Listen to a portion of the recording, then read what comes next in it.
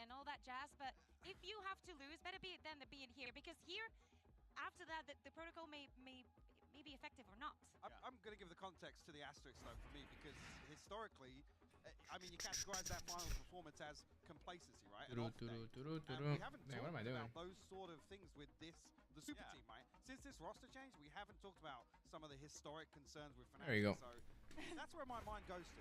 Sorry, Poster just dunked on Minion. It was genuinely hilarious. Bullying. It was, but yeah, but that I think is a good example though of how that team is kind of trolled.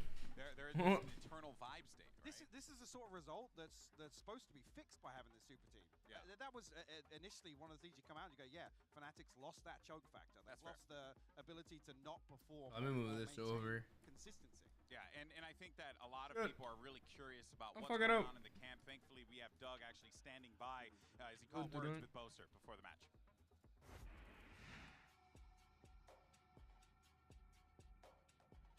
Oh, Boaster is little as hell. Boaster, I'm sorry to stop the driving. Please, you didn't have your brake lights on, man. You got to be careful. Listen, you're going up against the brightest minds in the game, or some of the brightest in Ched and Finesse. What did preparation look like for you heading up to this match? Just the same as always, you know. We're just no pressure, work hard, and hopefully we'll get the win. Yeah, nothing special. Best of luck to you today, man. And he really just said, yeah, just another day, bro. Fun fact, that's how he walks everywhere. You're in Air Forces. You know, but that's pretty cool. Yes, you guys bring up a great point. They were unstoppable in the EMEA League, but it is concerning that they lost out at the final moments and then turn around and then they're like, you know, we'll just get ready for the international. I don't know, Kukuka, I'm a little concerned about that. Yeah, seeing these images right now is not something that we saw during the season. We've talked about this also in the desk during these days, and it's that every team has a moment where they peak during the season, and it's actually after you peak how much you manage to maintain that going down before it's too late and you just sink.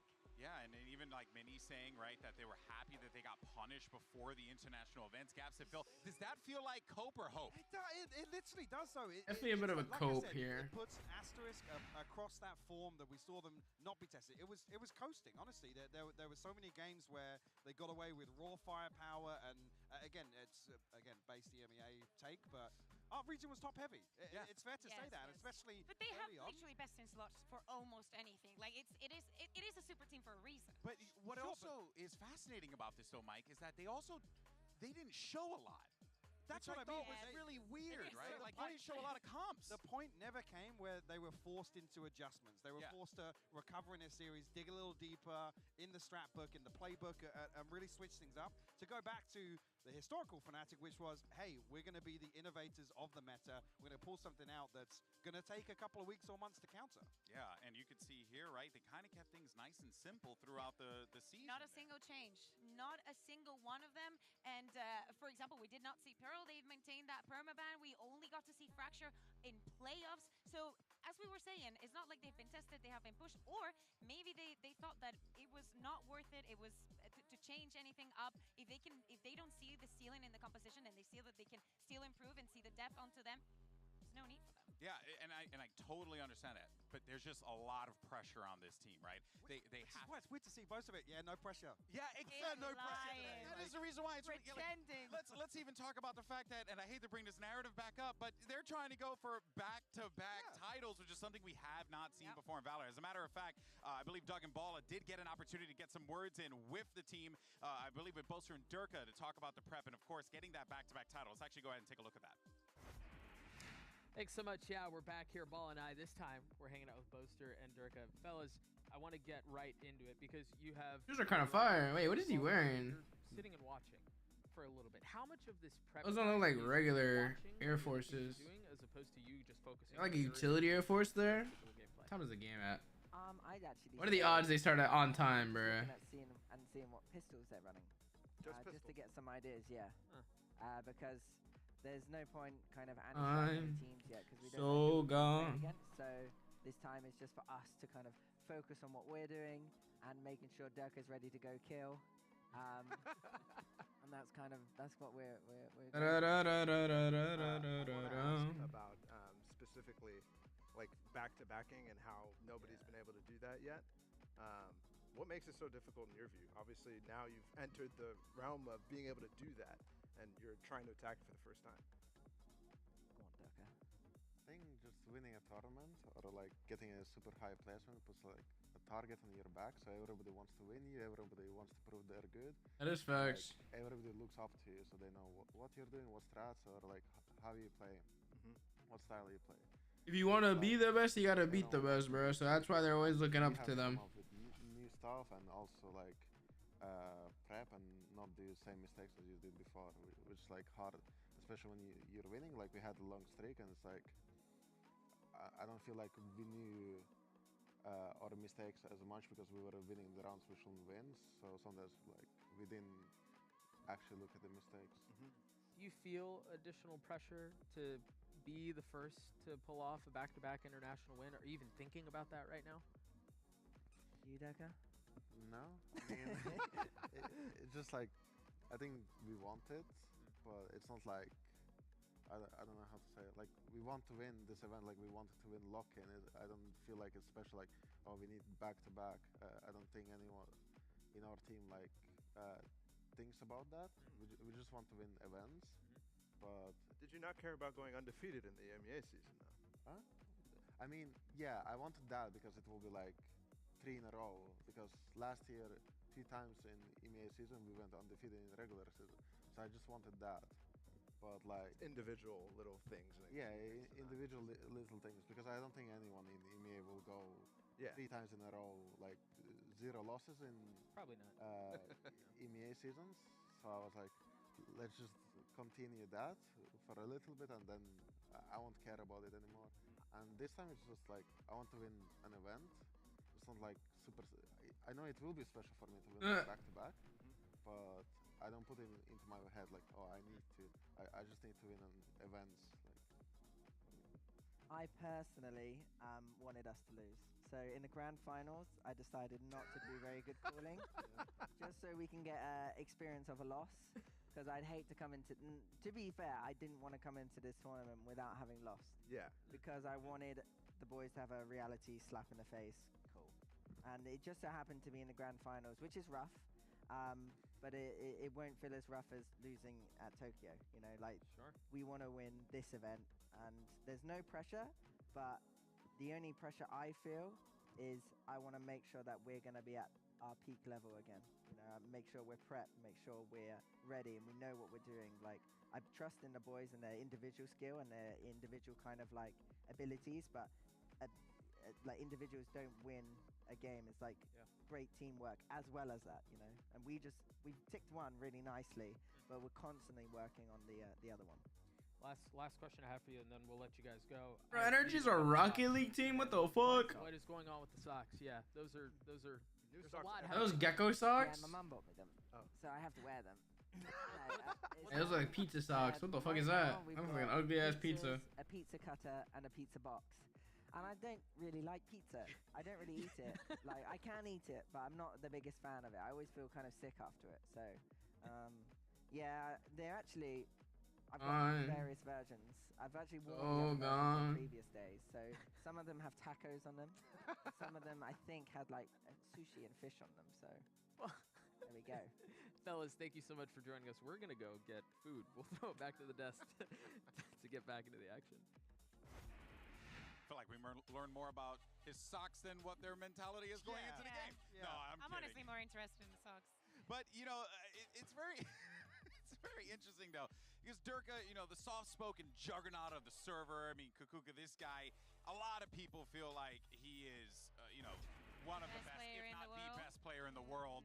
And for good reason, because the man constantly performs. But it's very interesting to hear the expectations that they set for themselves.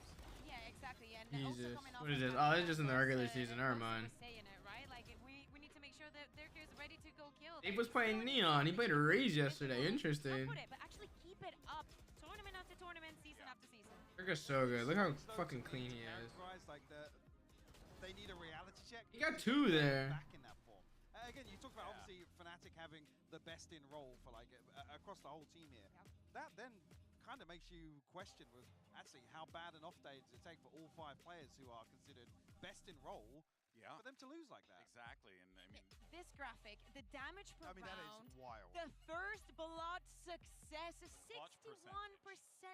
Yeah, I don't think he's been in that many because one thing that we love about Fnatic is how methodical they are, how good they are in fundamentals, and you were very unlikely to see Durka overheating. He will go on that operator pick, especially on the defense. He will get one, and then he will say, goodbye, my team needs me, I'm just going to back off. You're not going to see him hungry, you know, for the feast. Oh, yeah, and I think that is, again, one of the things that makes Durka, the best player in the world is the fact that he understands when he needs to put himself in these positions and when he needs to thrive and when he needs to step up. Truly is. Shout out to Miley. But in any case, though, of course, we have another big head-to-head matchup today that we need to talk about. It's, of course, the two best initiators in the world. This is insane because we got a lot of great players here, and it's Crashies and Leo. So here's an interesting little bit about this. I mean, I watch Crashies obviously a lot in the Americas region, and you just see the impact, the information that he delivers for his this team. is definitely Solo two of the top 3 initiators, I'd say.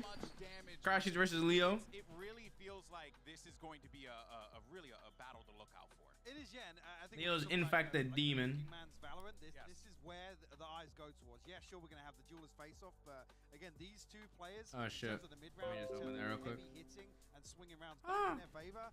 This is such a fascinating matchup. When we talk about Leo a number of times where it's like, it's never particularly flashy, but it's always consistent. He's always rock solid. Yeah. So many times in the season, we were like, is he ever going to die first? Is he ever? He doesn't even attempt to get the first kill. He's just like, literally, you go to his side, he will back off, being like, okay, let me grab my utility. He just understands his role. Exactly, right? but that's what makes him so special. I just changed his name.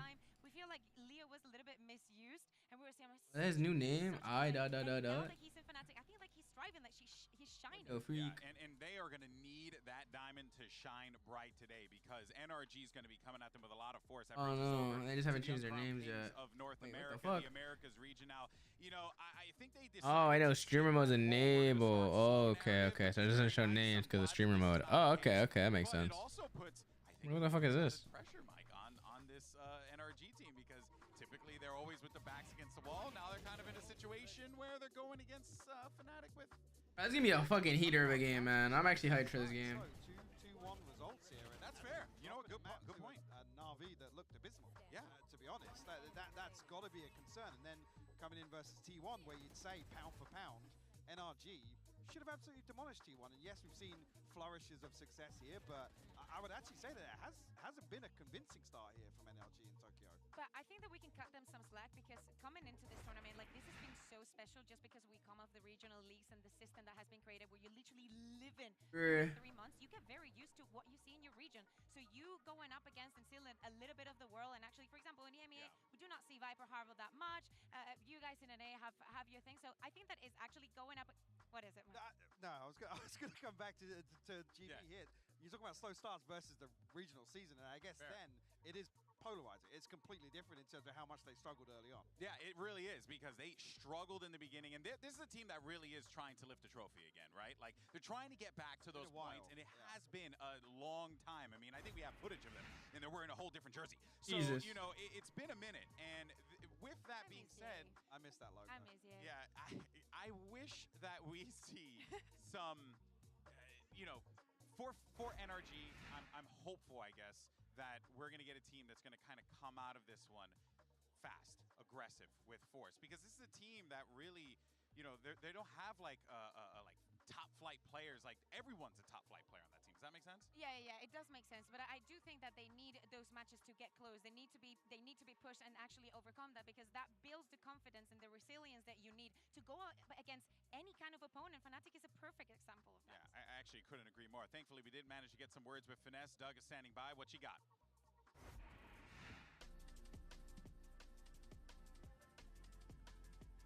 Finesse, very quickly. You're considered one of the best IGLs in the game, and now you're going against someone who's often in the same conversation.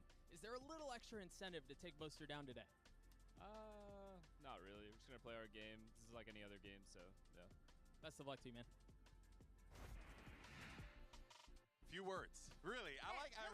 Finesse wants it, bro. I feel like the rest of the world is way more excited for this matchup to happen. They're like, oh no. You see, they are very excited. They just can't let it. I was in makeup because it takes a lot of work for this, and some of the NRG players came in and I saw Victor, I saw Crash, and I was like, hey boys, how you feeling? You excited? And then Victor looks at me and goes, just another game. I'm like, sure, buddy, sure. But you know what? That actually takes us over to one of the greatest flex players in the world, a man who can literally fill any single role that you would possibly want. That, of course, is Victor.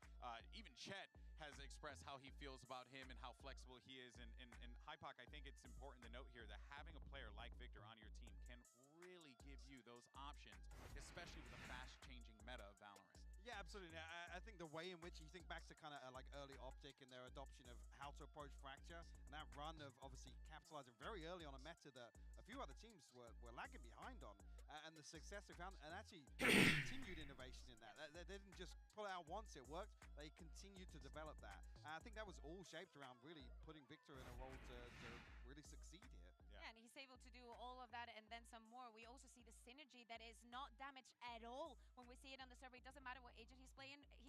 He does know everything to a T. Well, let's dive in real quick before we go over to the coaches for map select. I'm very curious, Kukuka, because it feels like that is where the game is going to be heavily decided. Yes. We know that Energy, they had their preferences during playoffs. Then here, they've had their preferences as well. For Fnatic, I think that is pretty simple. They will go for that Pearl ban unless they thought something and they decided to go for it without any kind of prep. But something that we know that Fnatic has been repeating time and time again in our region is that now that when they have the higher seed, when they get to choose either their team A or B, they always go for team A because they know what they're going to ban. They do not care what the other team bans, even if they ban the Pearl, and they prioritize a lot that side choosing on the third map. Yeah, I think as well, to look at winning a Veto versus Fnatic with that regional record, it's difficult to come out, but again, in terms of context, they weren't tested. So I think NRG have lots of options. Oh, my back hurts. The benefactors in pulling something out of the bag here, potentially. And if they're able to... I'll play some music in the meantime. Because, bro, these casters they're not, it's cool. It's kind of dead right now. I'm not going to hold you. That's going to be problematic, right? Because then NRG is going to be like, well, what did we do wrong here? Which is, of course, always an option. Now, guys, I know that, we're going to be starting this one up in a minute here. We're going to have the coaches standing by for the map picks and bans. And I think it's safe to say that this is going to be one of the most exciting days here at Masters Tokyo. We have some of the greatest teams that are about to take the stage, of course, as we look to see Fnatic taking on NRG, PRX versus DRX. Folks, day 6 of Valorant Masters Tokyo. Oh, we're starting now. Fuck, man. Seems like I was going to play fucking music, man. It's some bullshit.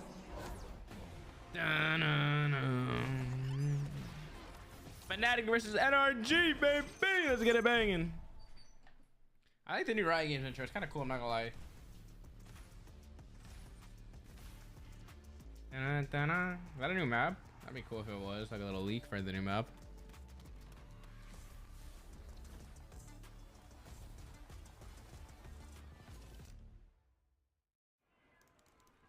That's the new trailer for today, yeah? Ooh. 처음에 스택스는 그냥 바보였고 톡시가에 그리고 이제 팀을 이제 망쳐버린.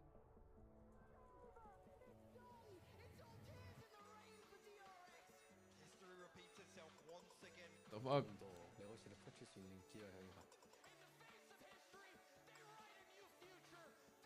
Hey, DRX has to start tonight, bruh. They have to be on it tonight. Why are you talking about stuff in third person?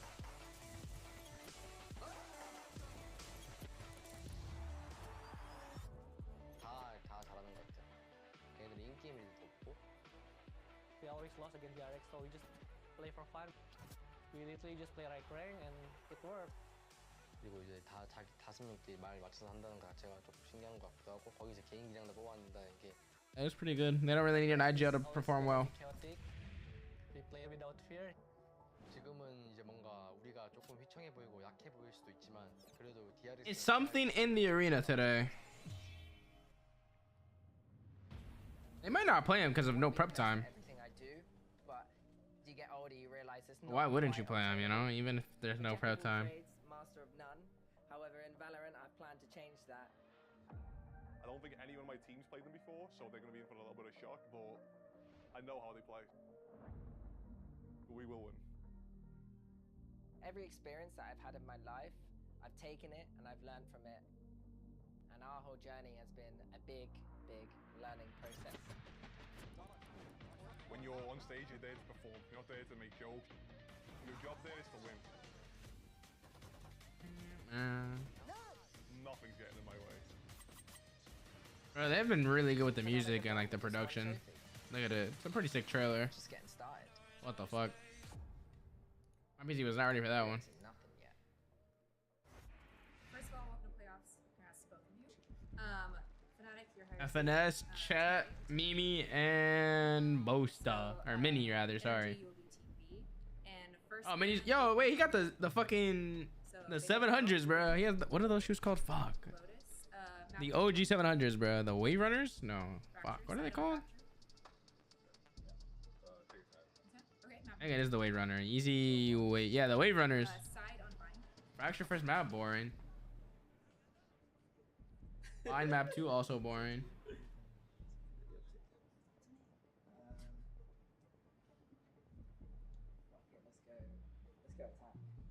Ooh. So we'll start with the next set of bans, starting with Fnatic. You have Ascent, Haven, and Split. Yeah. Ban Haven. You're banning Smart. Ascent. Okay. So map number 3 will be Split. Fnatic side on Split. Ooh, split map 3 would be a banger. Let's hope for no 2-0 today. We're all good to go. So first set of bans, we have Fnatic with Pearl, NRG with Lotus. Map number 1 is Fracture with NRG on attack. Map number 2 is Bind with Fnatic on attack. Next set of bans were Haven and Ascent. Map number 3 will be Split with Fnatic on defense.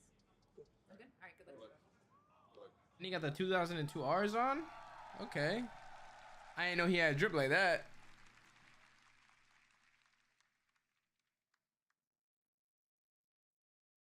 Let me that da da da da da da da da da da da da da da no. Or not. Oh, this is dope. Clap.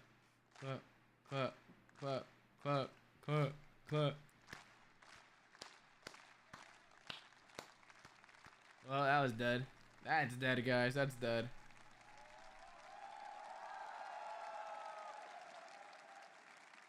Is that the point of it? I don't think so.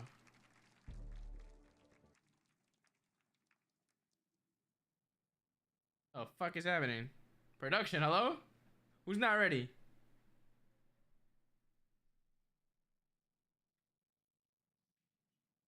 Hey, what the fuck are we waiting for? We're picking our noses here.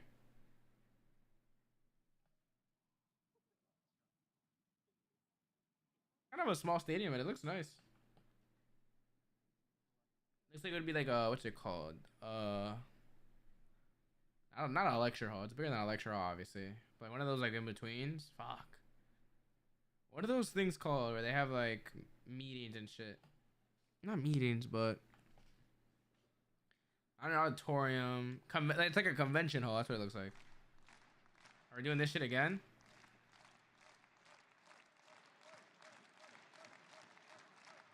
Okay, they're just walking out. No music.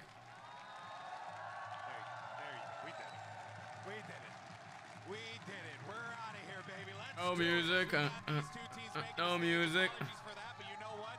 The crowd in Tokyo is bringing the energy, and that is all that matters. As Fnatic makes her way to the stage, NRG makes her way to the stage. It's the unstoppable force versus the bro, this hype ass match, and there's no fucking intro music. This is dead, bro. This is dead. Themselves at a crossroads here in Tokyo as they get ready for what can only be considered one of the greatest matches that we're going to be served. It's NRG. Oh, music is so dead.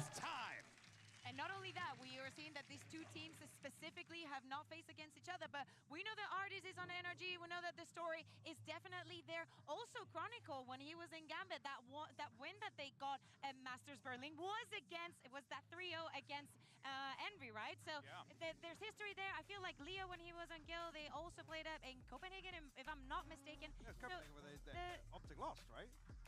Yeah. Actually, I mean, if I'm correct, you know, It's funny because my brain doesn't work right now given the situation. That being said, though, I do want to be upfront and say one thing that Optic team didn't have before, but they do now, is Artis. Because Artis knows this Fnatic team. He has squared up against them so many times in the past, a part of FPX. He knows what they bring to the table. And playing under an RGO in the form of Angel, that obviously had that rivalry with Boaster regionally. So that's a key matchup that I've definitely got my eye on here. Whether or not Artis is going to be the one to step up to play. Obviously, we know Artis has a little more flexibility in terms of agent pool here, but definitely a head-to-head that he... Well, I mean, he probably has some... I feel like Artis has been through a lot. Yeah, my boy's some emotion behind it. Do you remember when he was in G2? Like, we've been here for a very, very long time. He's been under a lot of big minds. He's been, you know, fitting in every roster differently. I feel like this is the best interaction that we're going to get of him. So let's see if this is the artist that can take on Fnatic. I'm actually curious about that. Genuinely, like, is this crashes on Sova. Hold up, they cooking something up. The gate already. We're gonna get a few changes here for NRG. Yeah, we are. It looks like, I mean, initially here, obviously adopting the Sova, much we've seen EG pick this up and make it look really, really good. This time around, obviously, going for the Breach alongside the Rage in this composition, I think it unlocks some of those combinations that we've seen EG really geek out on and take advantage of some of those free picks. All right, interesting. I'm really got my eyes set on that fade and crashes on Sova, how that initiator battle is going to play. Yeah, of course. Also because this is a map that He said, yeah. did not play at all during the regular season. We only got to see it in playoffs. So the fact that they have selected this map, knowing that also for NRG wasn't the strongest, now that the compositions have swapped, I think that we're in for a bang. We have a colossal matchup today, and we needed two. Let's hope for no slow starts today, bro. Let's hope for some good Valorant. Doug and Bala, fellas, have fun. Thank you, Golden Boy. Every intention of doing so, because Bala, we're going to witness the greatest story that's never been told. Such prolific histories between these two squads to have never met and to finally clash on this stage before us is poetic. And the Des did such a good job highlighting the different factions within these teams who have actually played against each other. Artis going up against his former EMEA rivals. We have Chronicle as well, who has actually taken down the other side, at least the core of the NRG team, for a title. And these two teams, other than that, have never faced off against each other. So what a banger it's going to be for opening playoff matches for these two teams. And the possibility of them maybe meeting later in the future, but this is going to be such a good litmus test. For both of these squads, we've talked about how Fnatic are coming into this, having lost in the grand finals. How do you get that past you? What sort of adjustments do you make? And how much do you mature off of a loss? Right? They talked about it on their side, and for NRG, they lost in the grand finals too, right? They look good, but human against Loud. This is second seed versus second seed, and you might not expect that for Fnatic being the super team that it is. I like this. I like that little like rank up thing that they got going on. It's pretty cool. Fracture first map, but we watched that yesterday. Come on, that's kind of dead. I'm not gonna lie. I think both teams played Fracture yesterday as well. They love stealing stuff. I think Fracture's been one of the most played maps. This. Oh wait, who's red? NRG. They're going for a quick B hit. They're gonna molly tower. They have a good read here though. There's 4 stacked up on A. At lock-in on it, and it's the same comp. Got the KJ molly as soon as the round starts. It's interesting. I don't really like that Sova dart. That's kind of useless. He hears him. Oh, nice shot. It's Artis who gets the first kill. Oh, Crashes doesn't follow up. That does. Oh, he gets one here. He's getting the orb. Nice. That's a free kill. I thought he was gonna let him go all the way, but look at Victor all the way up too. Position was never. What is that tower? Wait, what was that turret positioning? Oh, Boaster's aware. Moser who's gonna swing around. He finds the first at the spike. Wait, he's getting shot from behind? What the hell? Overwhelmed, swarmed by some. I mean, great crossfire right there. Chaos in the middle of this A site. Vic is still on B. Yeah. And remember, he broke that turret, so Alfia is looking for him, struggling to find him, which means Leo's left in a 1v2 on the other side of the map, but Energy's still not committing. Hey, what are they working right now? A little time to find a bit more damage. Oh my goodness, Victor's really lost about where Alfia could be too. He thinks he's following him up in tower. As is Alfia lost of. Hey, everyone's just overcooking right now. This is definitely a mind games battle, but what the fuck? Trying to do the same, but they're doing it by clearing more map space, which is a bigger risk, but they're going to have a bigger reward here. This site is going to be free. Take a quick glance at the health bars. Leo's down to 75 HP. Alfia is healthy. The mind games being played on the opening pistol is insane. We're in for a good time. You hear the fault line go off. Leo spotting the first. Finesse gets one. It's traded back. 13 HP, 10 seconds left. In desperate need of a miracle, and he's yeah. going to get one. NRG. That was an interesting round. And while that end of the round might look ridiculously complicated, they were definitely overcooking that. Right off the bat, you're seeing NRG fake off of an EG strat. They stole this composition from that team, and they're expecting, especially actually we heard from Boaster that he was really watching pistols from other teams while he was waiting to play in. Damn, Sam, Jesus. That they're taking that tower control, but they insert Victor as well. And that baits out the push from Fnatic on this dish side, where they're grouped up again here. Another 4-man tower push. Okay. Up on that north. Chronicles on a dig. That's it. Everyone else saved. Oh no. Who else? Alpha, you're about a dig. All 4 down dish. The turret's gonna spot first.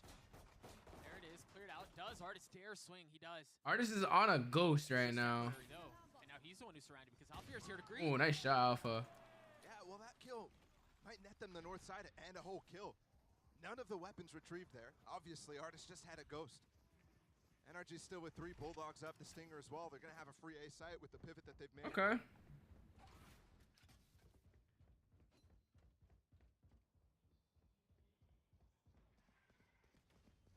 With 3 I love this flank through spawn. I'm looking to see if Psalm was up close. What is that? Victor with a Bulldog. Dirk has to wait. Yes. Nice. No, not nice. In the fall line, he drops an A, tucks away. And you mentioned Psalm. Surely he heard that. Knows where Boaster is. Jumps out to his death. Yeah, big gamble from Boaster there. Couldn't really do. It went from a good round to potentially dangerous to, yeah, this round's dead 2-0. Oh, damn, Alpha.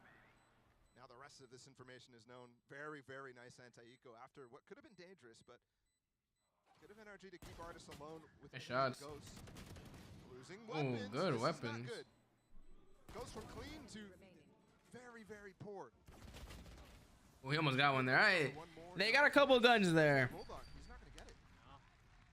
Just a Stinger. They lost the Bulldog, they lost the Artist Ghost, and then they lost the Spectre maybe, or another Bulldog. I'm not sure.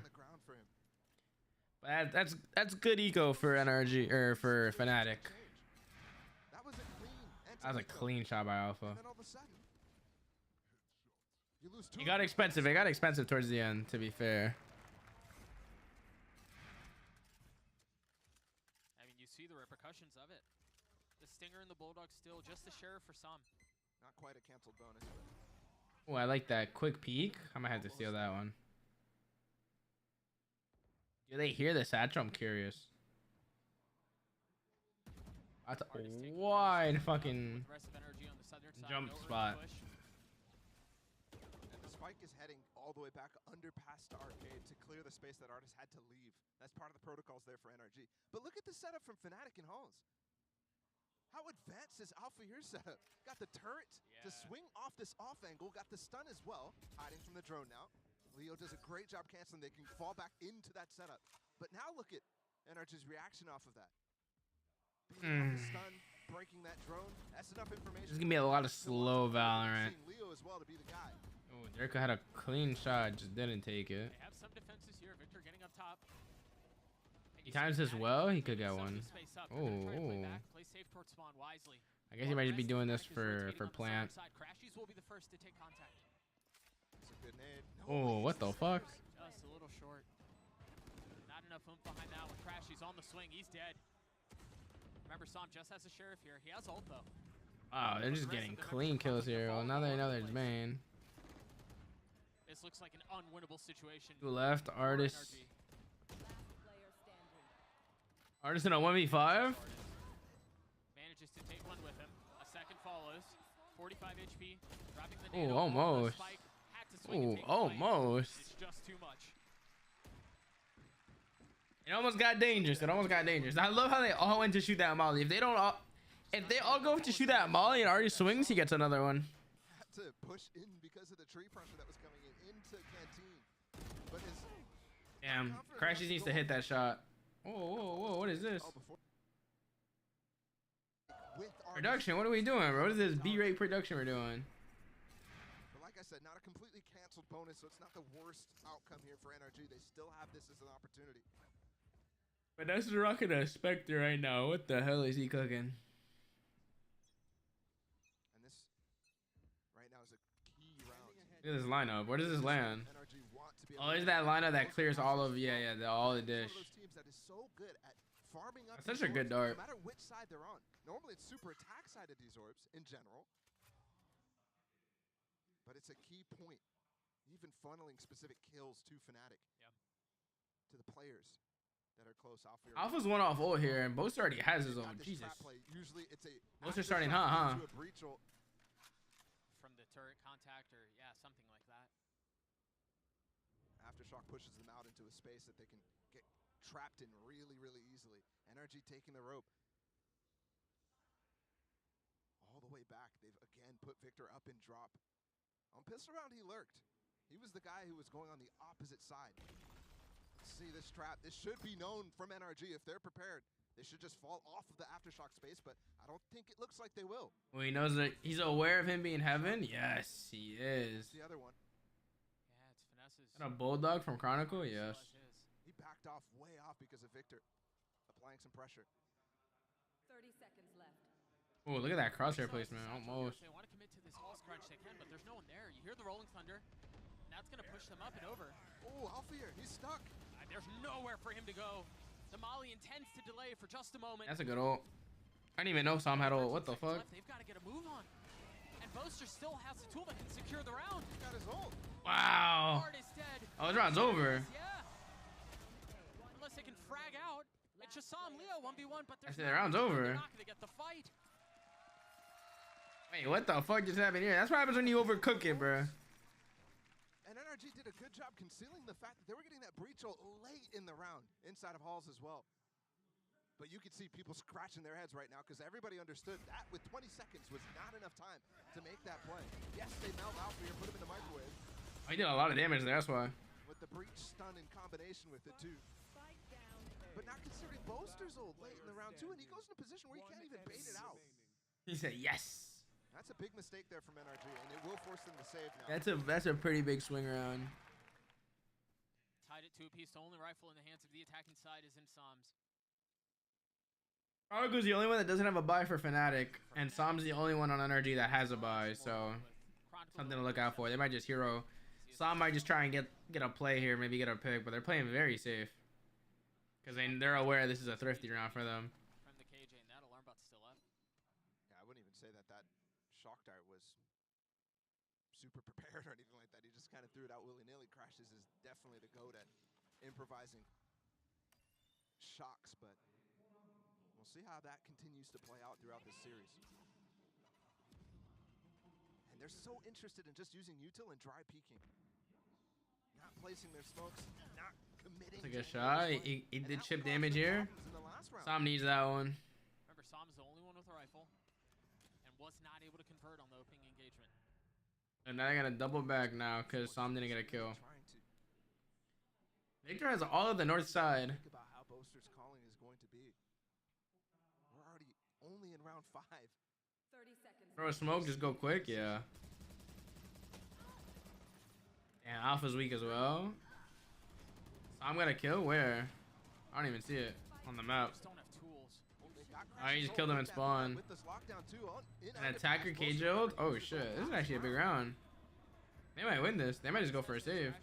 This would be a massive steal if they could pull this off. Look how deep that lockdown is too. It's not in the regular space. Because it's look at FNS. FNS has the lurk of the century, bro. Right back in with the oh, he heard that. Leo heard that. Yeah, he heard that one. That's not gonna find anything, but Artis has mollies, crashes. Yeah, this round's over. This looks like a 1 round. Wow, good thrifty. Someone has to play on site there. But what a conversion. Especially if you know Artis has ult, someone has to just play on site. Back towards Halls is indecision at all. I just have a fucking stinger into the next round. Because that was a brilliant call. Coming back into A. Remember, they started poking that. That baited out a smoke. That baited out some of the util from Fnatic. It's not like they wow. Happy birthday. They pop through with these smokes. Oh my god, he got 2 through the smoke. Jesus. Noticed actually on the pistol and the anti-eco Fnatic has been. Yo, Durka got some hairy ass arms. Jesus. And remember, the KJ is constantly playing. Sorry, on the B side is what I mentioned that last round. The KJ is constantly playing on the other side, the A. Always has his util over there. NRG managed to steal the round, and they still have the Hunter Siri that they can use into this one. And again, aggression towards Dish. Prowler in the face as Victor goes forward with a satchel in hand. He's sent to the next What are they round. cooking right now? A deep push as well, forcing these players to commit to this Dish push. Some has to find both. Oh, big round. Wait, he knows. He's aware. Oh my God, Leo. He's so aware. But what a beautiful call from Fnatic. Good round. Dude, I feel like these 2 rounds, barring a 1v4 from Artis, which he's certainly capable of. But these last 2 rounds, 48 HP now, he's dead. These last 2 rounds are a perfect like textbook indication of why people were so excited for this matchup. Oh, absolutely. The calling between Finesse and Boaster already has been insane. Strategically, it's been every single round. There's been some very, very 5-head outplays attempted. And even in the mid-round too, Finesse and the other player coming through halls with him try to dive and punish that attack that Fnatic provided on the north side. Ugh. It's really, really nice stuff. Not necessarily cutting edge or anything like that, but just incredibly deep prep.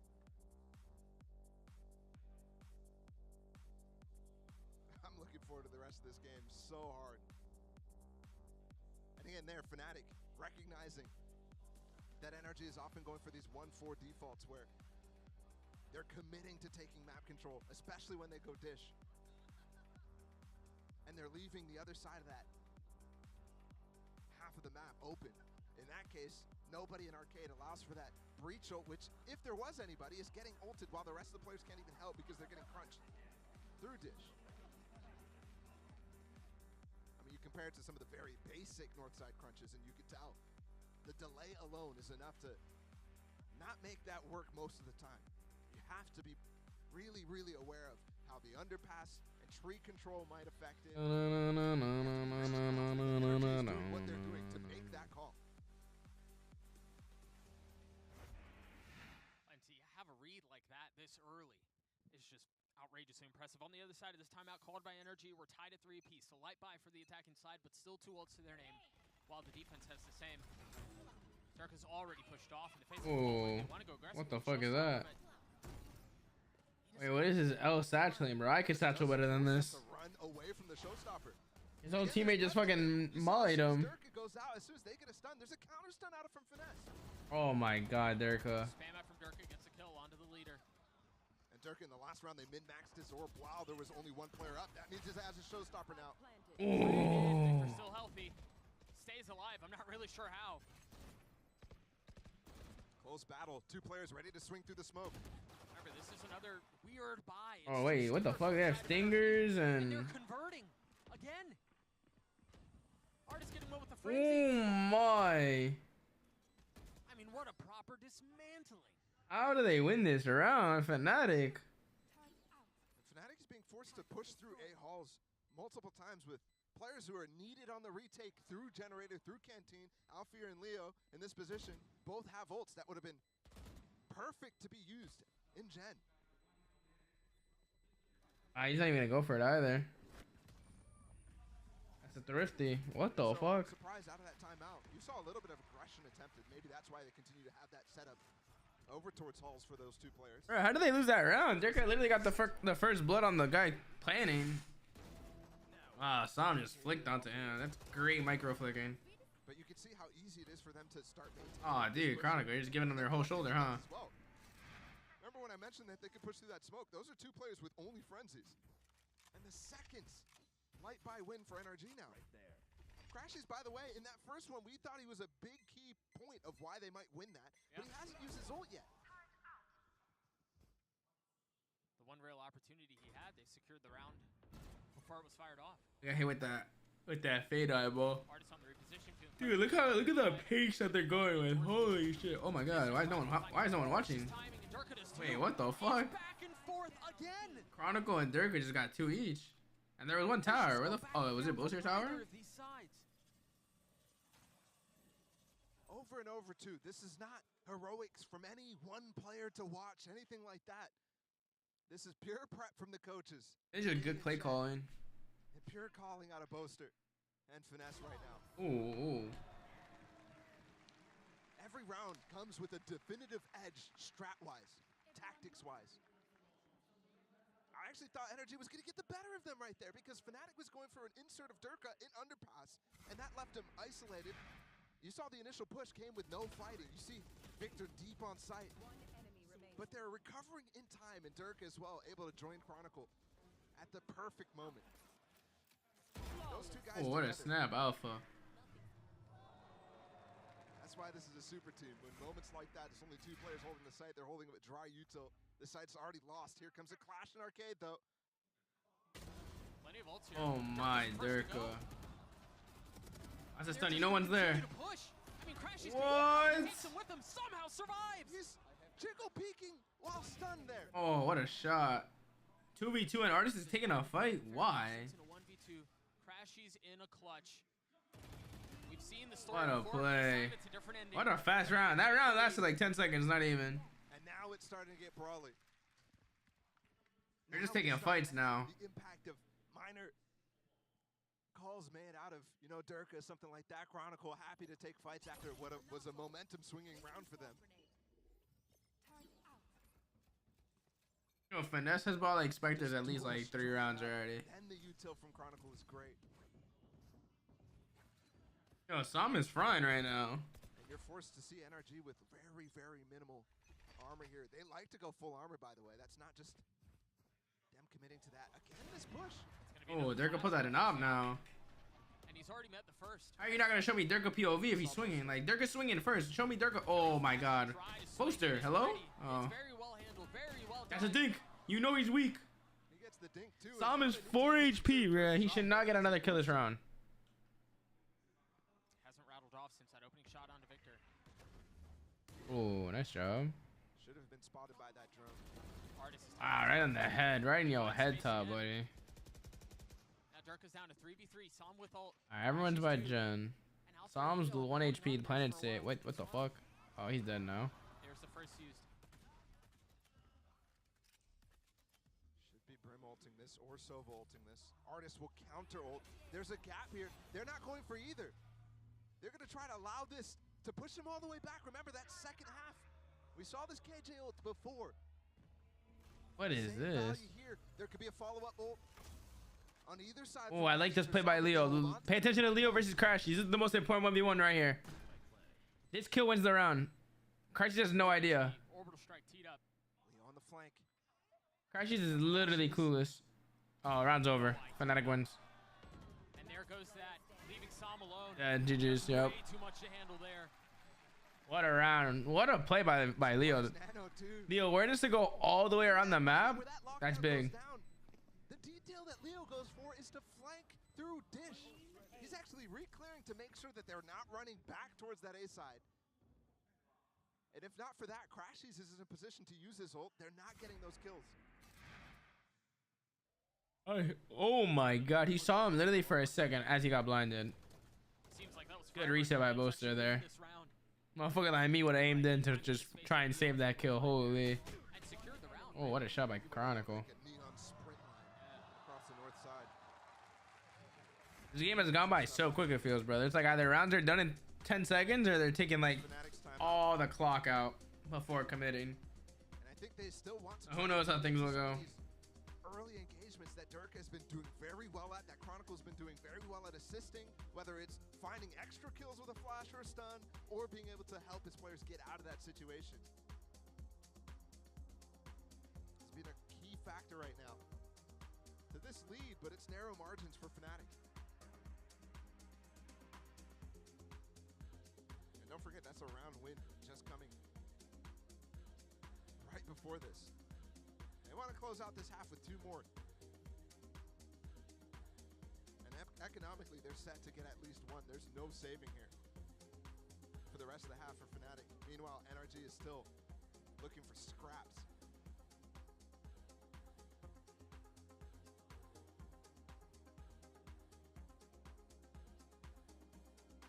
Still waiting for this ult from Crashes to come through. We have another one of those combination Brim ult, Breach ults that you saw early in the half be used on that A site to melt Alfear out of existence. And we are going for that dish control that we saw before that got punished by a north side push out of Fnatic. This op is so clean. This skin is so good. They moved this op onto A though. Oh, wait the fuck. Last round, multiple rounds in a row in arcade. Holding the line. Waiting for the first. Did they hear the door? I think they were there at the beginning. But if they didn't, they don't know that this is open. They don't know this is Oh, now they know. Oh, shit. He's in a lot of trouble. He's going to satchel his way out. But Victor's gone in right behind him. Wait, what a round. Wait, what the fuck? What an explosive start to the round. Literally. The round's over. Teams combining crucial ults together. And they get multiple kills because of that. That leaves this round completely in the hands of the two players from Fnatic right now coming through spawn late in the round. Hey, Artist died there? How did Artist die and all that? You're outnumbered here in a meaningful way. There is plenty of money to go around, though. So you figure you take a chance, you go for it. Already late. There's no time. Ridiculous. Alpha, you're creeping forward. The Han on the other side of smoke cleared out, not finding any value. Oh, nice shot. Somehow just destroys Crashies. Nice try, nice try.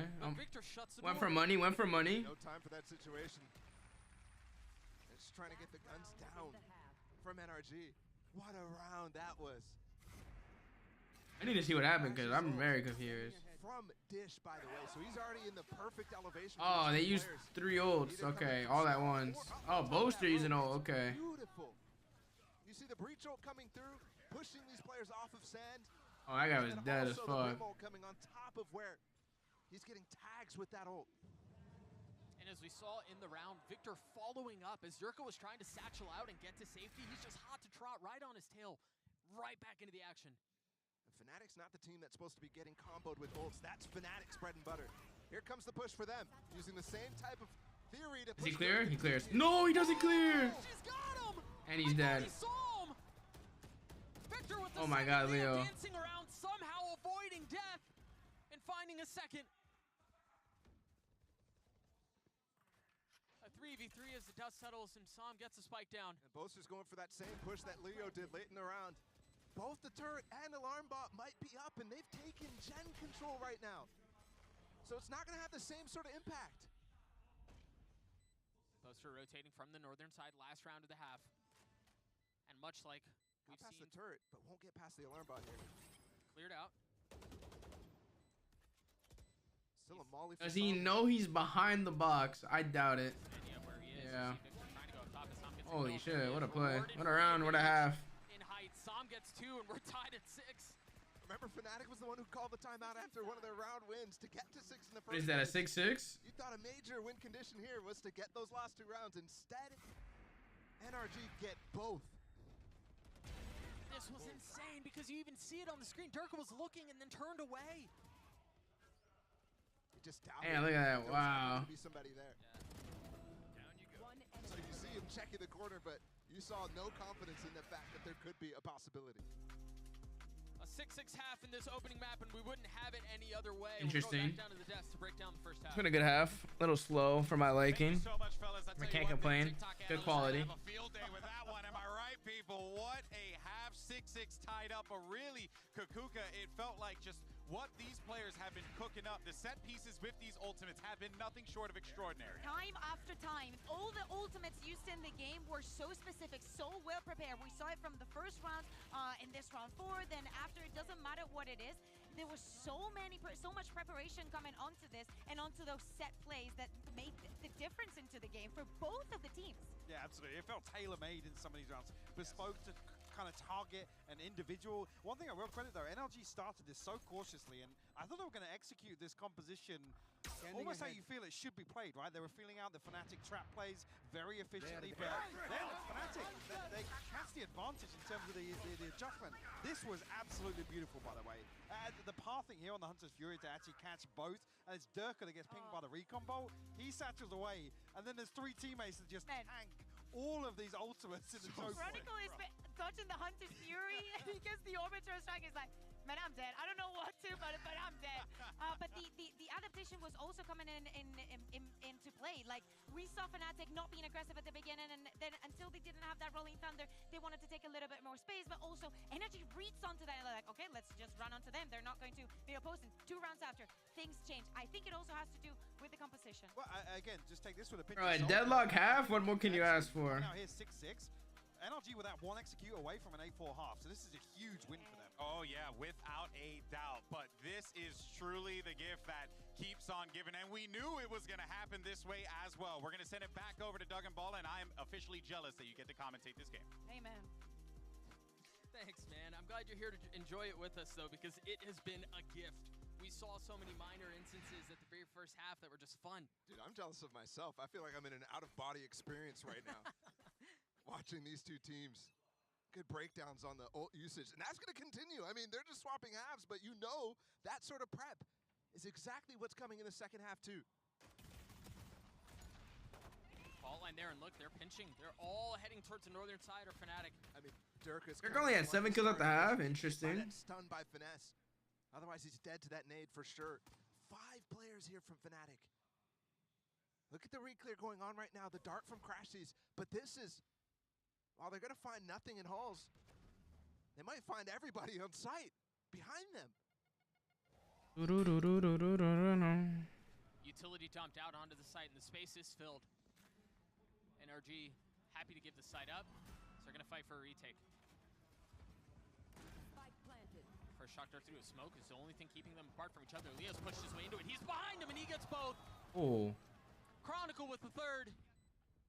Victor, Oh, why is he making noise on the rope? But can Artist snatch this thing back? It's much more aggressive than you're normally used to with Leo. Oh my god, Artist. If it's anyone, it's Alpha. If it's anyone, it's Alpha. Yeah, if it's anyone, it's Alpha here, bro. This guy's insane. Bull clutch for Fnatic. This I almost threw that, is Jesus. what it's like to witness these two teams play. Yeah, we've gotten all the strats, we've gotten the tactics. That's first half. Now we're in playoff mode. Playmaking mode. It's kind of nuts, to be honest. And then Alpha here as well to bring this back. That's a dink. Full HP on Artist too against the Sheriff from long range. That instance, Victor being low. On in, on in, on in, on in, on.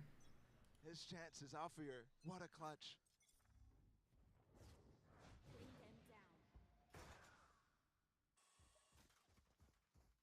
We've already seen instances of light. Damn, good night. Here's the classic from Fnatic. Funneling ult orbs towards key players here. Hey, what the hell? Marshall specifically to leave a gap in that gen smoke. Trigger dies here. Yeah. Yep. Oh, he got the Bulldog. Was able to get it, yeah. Still maintains control of tower. A Spectre? No, it's a Phantom. Whoa, whoa, whoa. Be there to receive, and surely he's heard that at this point. Victor with no idea. Good night, buddy. Crazy wild that Leo is in that position still. Ooh, good flick onto him. Leaving Finesse all on his own. Finesse is 3 and 11. Boaster should be hunting now. Already gotten 2 kills in this round. 2 off his ult. Chronicle planted. Maybe because they made this slightly uncomfortable Fnatic. You don't go for the full farm. Dude, I'm Boaster. I'm already fucking 10 HP. Yeah, there you go. Just like we called. The stun is perfect for him too. Finesse knows he's hunting. He knows. Oh, Jesus. Handled by Finesse. There it is. Leo gets it. Not bad. Leo cleans him up. Fnatic take a 2-round lead. You're right. It was a little uncomfortable there, but they secured the round. And they eventually fall back into the, on in, on in, on in, on in, on. Which is for them not just winning the round, getting Boaster's ults up in the bonus is key. He actually didn't even really need the kill on Finesse, by the way. He's still 1 off ult. Yep. So I was thinking to myself, that's a great job by Finesse, but instead, no, it actually doesn't matter at all, that engagement, as long as Boaster dies. As long as he buys. Okay. All right, let's see where he goes to get this orb right now. Alfir's going to hold the turret out. Finesse and Victor are looking to trap. Bro, Durga's having a slow start. It's 8-6, 14 rounds in, only 7 kills. And you can could use that to your advantage. Wait, is everyone just like Chronicle has 8? I know Boaster has 10. It's hard to. Victor has 9. Yeah, it's kind of just like no one's really fragging right now. No one's really farming. I know Sam had like 11 earlier. That's like when the next closest had like 6, 7. So maybe Sam's doing well. All right, so they know they grabbed orb, and I'm pretty sure they know Boaster has his ult now. That energy was already trying to play anti-orb. They really haven't taken any control of the map. Perfect choice. There's 4 orbs on this map. They could have guessed any other one of them. And either way, it doesn't matter because Fnatic is just patient. They're pinging the arcade push. To fizzle out. You see the pings on the menu. They're definitely doing an audible. Go to tower quick. Perhaps do tower. I like this. Clear that fucking dumbass box. First the Prowler, then the Flash. Space not filled yet. They want to go down low. Oh. Met with the nano. He's going to try to satchel across it, and he does. That's a good haunt. It cleared the entirety of the site right now. They just have to avoid crashes his dart, and then they'll get this plant down with 24 seconds. I mean, they're so close to it's tagged up. All separating them, and Psalm's the first to fall.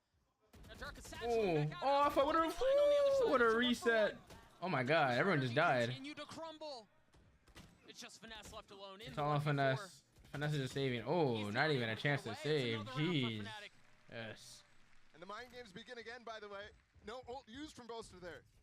In fact, he never had intentions. He's the guy who planted. Yeah, wait, he grabbed the orb, didn't even care about it. No, wait, Leo's farming. And Sam, yeah, Leo and Sam are both farming. To avoid getting caught in positions where he'll get ulted. Wow, through the smoke is crazy. Crashes his dart, does end up scanning Boaster. Maybe it's a drone. That first hits. And that's a bonus converter from Fnatic right now. We started at a tie up half. Oh, Brimo possible if the sees catches. Doesn't catch anybody. But there was 3 players possible. And off of the pace of Fnatic are showing, Energy's going to try to fill with some of their own on the southern side. But they've got to be able to hold. Wait, did he just get hit with the dart? In the sand, oh my god. Getting the kills that he needs. Oh, Finesse is already 1 HP though, so it doesn't even matter. An opportunity, albeit slight, to make something out. He's dead. Look, he's not gonna fucking kill the Alpha here. Yeah, like who clears that? 10-6, Fnatic are starting to run away with it, and this is where it just gets dangerous. How can you prepare for all the possibilities from Fnatic on this map? Right there, you already saw Energy again backing off of that seize. In some instances, you have to just start to ignore some of those possibilities and bring the fight towards them. Test their deeper protocols. Fnatic, though, getting away with winning the bonus and converting that anti-eco without using any of these ults. And I think right now the comfort for NRG is looking while pressing tab right now, looking at their own ult cycle. It's about to come up, and that will be a factor for them on this defense. The funny part is crashes. I thought that was going to be such a big part of this defensive side for NRG because they stole this comp from EG, so I'm looking at what EG does in this instance. But he's so far away from being involved in that conversation of how to combo. This will become the swingiest of all swing rounds right now. What a game so far. Is it brighter under the moon? Screen now 4 members away from having their ult online just by 1 pip. This is crazy. This is the first time these two teams have played. It's a big NRG round. Like they've played each other like a million times. It feels like they're scrim partners with the amount of anti-stratting that is going on. It's ridiculous.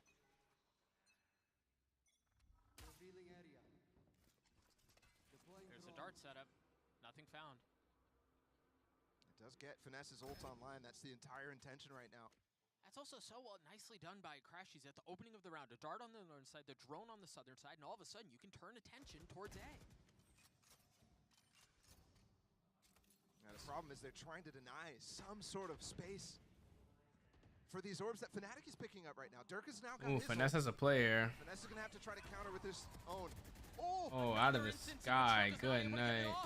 Oh my goodness, Boaster. Oh my goodness, Boaster. Not playing there, buddy. And the dart misses. Oh, Boaster's dead. He just got fully hit with that one. fear is to Chronicle on the swing. Bro, Chronicle's so good. Pulse controlled, Oh, he's dead here for sure. Look at him, look at him, look at him knifing. Look at him knifing. Showstopper, they're up close right now. He still has 2 satchels. And the Roomba. There's the first. Trying to get across. Oh, no info on that guy close. Not behind that door. He's aware. He's so aware that he's there. Fnatic get another. And Boast are starting to have some fun with the crowd too, the audience here. NRG have not won a defensive round there, and I honestly think that they did a decent job. That was a good hold, but Boaster gets two. This one was crazy. Gets canceled. A rare whiff by Sam. At the same time with his breach ult, which they collected early in that round. Like a Chronicle. That's the moment where you're stunned up and naded in the corner while getting the spike down. My goodness. 5 rounds in a row for the attack. Insane considering how the first half went. Dude, I hate how useless the Roomba is, bro. Poster is brimstone opping. It's back, baby. It's back. Wow. On attack, no less. Oh, man. Of course he does. Showstopper from Victor. You know it's over when fucking Boaster starts opping, man. The best attack side out. Boaster should be out of that conversation. Why? Because he's the only person to do this sort of thing. Just reminds me when he pulled it out in overtime. Are they gonna walk through the smoke? There's an op there, buddy. Oh, that's a good trade. Wait. Finally the punish. That Rolling Thunder's very aggressive from Chronicle. They're in spawn. Oh, there's a line here for Alfred to follow up. Oh, Samuel. He's gotten 3. He's had himself a map. He may be the only bright spot on this side for Hey, Leo's dead here. Wow. Wait, they have no idea Chronicle's. Wait, Chronicle snuck through. They aware of Chronicle's route here. Oh, he turns? Well, they have to be now. This would be backbreaking. Yo, this guy doesn't give a fuck. Wait, Chronicle doesn't give a fuck. He didn't tap it, bro. He actually went to stick it in front of Finesse. A response finally just in time before match point is possible here from Fnatic. I thought it was Boaster's op that was going to put them there. Oh, he just stopped like the stun effect. At the spend, he's doing it again. I mean, he got 2 kills, might as well. Oh, no one picked up the op there. So focused on trying to deny some of these ult orbs early. They're peeking. Sam has 20 kills, by the way. The next 2 top players on his team have 20 kills combined. That's kind of nuts, no?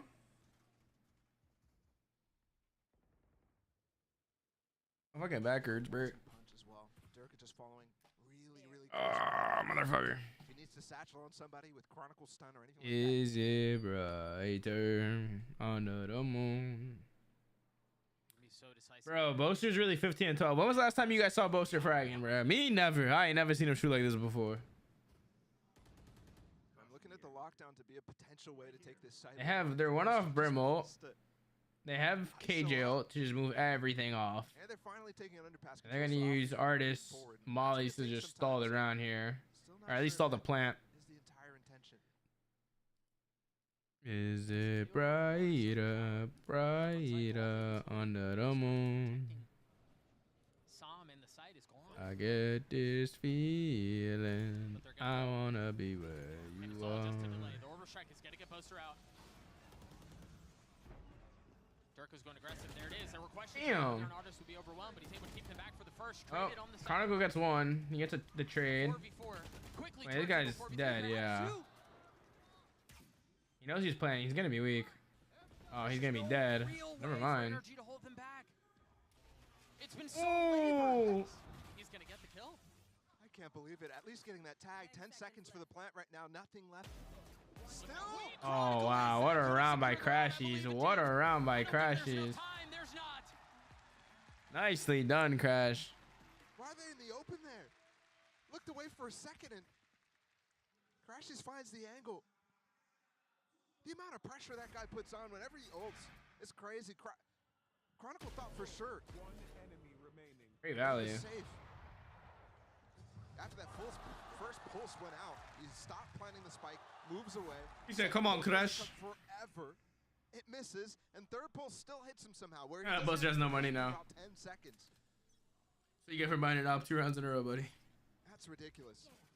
Holy shit, this guy just had a speed boost. Streak. That's 2 in a row right now. Their first 2. Artis has the op, but there's no challenge towards B, where he's currently sitting. Yeah, but he's getting droned on the angle. That's going to hold a lot of space right now. But yeah, you're right. Barely anybody here. It's just solid. This is a nice change of pace. They're going fast here. He's giving it up.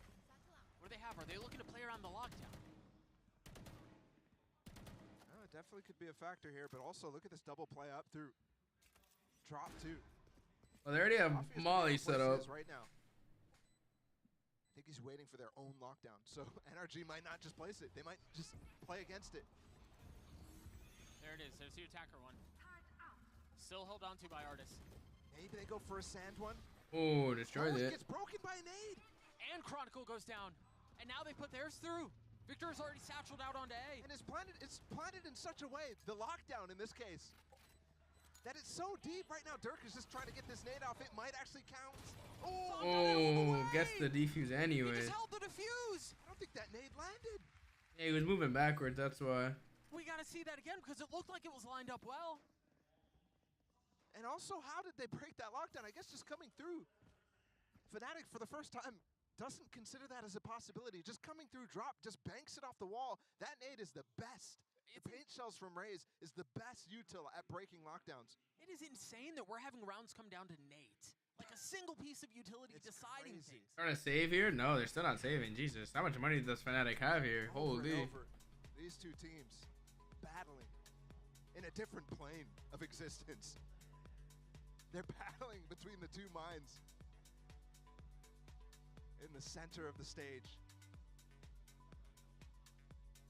It's crazy. And I'm really starting to consider just the theory about Boaster opping in general, right? That was the second round in a row he attempts it. And the funny part is maybe there's value into it because if you're getting a lot of kills with the op, you're getting so many ult orbs up. Maybe not being able to close out rounds though. He's already had 2 this half.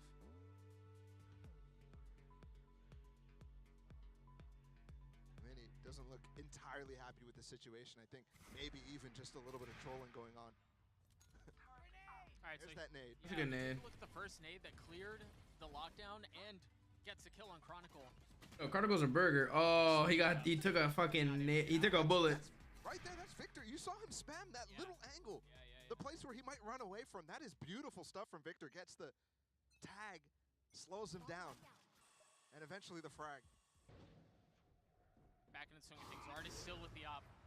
All right, well now you know where the op is. Now go the other way. Simple. Oh no, they're gonna fight the nade. Off of the Prowler, they realize he's not holding halls anymore. They're gonna simmy their way into sand. Artis is in trouble. He's not in a position to be able to get out. He's got to hold him back by himself. He gets the first. Oh, he dead as hell, boy. Resistance, and that's all it was. Just lost his place right there while flashed up. Orbital strike straight into spawn, or excuse me, Rolling Thunder. They push them back. And they've left Boaster in a cheeky position. It may not matter. Oh, who opened the door? Oh, Alpha did. It's Chronicle and Alfie are leaving Crashies alone. A 1v3. Some utility, but not much. It's tough to use here.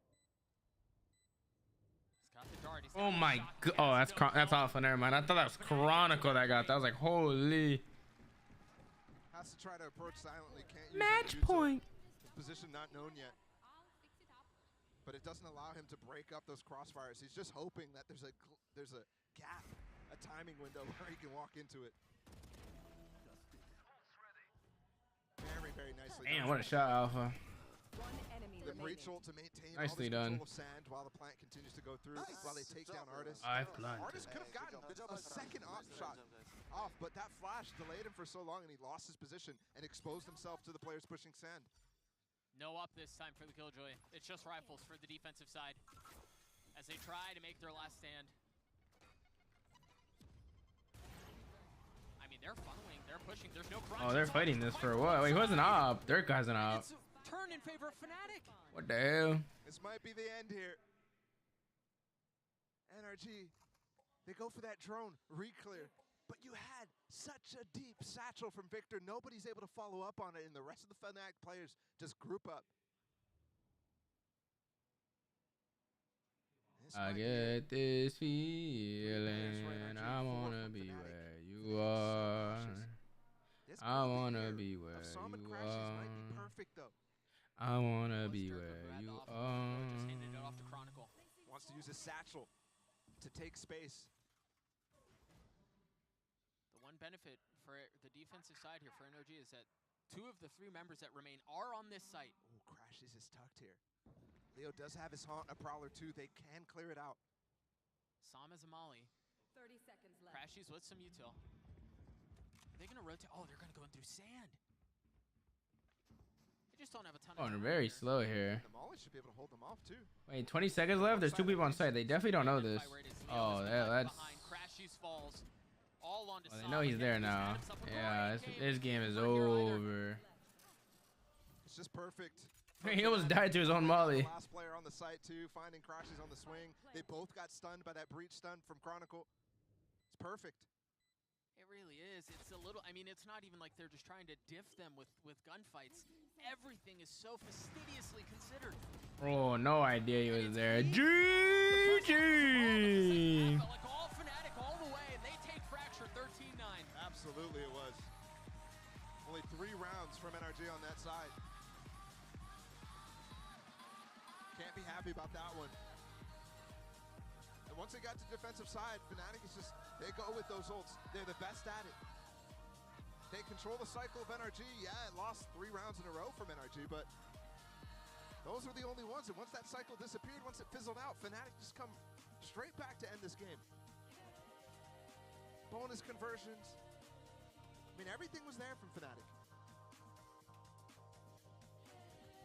And all of a sudden, a weight lifted from them because yeah, sure, when they were talking to you coming into the arena. W mascot, W mascot. Any sort of different of a game, but we know, I mean, we know the situation. This is the first time they played this team.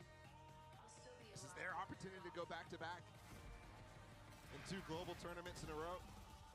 No team has done yet. And they haven't been playing, so they just don't know where they stood in comparison to the field, in comparison to the group stage teams and everyone else who played their first playoff matches yesterday.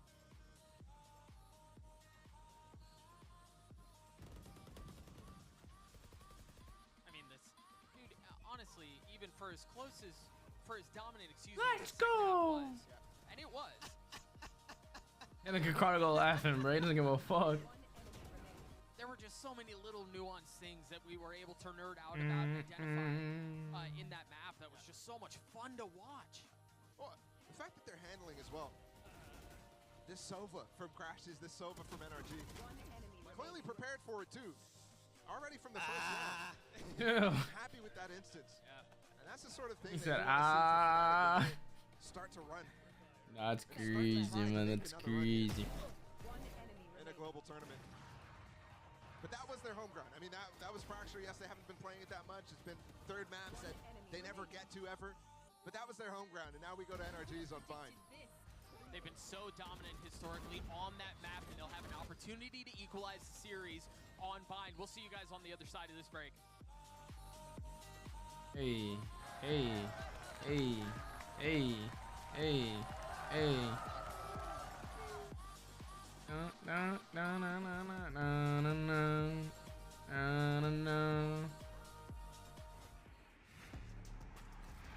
This game kind of lit. I'm not even gonna hold you, man.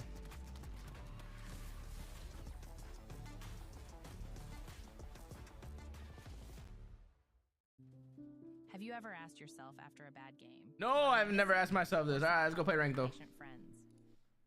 Ranked though. Wait, is Taco streaming it? No, he's playing ranked.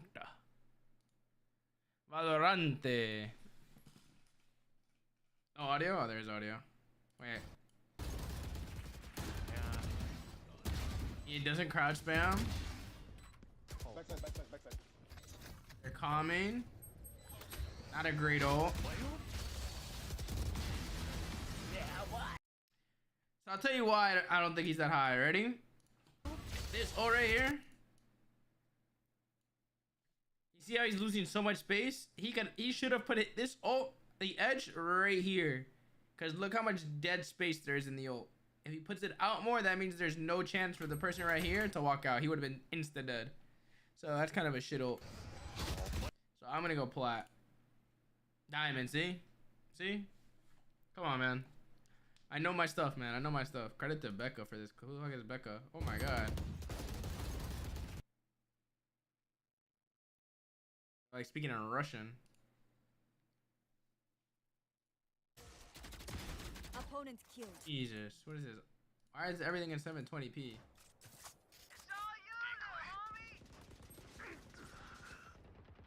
Playing left-handed is crazy. I said you should be at least gold. Her crosshair isn't great. She's a little low. Here. And Neon's just running around everywhere. They didn't even clear any angles. I think this could be a silver lobby. Spike planted. 1v3 here. Standing. Rest. This person's barely playing on 100 frames. One enemy remaining. Oh my god, that first shot accuracy. I mean, I'm thinking like a gold. Alright? Bronze, Jesus. Clutch. Yeah, I knew they were kind of shit because of their crosshair placement, but I thought they were just a little better. That was an alright clip. We got some Russians in here. We got some Russians in here. Show me what we got. Show me what we got. This guy has no skins, bro. He's definitely on a Smurf. Look at that. Clean. It's gonna be like a plat, but he's actually like at least Ascendant Immortal. Maybe not. His crosshair placement sucks. He might just not have any skins. This wall is shit too. Wait, this lobby's ass. He's shooting at fucking... Bro, look where he's shooting at. He's shooting at fucking straight chest. Look at this crosshair placement. Doesn't even go for the head. Nah, this guy is a fucking silver. Bronze again. Yeah, I'm not surprised. Because that was ridiculous. Not even gonna lie to you. That was horrible. Crosshair placement. Let's go to Valoranto. Tokyo, who's playing right now? Finesse. Not in IGL, not in this region. Jesus. Who else is playing? Chronicle. Not in IGL, not a Fnatic. ZMG, Kong Kong. Alright, so it has to be a Pacific team. Something? Jesus, I actually have no idea. Not EMEA, not Americas. Has to be Pacific. Maybe like a Stacks? DRX? Okay, so it's just maybe Buzz. Oh, literally, that was a waste of a pick because I know it's not an IGO. Okay. They don't play Chaos. It's going to be Mako. No. Boxing 9? Oh, wait, no. He plays Brim. Is it? Oh, it's RB. It was Zest. What the fuck? That's some bullshit. Oh, well. Wow, I had fucking 4 guesses. That Stacks guess was a waste, but oh well. Not the worst thing in the world. Comp before, because I think the server's really strong on the map, so I kind of understood what they could do on their defense. The attack, we were a bit like, I've not really watched too much of that. As you could see by their like ult combos, it was kind of like we didn't know where to stand. So yeah, it was getting cooked by that ult. But generally, I was just really proud of Leo this game. Like, he was fragging really well, but like there are a lot of calls he made that won us rounds basically. So he was really supportive this game. Well, you guys have done a great job so far. Let's see what you can do on Bind. I'm going to pass this over to the desk. Thank you so much for that, Yinsu. And yeah, you can clearly tell a lot of those ultimates were coming in. They were throwing people off, and I don't blame them.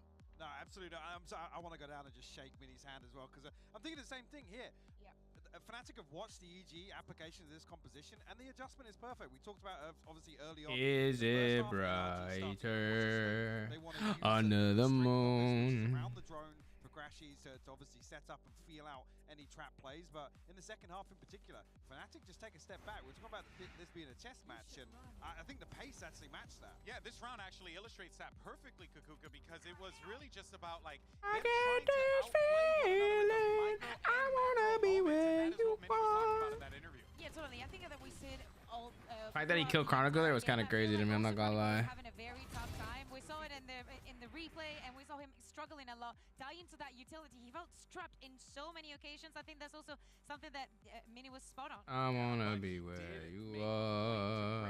Leo for his contribution. I wanna be where you are. I get this feeling. Stepped up, was a top fragger I in the wanna server, be but where on you top of that as well, are. was really helping out the team to just get valuable information when they needed. That's you just Dude, described. my it. fucking back is like there's killing me no way today, that you bro. I'm can not talk even gonna about it. hold you It's two tonight. things, not dying first, and second, a utility usage Might be a that's short top stream level, because of my probably fucking back. One of the best, if not the best in the world. He knows that it's not about him, but he will also go on the flank with you. I think he was doing a beautiful work with Alpha of understanding where their plays in the round. And Leo's value goes up in games like this where, you know, Fnatic have to satisfy both sides of the coin, right? Playing with pace, slowing things down, playing reactively and looking for reads. Leo is the constant. He can always satisfy both styles that Fnatic like to apply. Of course, you're taking a look here at the aim lab shoot around. It's Leo's POV, but gives us an opportunity to continue to talk about this Fnatic team and what we saw there. They were tested.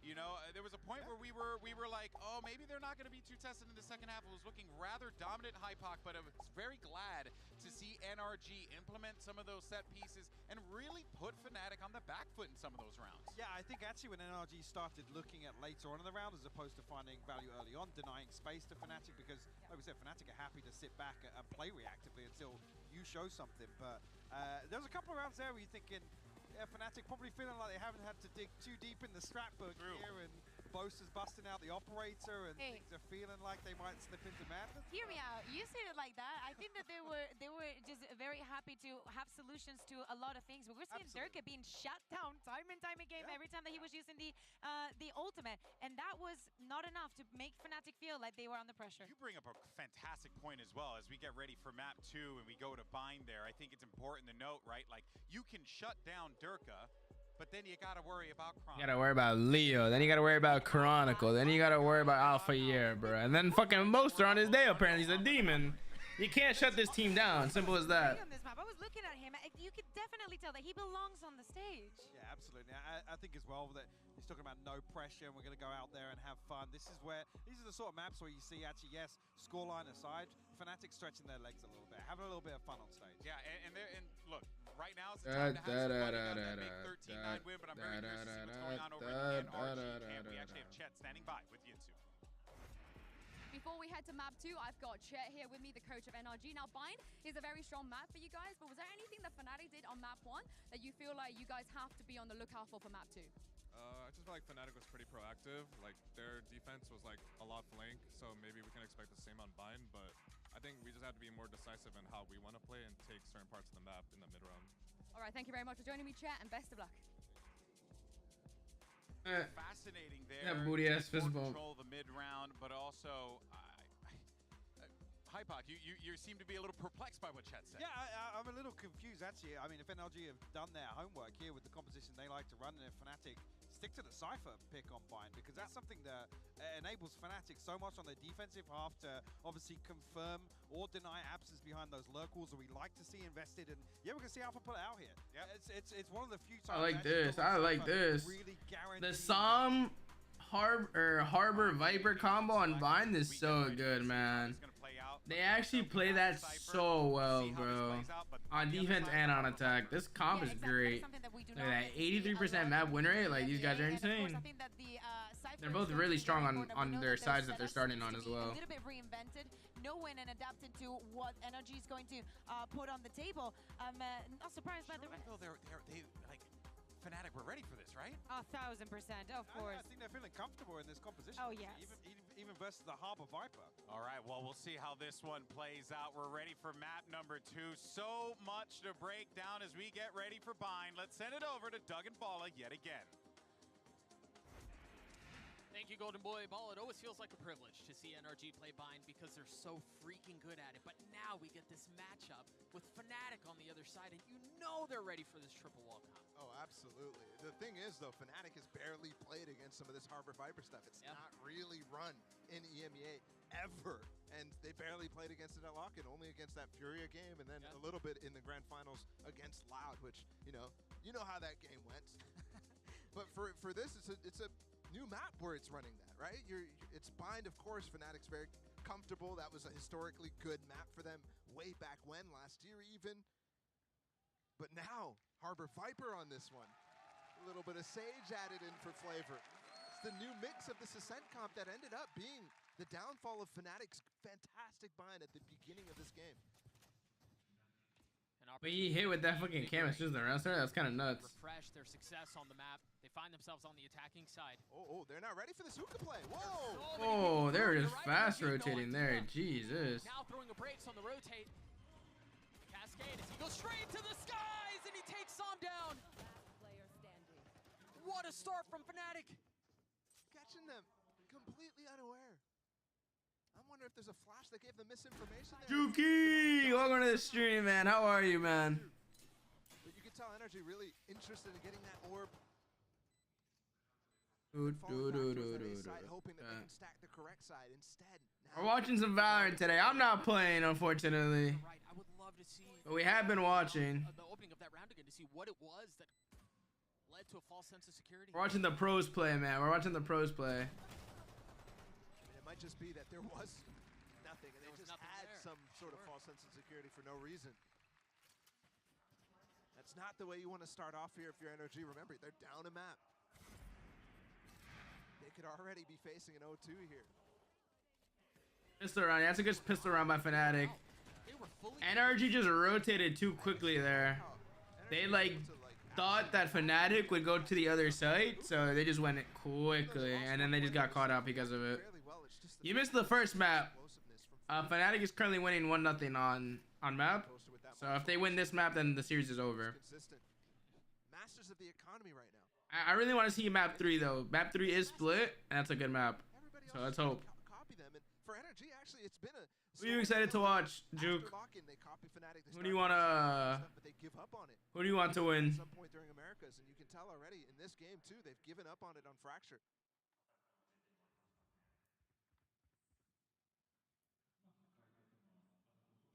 Fnatic, nice. Yeah, they're pretty strong, but NRG. That Marshall trained. Is your favorite NA team? Ooh, unlucky then. Two of your favorite teams are playing then. NRG's good. I'm just not too much of a fan. But I think they're a good team for sure. I definitely do respect them. Oh, where are they going? Oh, they're already on site. Never mind. Oh, Finesse is dead. Oh, he just went out with a shorty there. Set up from NRG, given the fact that they had a late rotate, Som puts his wall, but Durka's already passed all of the utility that's intended to deny the push. Yeah, right. No, I mean we can see it, but they can't. You know, like that's X-ray for us, not for them. Completely denies this high tide take. Imagine the other people could see it. That would be broken. And the rest of the players, he's trying to hold on to that space for them to flood in behind him. Instead, they can't get anywhere near. I mean, look at him now. Energy are stuck in spawn. Yeah, they're just hoping to die to Spike eventually. Yeah. And Durka's starting to hunt, you can tell. He swapped. He gave Durka a Marshall, told him go kill. He has plenty of time to chase still. 3 points away from having the ult online. That's a nade. Where's that cam? A cheeky cam looking to spawn. Yeah, that's crazy. Oh, what is this? Durka still close. Cam to support, it's crazy. Oh, he dead as hell. And now they're all gonna die. Okay. But he does get I mean, he got an orb out of that, so. Good there. Yeah. That's why they buy that Marshall, just the 900 credits. Really not a big investment. Still fantastic for the one-tap body shots on Anti-Eco. But still so well considered. Oh wow, he got that with the camera. So that you aren't potentially giving a Vandal over, yeah. Go kill my son. You just told them they're gonna go kill. Sounds like the Emperor. I got you, okay? Go forward and kill. They're giving Durka a judge this round.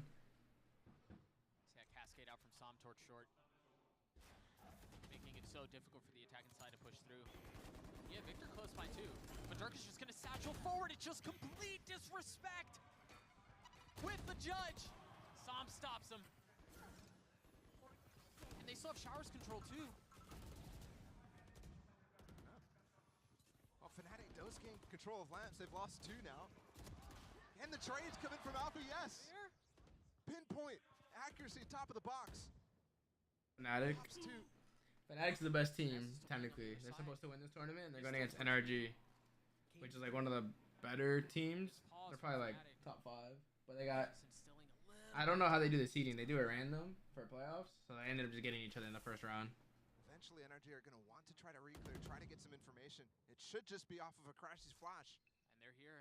They're ready for it. There's a flash. He blinded his own teammate there. He actually blinded his own teammate. Falls. It's too staggered. Art is taking one back. Spike short. Finesse still Finesse in. has not left. Ooh. 30 seconds left. He knows. And Moster Spidey senses. Indicator that Oh, where? should not go forward. And the fact that Alfir doesn't even TP, he holds Oh, on he to saw him. space Wait, he right saw his now. head. He's repositioned. Oh my god, what a shot. Are you kidding me? You mentioned Pinpoint before. That That might have feels been the so best good. of the 3 we've seen. 10 seconds It's just a needle for a pixel. Finesse in a 1v2. He's healthy. He's got a Phantom Boaster. Alfir not nearly as lucky. He Oh, gets wow, one. Finesse. He gets both. That's the IGL. Disaster, So he's avoiding basically another like bonus the and getting NRG shot on the caller of the board. team. He's not really What a that fun good. round.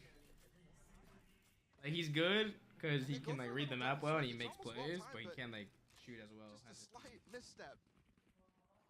I think he got this pretty impressive. That's happening more and more often. Alright, Feels never so mind the good. first Look at this. one. He saw a pixel. He saw a pixel of his head. Enemy remaining. That's nasty. But here, the double peak. Slight gap in the timing between the two. It's a good idea.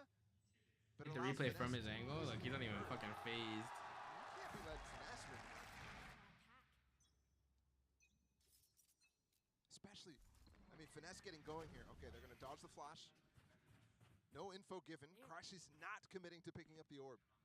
Could have been a massive mistake and a great counter from Fnatic instead. He manages to get info off the jump peak too. Doesn't take any damage. Play Star Wars because the things reset. Dude, I need money, bruh. I need 1 million creds to upgrade old Ben to 7 stars so I can finish Yoda. It's the key for them to bring up, make sure there's no Ridiculous how much. replenishing. Yeah. 'Cause I have everyone 7 stars that I need for that mission except for old Ben. Energy to receive these players on B side from Fnatic. 7 stars, so in order to. You already have all the charge for him? Yeah, I already have the 100 shards. I just need. We'll eventually go for this orb. I just need the money to upgrade him. Dude, Anakin's so annoying to upgrade. Anakin and Bastilla. Basically flash. He jumps through the telly. Anakin's new? In fact, he's Scissors old. was left alone as one, so had to be ready. You already saw him tuck. Anytime I see it in my store and I have gems for it, I'll buy it. But it's like, bro, it's not even worth buying gems for him because he's like easy to get. I feel like he's one of those grind. Alfir's on the prowl and Showers, but there are 2 players here. In A, Oh Sami, my one of the god, first to fall. Samuel. Victor. Victor. on the swing is great. He's blind, he's not dead. Okay, I was about to say. Wow. He's still Energy alive. might have just He's still stolen this healthy. round. Spike still hasn't made his way out of the site. 1v1? No, 1v3. What am I saying? Boaster's gotten it down to a 1v2 though. But he's just so weak. He might have the info. Remember last round when he TP'd, Finesse was all the way back. Energy always leaves one. He just needs 1 kill here. Yo, he's like tapping it. So whenever you tap the spike, it gives info. Crazy that he gets the plant down. It is. There's the flash. He knows where he Oh, yeah, is. the plant down at least. Crashes cleans it up. So whenever you like click to plant the bomb, you hear it. But like you don't hear like the whole way through. You know how in S&D you hear the Fnatic are just diving hear through that. that You hear, high like, the tide, first which is tap, a fantastic and then when one you from plant it, Sol. it makes like a doom. So people, what they do is they click it, like to plant, so they tap it, so that people hear the take noise, over the site. to like The bait last it. time they took that A site, Yeah, so they like actually they'll pushed bait. into lamps.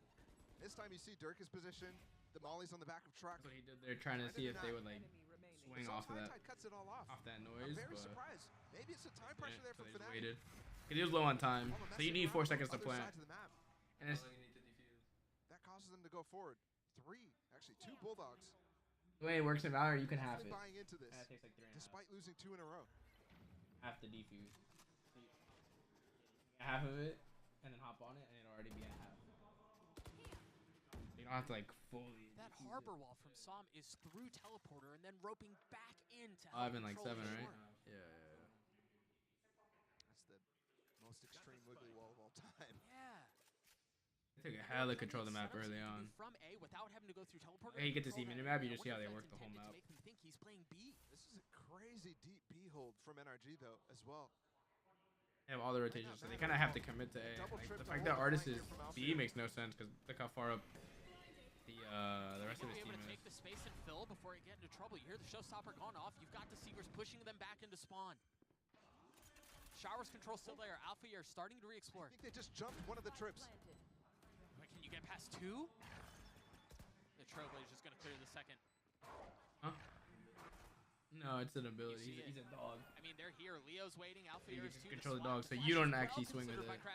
It's an ultimate, literally a bazooka. It never goes off. He never shoots it. He was too close. There's so much going on. These Razors are having such trouble placing these Got him in the back. Like, I showstoppers. don't even know how that Sky got there. Crashies had no idea. He had no chance. It's Double swung him. 3. Finesse continues to 3-2. frag. He has nade though to stop the defuse. In the cascade, Sam has to tug right back out. Durka doing well to keep him back. Reload. He's got Oh my two. god, He gets Durka. 3. Hasn't really been any memorable moments in this game. It's too easy down the line there. And what a difference that round could have been if Leo doesn't barrel stuff Victor on the flank there. It's just crazy. He mistimed showstopper as well. Getting the proper timing for that animation to not cause problems is so difficult. Good job there.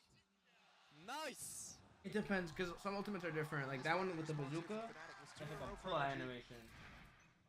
So like off that 1v2 from Finesse. Yeah, he lost it already, because he already activated it, so you can't use it anymore. 2 stingers and then pistols. You get it back. No, you don't. That's all I said you used They've it. tucked Victor and Hookah. Like some ultimates, like Skies, for example, or Viper, right? She has hers. You click X, and then she puts her hands out, and you have to click it again so that she activates it. So like, what it does, it's like you're basically like in a pit of poison. Orb as well here from Chronicle.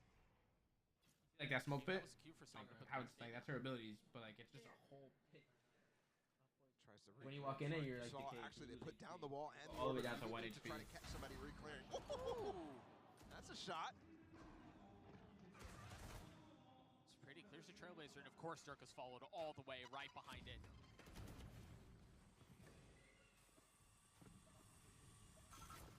They've gotten some control of the U-Haul, but they're starting to step back, and Energy want to take the fight. Remember, they have lighter weaponry. They want Money. They don't have money to buy this round because they keep losing. Can they stop the You get money based off of kills, and if you win the round. So if you win the round, you get more money for the so next far round. up, they have Showers control, they have U-Haul control. I mean, it may not look like if they have full sight control too. This is how broken this Once gun is. again, Ready? The defense looks like it's at a loss. Dark is just playing with this food right now. You reload, just swing it with the fucking shotgun because he doesn't give a fuck. It's too easy to contain here from Durka, especially with that shorty. And the constant threat from Fnatic to go through that TP keeps Finesse anchored on that B side until it's all over.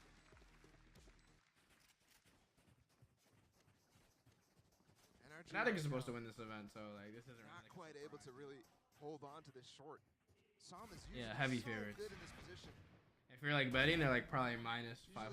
Such a phenom in laps at getting multi-kills, but you can tell. Durka doesn't even really. And it's only because want to fight Loud. until Because super, Loud is super actually like late. the only that can really Holding compete, that but space Loud is lost good yesterday, so it doesn't even find out. matter. Sure they can start to take the rest of sight with the info too. Watching this spot.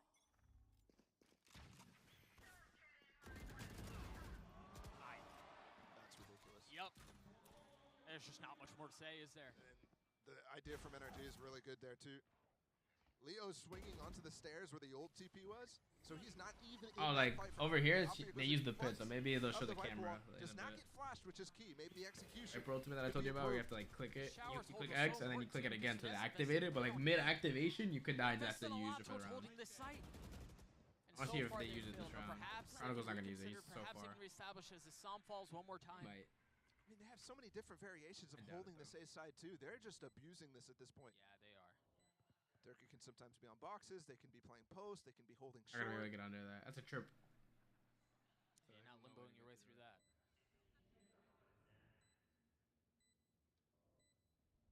You shoot it, but it like reveals it. It'll like give the sound cue like, oh, my trip has been broken. Fnatic, you're right. They just continue to pound. If they die, they won't have money to buy that gun next round. And just exploit the defense.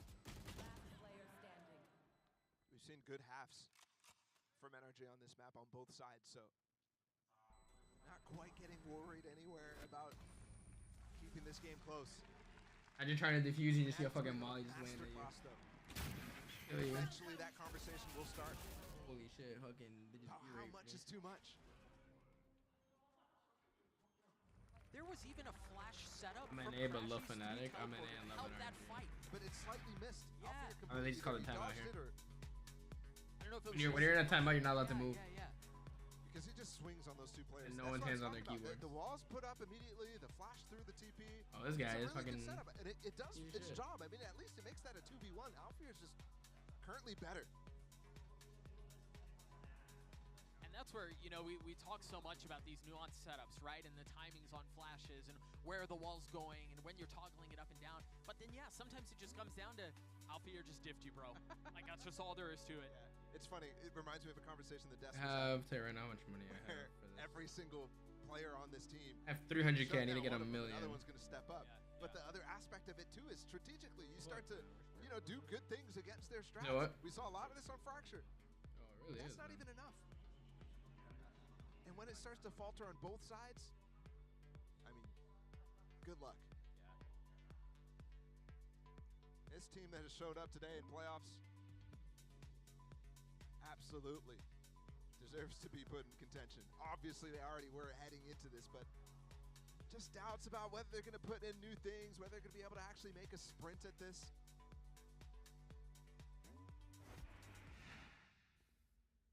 Oh, yeah. By the end of this, it might be a resounding yes. Absolutely. Stinger buy in for NRG. That was tier 6? That was like 4-man in tier 1, bro. Bullshit. In the hands of Finesse. Similar setup from Som. The one small difference I'm seeing here is Finesse's wall. Watching this spot. It's just a little different. This time set up from A. Yeah, 1,000 crystals for some money. Essentially, completely ignoring the possibility. Have you spent money on this game? Oh, why? Showers TP is there. Oh, dude, look, you get about 100 of these for 600, 700. We're thinking right now. Crystals. NRG, they only got 3 rounds on that defensive fracture. What, COD Mobile? Victor's got a lot. I was like, dude, you're a virgin. He has one flash. Well, he made it. He made it perfectly. He's not gonna clear his left now. Look, do they check him? No, they don't. It's just one though. He has to trigger this one though. Oh, 1 HP. That's too tough So it doesn't even matter. That's actually perfect baiting. If he waits there, he gets 2 though. At least. Fnatic controlling every part of this game right now. Som's gonna try to flood out to help Finesse. Wow. You see the free fire in this family. That is how, boy. The flash cleans him up. Oh, and that cascade actually gave them room to swing out to the left before Som can even challenge. What a shot, Leo. Leo's so good. So on this team, so you know like there's roles in Valorant. There's duelist, initiator. This might actually end up this team has arguably like the best player in their role. So they have the best duelist, the best initiator, the best control. Yeah. It does look that way. Kind of crazy. I'm concerned if they start to find ways to punish this B side. And they got super team. Ending up A, trying to like this is their flex. So flex is basically like plays with everything. Cause like there's only 4 roles, but there's 5 people. So that 5th one is just based off like whatever the team wants. Whatever fits that map and like that team. He is 1 point away from having his ult online. Moster's been pushed off. Okay, we saw this last another round where they did push really. deep. You counter strat, but not counter pick. But they end up all flanking, and this time there's going to be a Showers TP with a Trailblazer follow up on. Victor's stuck. NRG, they're the only team that uses this guy, Harbor, on this map. To wait this out, like they obviously watch like VODs on how to like to counter this, and they probably practice against Harbors and shit. But like they don't really counter pick because like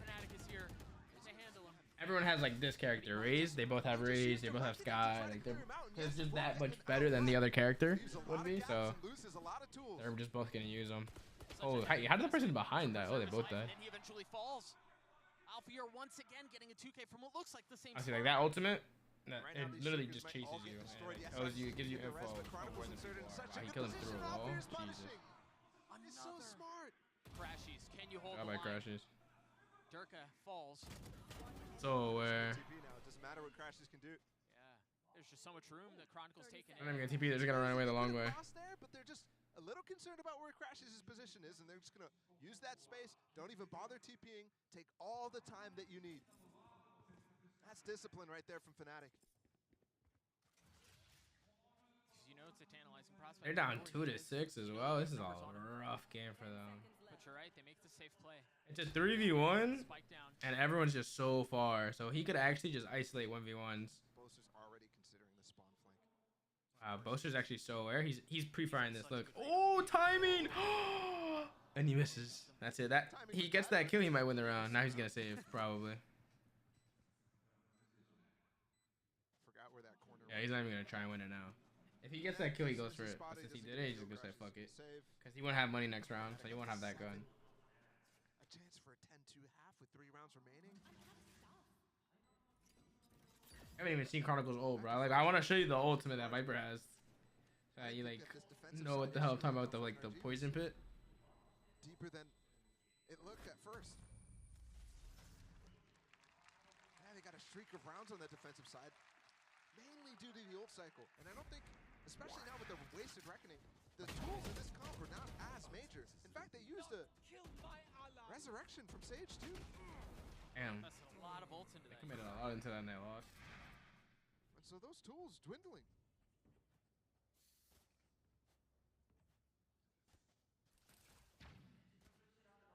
By the way, Fnatic too, displaying, immense prowess on this attacking side, of course.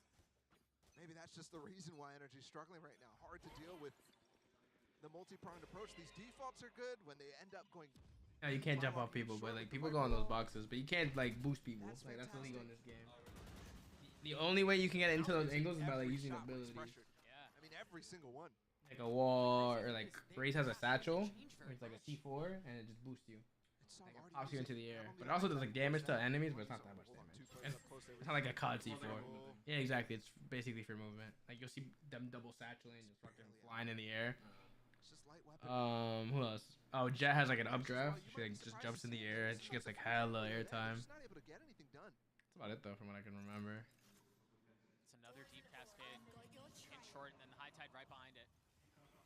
They want to go forward. Look at how much they're investing just to slow down, just to keep the Fnatic attack at bay. That's important. They just wasted a few mollies on that one. He's gonna be able to get anything. No, Dirk is too high, Boaster's too low, the health is too short.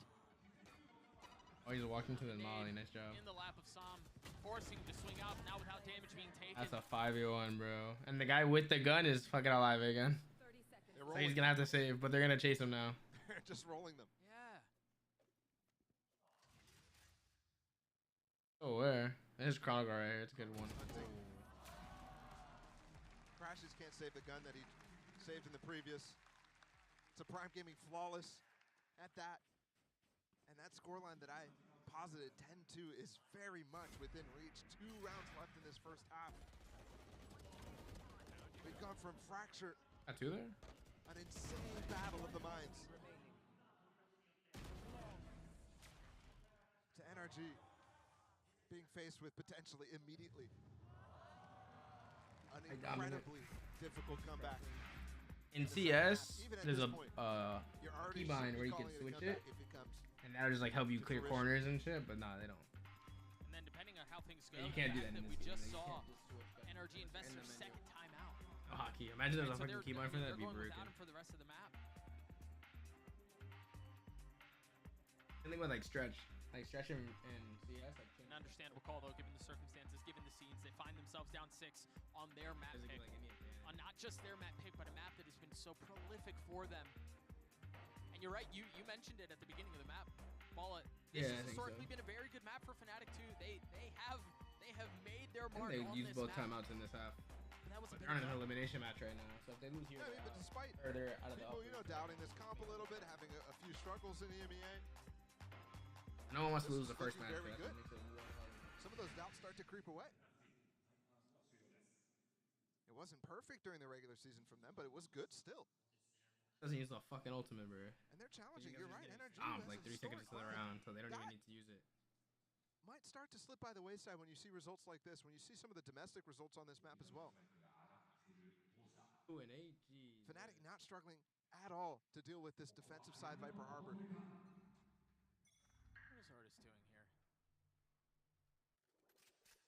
for an early flash.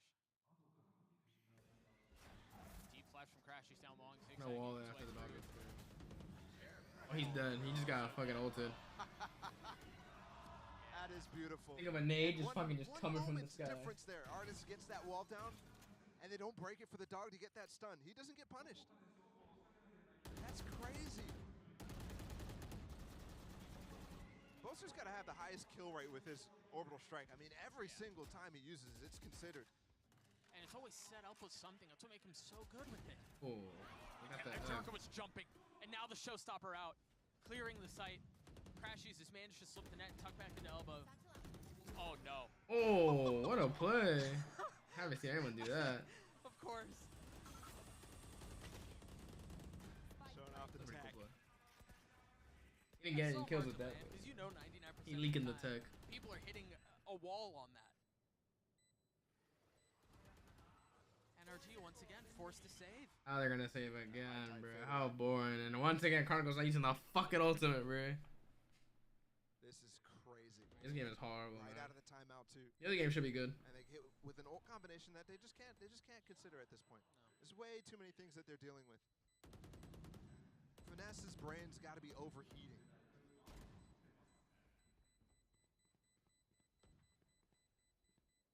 On Fracture, I mean, it was such an awesome battle to watch the two. But since that second half, it's been crazy. And I don't even really feel like Fnatic on this map is particularly caring too much about the specifics of NRG's play. Yeah, they're reacting to it. They're falling back in instances, but this is so nice. And this is a page out of NRG's book. In my mind, NRG's the guys who consistently got value out of Trailblazer stunts from the Sky Dog. Ults like that, you see NRG do all the time. Fnatic, though? And it's the last round of the half, so no matter what, they're all resetting on economy, and they're switching sides. Unreal. Alpha's hazing up, bro. It's like the third opera on their team. The main opera is Durka. Then it's Boaster, now it's Alpha. I've never even seen Alpha out before. That's how confident they are. Leo, it's your turn next. Oh, wait, you won't even get another chance. Yeah, poor guy. Unless they hand it off mid-round. It depends on the map, yeah. Really min-maxing things here. And depends like on your team comp. Just so Like, ominous. on some maps, some teams play two duelists, right? So play like a Raze and a Jet. We find ourselves on the precipice of it. Showstopper. He missed! Ow, where Oh! did it go? Oh, he's dead now. Crashy still gets a kill. If you're playing like two duelists, you should be like an attack-sided comp because you have duelists are like more attack-minded, you know. And the late orb is actually going to. This map's like pretty split. It tells you their stats. They were both 60% on their. Wow. Battling and the gun They were both 60% on like sides. So like since Fnatic is attacking this half, they were like 62% on attack. And NRG was playing defense just now. Or they're playing defense, and they were like 60-something on defense. Oh, he's dead here. It's just so well. Oh, look, this is the pit. Flawless. Everything is perfect. He's up. That pit might be a little early here for Fnatic, though. I don't think it matters though, because they're just killing everyone. Boaster's fragging. Boaster's farming. Meanwhile, NRG, they've been Oh, with a judge. They've been stymied. Oh, that was one way to stop it. What a That's a 10-2 half though. 10-2. When I first started bringing that up, I didn't really put it in my mind that it was a real possibility. I thought, okay, yeah, maybe. This is crazy. And This they is just a wash. convert in such an. I mean, it looked effortless. One enemy remaining. Absolutely effortless. It's going to be an almost impossible ask for NRG to bring this thing back. But Golden Boy, do you think they can? I mean, a miracle. I don't know about you guys, but that You know looked what? like a good old-fashioned butt whooping. I'm just gonna call a spade That's a the game you're spade. talking about? That NRG booty getting ass completely college baseball, bro. outclassed on bind, and genuinely, you know, it's not I even mean, a. that's probably like To the me, 10th it's not most even a watched sport in composition college. thing. Fnatic are just out-aiming them. I Like think really. It has to do with maybe not expecting this kind of preparation, this kind of level coming up like from swimming. Fnatic. And actually, I'm the taking two like rounds that they gave tennis. to me had to do a lot to Wrestling do is with the more hard watched. to do with some, with the utility that he was using towards A, and how that was affecting Fnatic. The problem is that was good for like what, 2 rounds. Let's not exaggerate. I'm actually gonna search it up. I think that he's the one that needs to step step up maybe a little bit when it He comes done to as far. the next half because It's on the bench, bro. She won't even actually. She don't And need to a lot of compete, bro. strength lies in playing this composition, tailored more. She's towards already the mid-lane GOAT, bro. What do you need to defense. compete? I mean, correct me if I'm wrong. I'm glad Baller actually noted it. The only time the NRG have lost a defense Top 5 NCAA sports was viewership. best now, and it was a 7-5. Yeah. Football, basketball, Time and time again, Fnatic soccer. were awarded for this default by an overswing, an overchallenge Like of one of the for your school or extremities. like- they were lacking value from artists once again on the stage. it in And your that's why school? even individually, just as an agent, Soccer, they're lacrosse. not I don't even able know to fucking secure people had anything. lacrosse. I mean, the round that the Vipers pick comes down on B long. This There's was a actually double number swinging 3. showers from Artist and Victor. There's nothing to set that in motion. Yeah, it feels like it's a lot of people for a Talk team about that we those, praise for being so good for the Talk about individuals baseball, coming bro. together and be role players. It feels like the individuals. Swimming's over here. Let's go. Volleyball's here. I said it. Tennis is here. I said it. Yeah, Hey, exactly. And boxing, now what the in the second half, also the mental, the things not working I didn't out, know you fucking not getting to the basketball. I didn't place know in the boxing round was a where thing you in want college. to be. It's going to be very Ice tough, but hockey's maybe here. this is going to be a tool. Yeah, it could I was very cooking, well bro. be the case. Motherfuckers thought I was Let's just send it back chatting, over to bro. Doug and Track and Paula to field. Send us home. We talked ball at the beginning of the map that it felt like the greatest story that had not been told. Bro, now you're just chatting, bro. Bro. For Fnatic. I don't give a fuck about goal. We won the What did you say? The 8 rounds in a row. Now NRG are on attack. You lose this pistol. Georgia Tech, bro. That's like the fake Georgia. That's like the Georgia that couldn't win football. We'll see if that story includes a comeback. Here comes the hit, sectioning off the site. The dog does Outdoor clear a lot. and They indoor should for get the plant, college. which the wall allows. And whoa, he has a lot of movement on top of this box, a lot of freedom there. You can almost see the This is a pattern. shit They're not wall. even hitting the site though right now, and you actually do still have Chronicle here. Fuck. They're still here. They don't bite on this at Oh, all. this round's over. Classic too. I thought it was a ghost at first when he first took down the first player. This round's actually over. The spike is literally on the other side of the map. Wondering where did everybody go? Like John Travolta.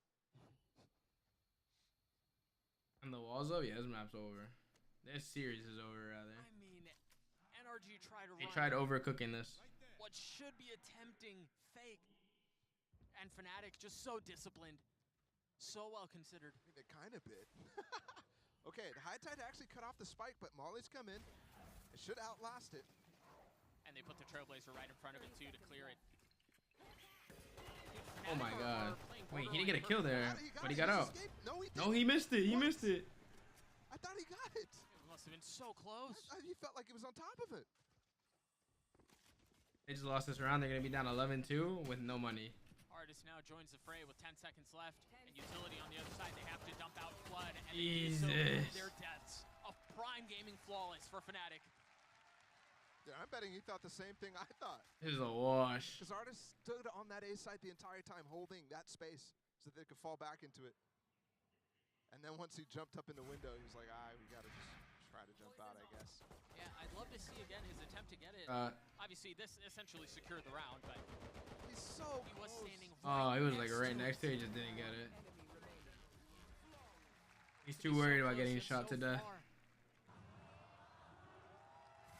Well, you know what's coming right now. Energy has to force. Absolutely got to get something going right now. And it's straight down into Lamps. They're just fucking full sending this. It looks like Alfir was Oh, it's over. Dude, this is what I mean. And the spike, and that's the spike. Dude, these guys are done, bruh. It's about to be 2-12. The game's done. They're 1 round off winning. Even in the face of the cascade, Good shot. Wait, I spoke too soon. I got the spike and dipped. An attempt at flipping the map from the attack. They're faking it. They're faking it. Teleporter. They leave Finesse behind. See if he can cut off any rotates. But anchor, because it looks like they want to rotate back towards him. Yeah, it's the same thing. Victor just Ooh, but Durka has the read. He's coming back. Look. Durka's going to be able to return just in time for them to start taking that front of sight. And look at this. Fnatic just barely fight, but you're right. Ooh. Durka's back. Good trades. There's only one player here right now. They still thought that there might have been a double step back. But Boaster will now have this flank. Victor in spawn. Can he take down Leo? Coming around the corner right now. Victor gets this kill. They might win the round. They both have the same gun. Victor on it. Damage done. There we go. Still has a stinger, though. As Durka repositions. Can he pick it up? Oh, they won this round. They're going to be able to convert this for us unless Durka wins a 1v2. The tap on the spike, the reposition. Oh, he knows. Victor showing a little leg, giving him a little bait. Crashies once. I mean, they're just like gnats. They're just They're annoying and they're being so composed. That's a good round by them. I don't know how they won that. They played that extremely well. Dog for Crashies too. Off of Boaster's body down short. They needed it. And they got it. That's 3 light buys. Well, the full force right there, obviously, but the only thing they can buy is stingers. Yeah. That's 3 light buy wins for NRG so far in this series. What they walk away with after it, maybe that's the success point for NRG, which isn't really a major part of their toolkit overall. Last year, they were one of the few teams who really just never bought any sheriffs. They just always stuck with classic ecos. Push through Hookah right now. Big clash. Oh, what a shot, Artist. Holy. Gross. That's got to be an accident. When you're down 11-3, though, better lucky than good, I guess. Maybe playing against Fnatic overall, better lucky than good. Yeah. Maybe that's not even enough. It's ridiculous. This has not been good Valorant at all. This is just fucking embarrassing. The first map was 6-6 at the half. Finished 13-9. You know what it is? America's, all the teams in America's don't play Cypher. And Fnatic plays Cypher, and people don't really know how to play against Cypher. They're just not used to playing against it. Wow. Oh my god, they're gonna win this round though. How? Oh, whiff, whiff. He's gonna win. He's gonna win. Like this? With the neural he knows where he is and he pushes. That guy's one shot. He almost got a 3v1 there. Yo, I can't believe he goes for that with 1 bullet. Low key, I do. The guy's been hitting almost every shot, so yeah, gotta respect it. Here's that first, I mean. Aw, happy birthday. That shot should not have hit. He had 1 shot left and he actually swung it. That's just crazy. I gotta respect it. Oh, that would have been one of the clutches of the century. Yep. I don't care what game, I don't care where. That would have been insane. Wow, Alpha has actually really good tech. 4 rounds. But it's still so comfortably in favor of Fnatic. There's no stress at all for the Fnatic players. And they're chilling. You don't even see this. Oh, no, they saw the camera. I was like, you don't even see the camera. They're as loose as can be. Alfear 2 has been the star on this map. Like, there's 10 people in this game. 7 of them are using Vandals, even though the Phantom's better. He's the guy who's shutting it down. Almost did it again. Multiple 3vx situations that Alfear was a part of on that first half. That's good. They learned from their mistake. To get up short. There's too many trips to get through.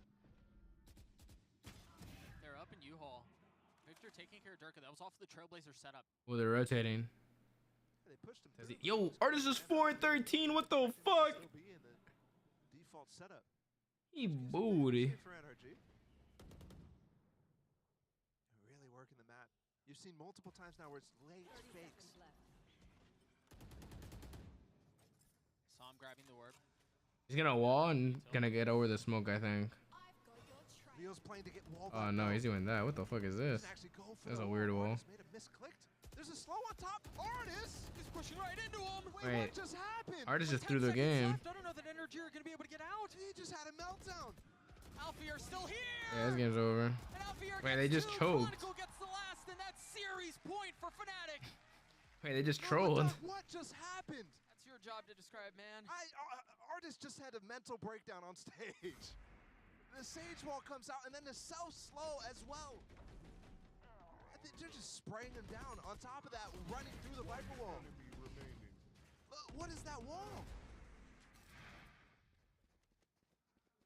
I'm very confused at what the play was when there. A mistake like that is made, not in playoffs. I wouldn't be surprised if he's getting an earful right now from Finesse. This is match point.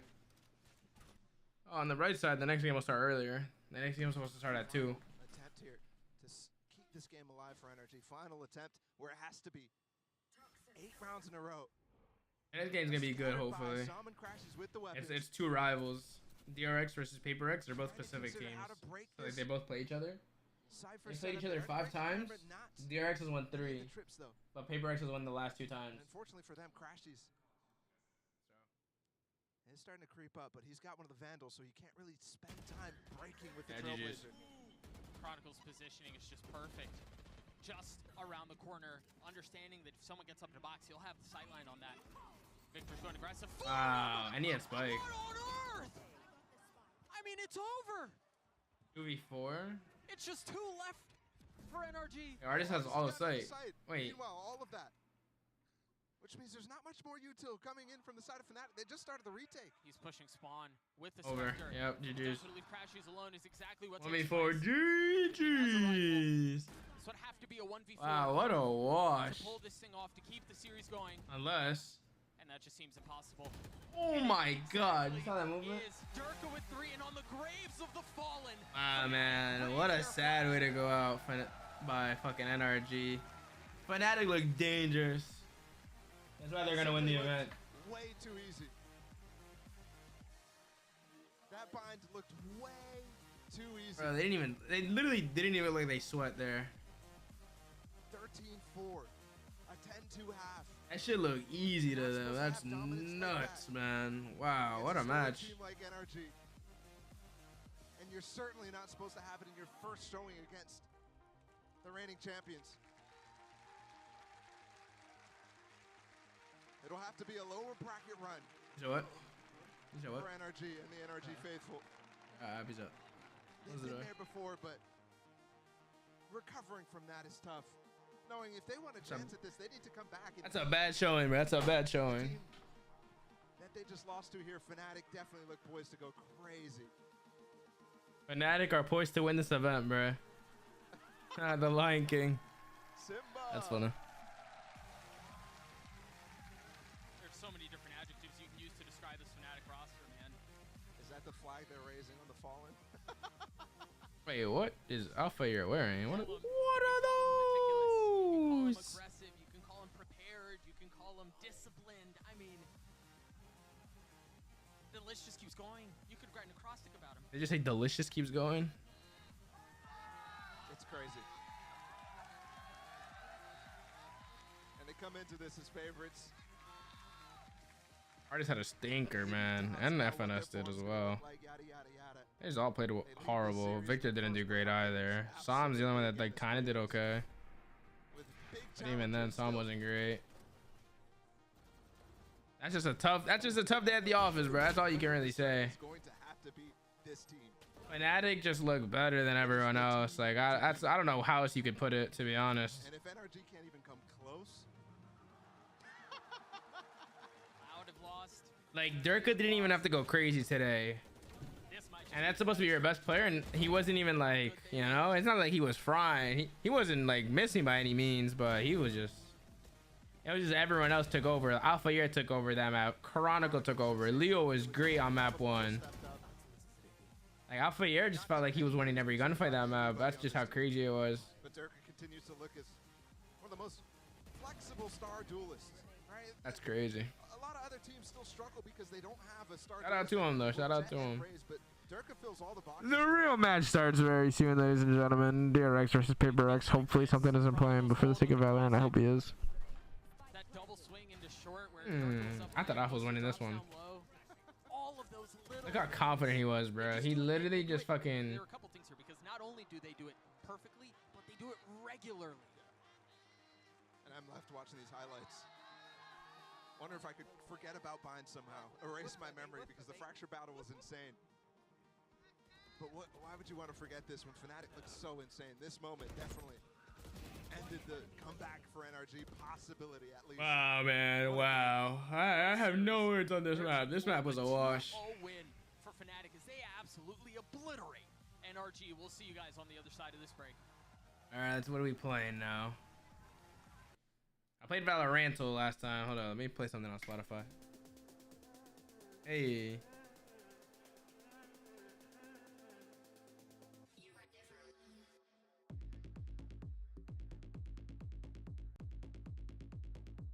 We'll play Valorant, not Tokyo. Just play Americas. Who will we say? We're gonna say Samuel. No, but it is a smoke. Who plays smokes? He's not American. Is it Mard?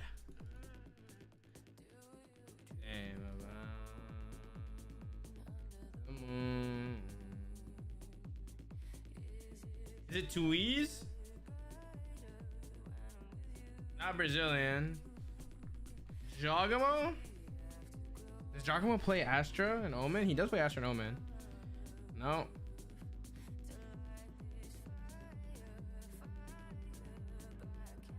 Oh, wrong region. But how are you in the wrong region? I got this feeling. It's Leviathan, bro. Who plays Mazzino? Mazzino. Easy. I got this feeling. I wanna be where you are. I wanna be where you are. What are we saying? What are we saying? What are we saying, chat?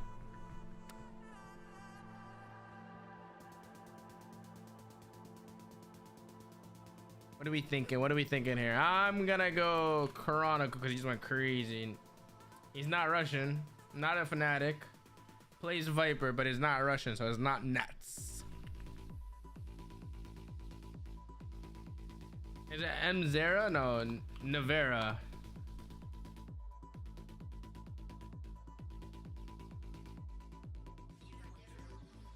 I literally don't even know what the EMEA teams are. Hold up.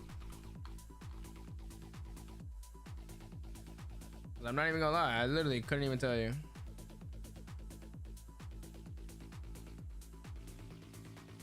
It is Sugetsu. No, but it is a Viper player. What the freak, man? What the frickin' frick? Da-na.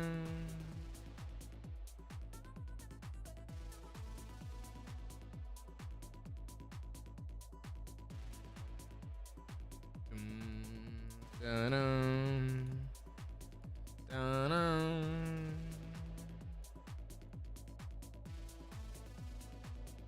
Like who plays smokes for them? Out of Captain? I'm trying to think of who went to Tokyo. It's not out of Captain. Jesus, not Turkish. Like, bro, who could it even be at this point?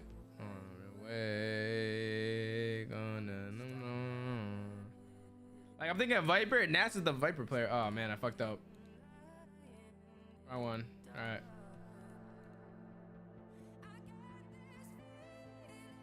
I wanna be where you are. I wanna be where you are.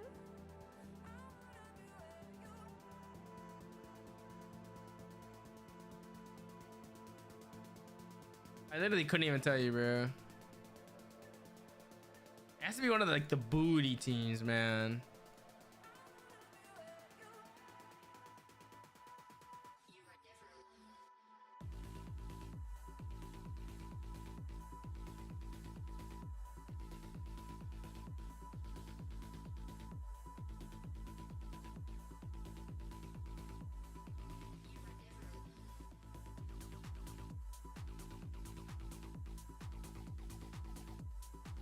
I literally have no idea who it could be.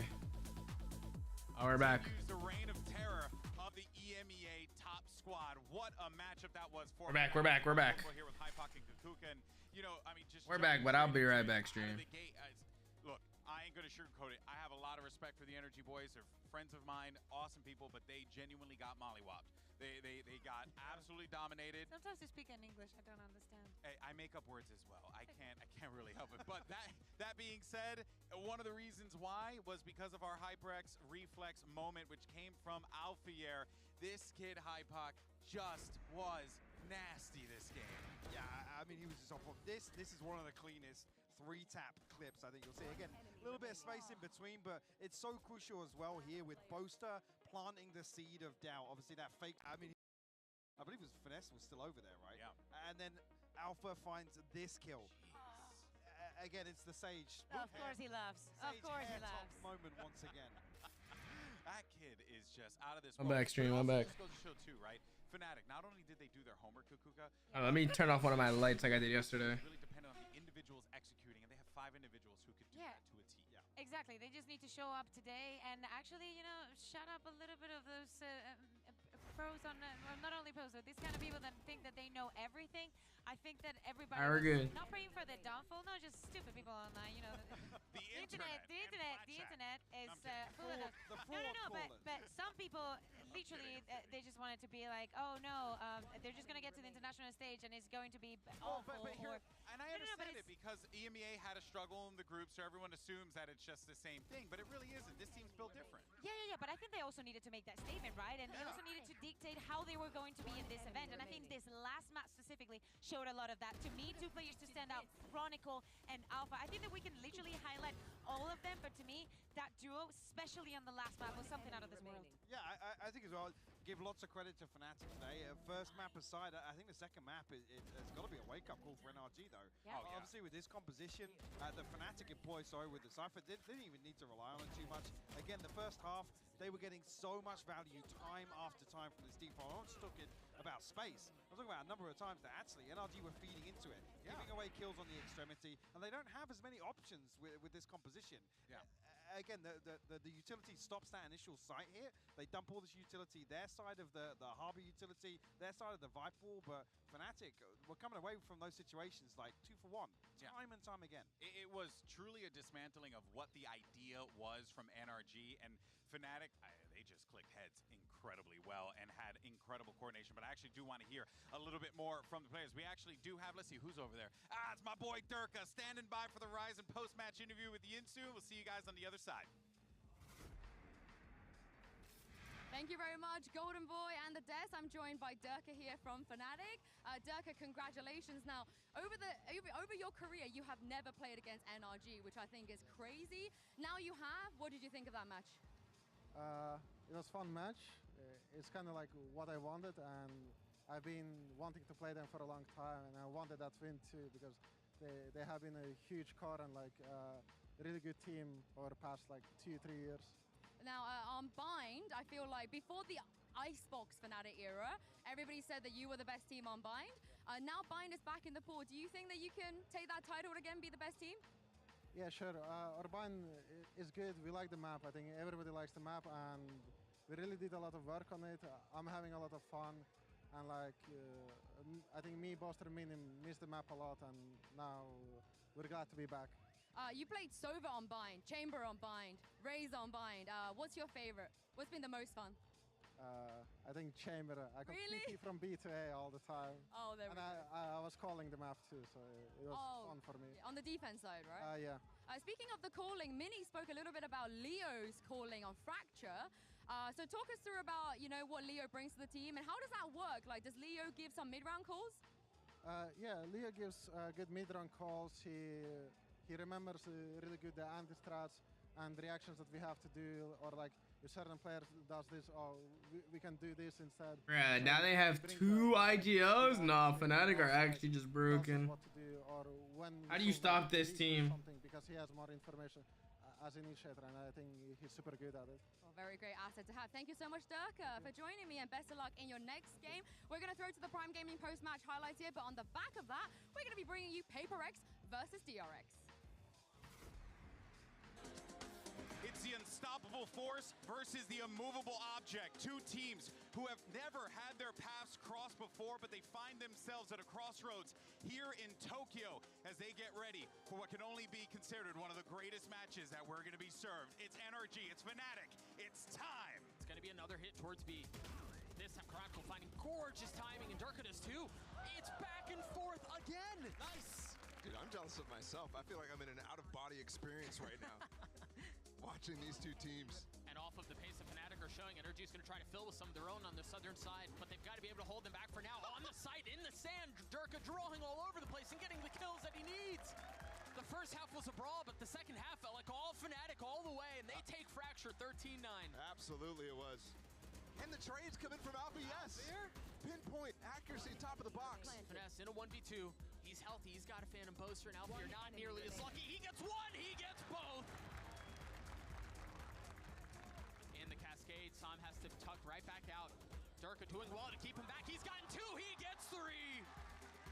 It's a trap, do they check him? No, they don't. It's just 1 though. the Stinger's just not enough in that scenario. Boaster's fragging, Boaster's farming. Meanwhile, NRG, they've been squelched, they've been suffocated, they've been stymied. Every day, non-stop grinding. On the graves of the fallen, Fnatic raised their flag.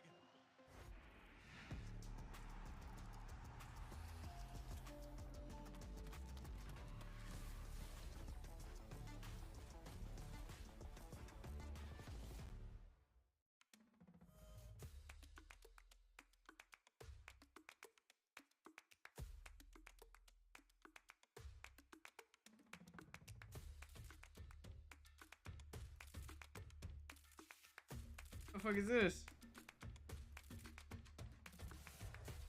That's just a Rune Terror. Is this like the new Valorant, the new Riot game? It's like a mobile game. Wild Rift looks like a mobile game.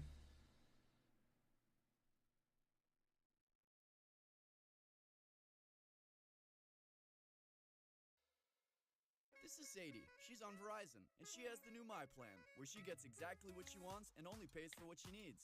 She picks only the perks she wants and saves on every one, all with an incredible new iPhone. Get iPhone 14 Pro on us when you switch. It's your Verizon.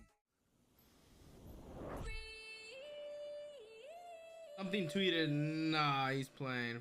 Fuck.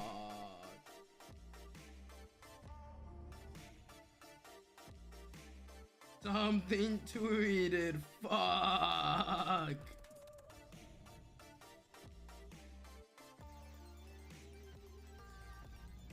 Oh, wow.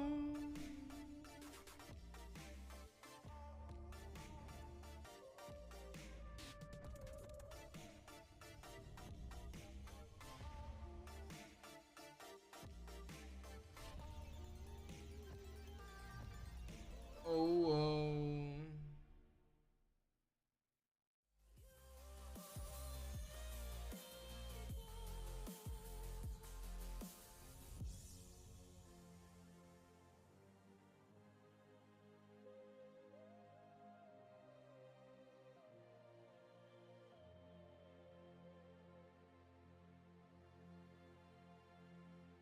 5 minutes, shit.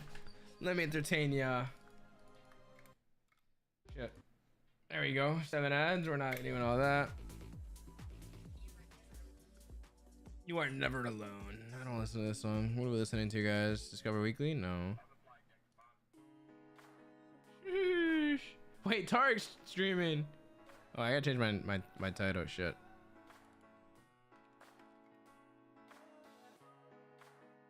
DRX? No, man. Oh, oh, oh.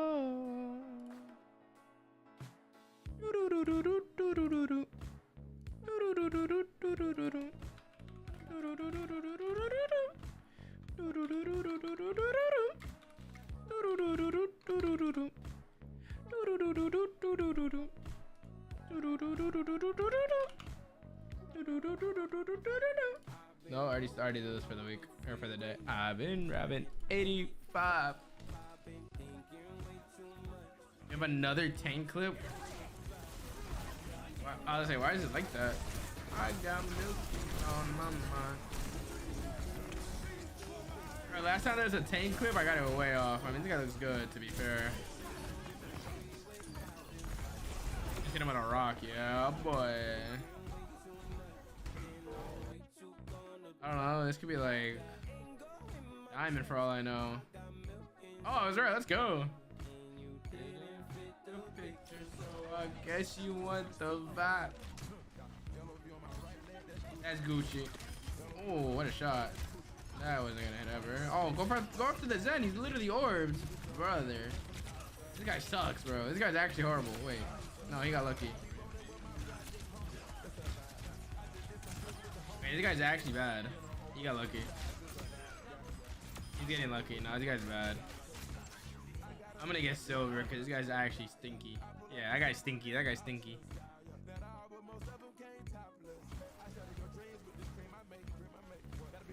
Gotta be on codeine. Another tank clip? Brother. I mean, this character just broken. Anyone could do this with fucking That wasn't a crazy clip, so I'm gonna go like plat. That was not a crazy clip. Top 500, brother. I mean, he kind of melted the Reinhardt, to be fair. I don't know what that ability just did. He just punched the shit out of him.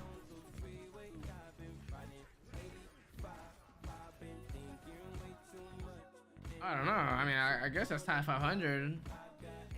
Doesn't look like it's top 500, but it is top 500. Still another 2 minutes. Oh shit. No. Reddit, Valorant competitive.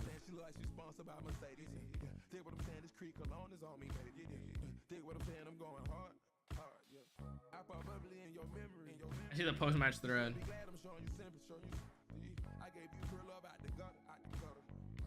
With the 8, they get 5, maybe 6 with Marv. If the name was Optic, they get 8. If the name was Emmy, they get a map. They get 7 with FNS, not finesse. That's funny.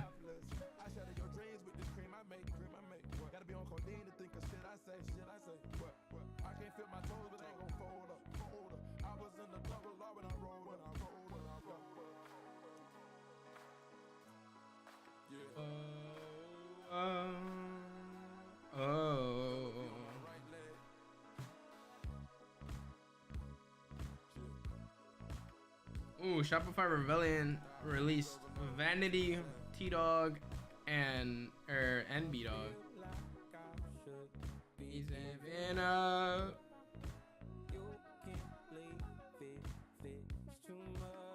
Hey, who else is on that team?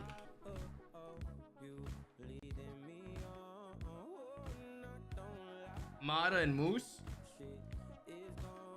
No, Vic and Moose. Oh, and Mata. Wait, T-Dog wasn't even playing anymore.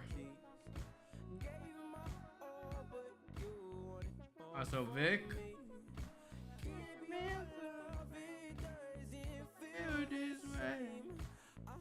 I mean, this guy just got picked up at on a right here. Alright, he played on Shopify. He was playing like Knights Monthly. Okay, so Vic has been on that team. What about Mata? He was on Luminosity. He joined like last year. And Moose. I feel like Moose was on. No, Moose was also on that team. I'm just chatting right now, I guess. I was way off. Can someone explain this? Fnatic don't have a Sage. Let's see. Oh, the team comp? Oh. Sleeper agent. Artist paid by Fnatic. That's funny. Artist saw the money getting credited mid-round. I don't get it. The crypto throwing problem spread to land. That's funny as fuck. That's so stupid.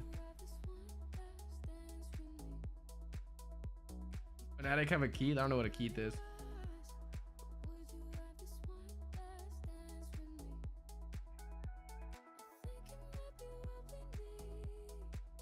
We're back.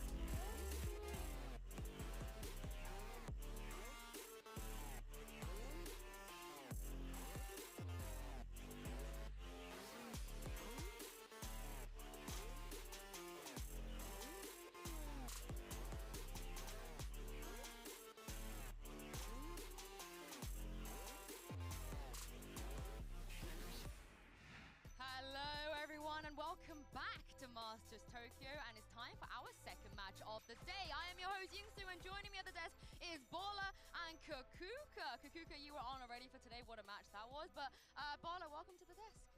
Thank you. Yeah, I'm really excited for this next one because I don't feel like that first one delivered. Maybe a little bit on map 1, but then map 2 was kind of a stomp. I really hope that this rematch that we have, PRX and DRX, is going to deliver because I really do watch PRX and love what I see. Enjoy it. Yeah, it's kind of one of the Valorants that you just watch to see how crazy the game can get. Are you a paper boy? Absolutely. Yes, oh, Baller, absolutely. let's go. I used to not be, but I think they convinced me during Pacific to become a paper boy. Yeah, all right. Let's have a look at this history of DRX versus PRX because they always play against each other once a year at an international tournament. As you guys can see, Berlin and Reykjavik as well. But Kakuka, the funny thing is, for PRX, since like May 20th, they have only played against DRX for like a whole month. Yeah, exactly. So playoffs, of course, it was about them too. But I think the most important bit is that now they are winning. Now they're on the winning end, especially during those finals where they actually have to reverse whip into getting that win. Being on the losing foot and being like, okay, this is not going to be like the rest of the times. It's not going to happen again. We're going to win it, and we're going to do it in the fashion in which we do it. Yeah, it was a really interesting story to follow PRX throughout, specifically because to me, they were struggling at the beginning of the league. They were struggling in the beginning of the season, even back to lock-in, having a disappointing finish there. But then they revitalized themselves. I think we all know why. Of course, there's one player who comes in as the name of something, but they really doubled down on the style that made them good in the first place, that made them those matchups really interesting between these two teams in prior iterations of them, because it's just a lot of micro plays, a lot of really fast aggression, and DRX is very controlled. Yeah, and let's talk about the comps as well. I am so jealous of the talent in VCT Pacifics. I get to cast and watch PRX play every single week because Kakuka would die. You know, we I'm don't better get right now. comps like this, and we don't get the agents that they play. Yeah, exactly. I think that I completely There you agree go. with you, Bella, when I was Took me a second.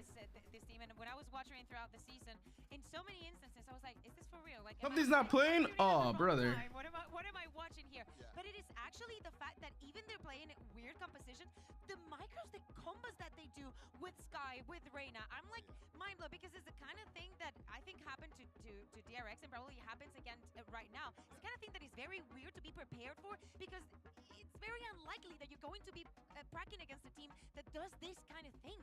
Yeah, you never know when the Reina's just going to dive around a corner and drag all your attention. I mean, you're seeing some of these clips, the way that Jing is able to get active because you have these ideas to have this double duelist constantly happening. And we did see for a moment there, Cigarette's going to be playing instead of something here.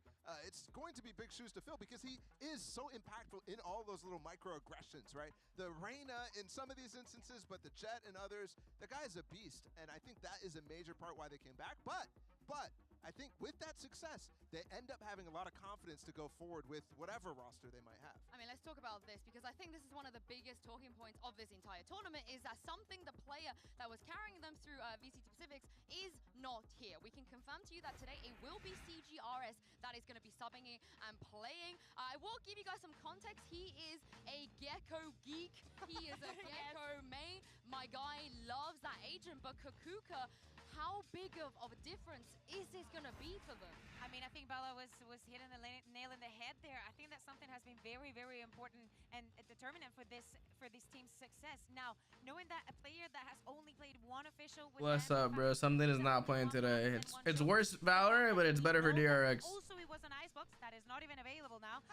That is going to be most likely on Gecko, and that PRX has relied so much on those crazy compositions and actually being a surprise on the server.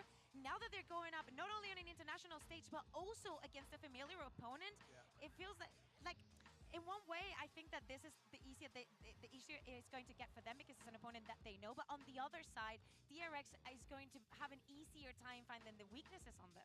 Well, I'm as a paper girl, and now you're a paper boy. You've been a paper girl for a while. We are very, very A excited paper girl. to see PRX here in the building. So let's send it to Sideshow.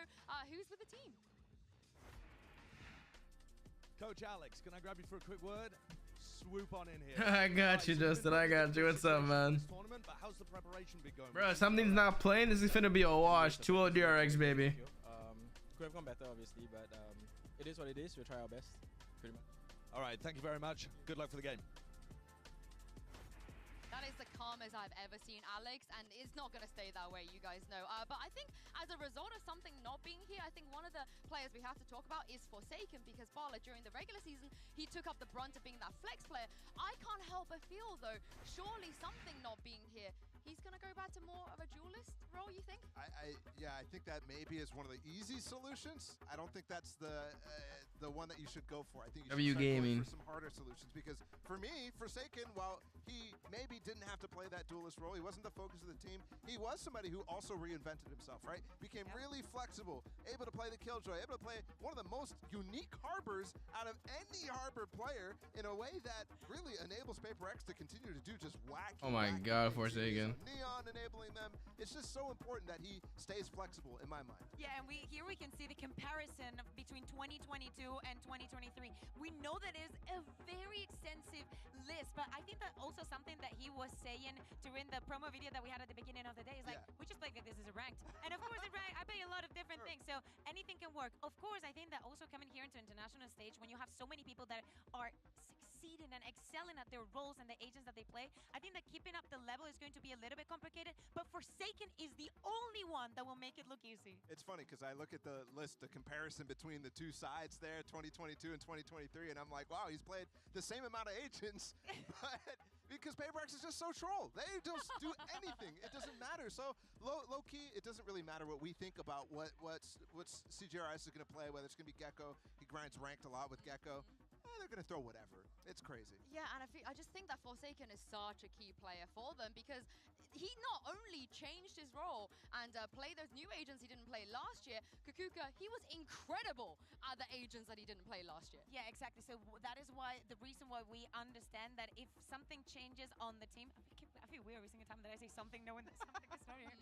But if something changes on the team, he has to be one of the ones that steps up, that not only keeps up that Mind but also everybody feels like the eyes are on him being like, okay, so what are you going to do now that CGRS is playing here? And the IGLing issue as well, Bala, because we know that Jing Forsaken, well, exactly. I mean, we know that Jing, Forsaken, and Divide kind of split those responsibilities across them, which is just giving Forsaken even more stuff to do. Yeah, it's interesting though, because something was a key part when you heard them talking about like coming up with some ideas. Under the So, moon. everybody adds a little And bit is of their that flavor, and it's been working really brighter, well. So I'm not thinking that's a major issue here, but there is a lot more brighter. pressure put on I Forsaken, get put on Jing, this those types of guys. What you guys heard from us I already. wanna Let's hear be from the where players you themselves. Here is are. Forsaken and Mind Freak. I wanna be where you. Hey.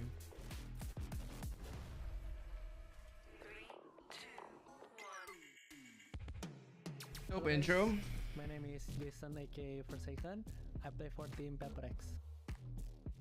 So we decided to like change new member, which is we bring something into the team. And I felt like when we play with something, our team is like become even stronger with him because now we have firepower. Hello guys, I'm Marlon Hart, known as Mind Freak. Like, who the fuck is this? From Team PRX. We kinda trying to adjust to our sub, which is Cigarettes, because he need to step in because one of our players cannot get the visa in time. And yeah, I think so far so good. So I think from the qualify into the playoff, it's been a long journey and it's been tough for PRX. I think having something on the team is really benefit for the team. It's crazy how they got Demon 1 in faster than they could get something. Confident with his aim. I'm the flexible role now and it's also new for me, and I think I have to like learn more about flexible role, and I hope I can do better as well. When I was playing Duelist, I just shoot people around, but now I play on flexible role like Sentinel or like Initiator. With the flexible role, you cannot push like crazy because utility support is important for the team. So I think that's the like biggest difference. So I have to be more disciplined and play with the team as well. It's a bit more Kind of passive. Nostalgic because all the players is almost the same, right? Like Fnatic, Navi is the old FPX, and then Liquid. Some of the Liquid members are like Gambit. We met them in Berlin. Then from NA it's like NRG and Loud. We met them like how many times? I can't remember in any events. It's like all the same players all over again. I would say all of the playstyle is a bit similar like last time because PRX is always be chaotic. In every tournament, it's always gonna be chaotic and it's gonna be... Those PRX jerseys are so fire, man. Every team wants to win, right? We're trying so many times in Masters and the best one that we get only like second place. So I think we want to leave it the trophy in Masters. We'll see. We just trying our best.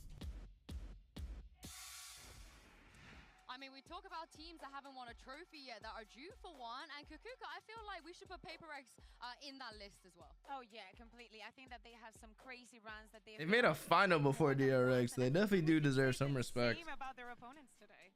Yeah, I mean, let's talk about DRX. I mean, you guys spoke a little bit about maybe this is a good time for PRX to play against DRX because they don't have something. It's better to have a familiar opponent, but Bala, I can't... Zest is playing. They're benching Foxy on again. DRX has not been the same DRX we've seen in the past. Yeah, I think during group stages, you continue to have that narrative about DRX not looking very similar, you know, looking like they have some internal issues, And I think we could obviously see that with some of the external decisions that they're making. You saw Zest again in the roster and in the lineup just a moment ago, and that is continuing to be a question mark for people where they played Foxy9 all season long. And for me, I look at DRX against PRX and I think you might need to fight fire with fire and use Foxy9 in that method, but it didn't work out in the upper bracket final, and yeah, I think that they're reeling from that decision. Yeah, they still have that decision to make today, but I think it's just surprising to see that we have a tournament where DRX are not favorites, and the spotlight is not on them, and they barely made it out of groups. But they still did. It's yeah, they still did. They still did. And speaking of DRX, they are standing by with Sideshow right now. Let's see what they had to say. Marco, can I get you for a quick word? Thank you. Okay, we've got Jen here for the interview too. You've played against PRX a lot recently. Are you feeling more confident in getting the win this time around? 이제 PRX 상대로 올해 많은 경기를 펼쳤는데 이번에 복수하고 승리할 자신이 있나요? 사실 그 전까지 컨디션이 별로 안 좋았어가지고 졌던 것 같은데 요즘은 저희 선수들 모두 다 폼도 올랐고 컨디션도 좋기 때문에 이번에는 이길 것 같아요. That's so crazy how like there's just different languages. If you think about it, it's like, bro, like it doesn't sound anything like our language, but it makes sense to them. Sounds good. Thank you very much for the interview. Like some languages sound familiar, or like similar at least. Like Spanish will sound like Portuguese, Portuguese will sound like Italian, shit like that. Like you get like some words. But then you go from like English to a Korean, for example. I literally could not understand a single word that he said there. I guess it's working out for them. They're very, very confident. He says they feel good. And if they feel good, I guess that means DRX is going to be good. Not like the entire group stage. It was just constant struggles for them. And slow starts, which you don't see from DRX over and over. I mean, every single group stage, they come out with fire, with heat. Even in games against PRX to open things up, they always look good. So you can't be confident if you're Mako, in my mind, heading into this game. I feel like so many teams in the other regions have had their testing period of trying things out. To me, DRX have still this question of when is actually better to play one, what to do with the other. We saw rosters Interesting stats, interesting numbers. Having 6 players to just focus on 5 and trying to make the best out of that version. It feels like DRX still has that pending issue, that pending homework coming into this tournament. It is going to be CES, but obviously that affects the rest of the team. Now, is what they have prepared going to be ready for today? It's really interesting to me because I think everywhere across, other than like EG when they put in Demon 1 to start things off, all the other 6-man rosters are not here at Tokyo. They're struggling to move forward, and I think DRX is learning that. The funny part, though, is they learned this already back at Masters Berlin when they had Lakia, where they tried to sub him in. It's the exact same situation where it's like, what is the actual idea here with the 6-man roster? I miss those days. I miss those days. Well, the pressure seems to be on DRX. We have seen this in the past, and this is how Mako... NR free is a crazy tweet. Hold up. 사실 그 전까지 좀 많이 힘들었어가지고 그냥 조금 울먹거리는 것 같아요. 근데 그래서 지금 기분은 되게 좋으면서도 그간에 이제 있었던 일들 생각하니까 조금 You crying? 가지고 그랬던 것 같아요. I mean, Kukuga, you can understand why he was getting emotional, especially being the player that does have to dig them out of every single hole when they're not doing well. And also, everybody loves Mako. Everybody admires Mako. Everybody, has at least him on the list of the best controllers in the world. And I think that he feels that personal responsibility of, with all these changes going around, I have to be keeping this up. And not only myself, I have to pull everybody. Is it a canon event, though? Particularly in this matchup, right? When you think of how to deal with PRX, you think of, let's slow things down, let's be a little bit more cautious, let's try to use defaults to our advantage, try to spring the traps. Mako's the guy who's consistently being under pressure in those moments because that's what that playstyle requires. Other players like Zest too, I think, fit in that type of style, and I think DRX in general and historically fit in that type of style.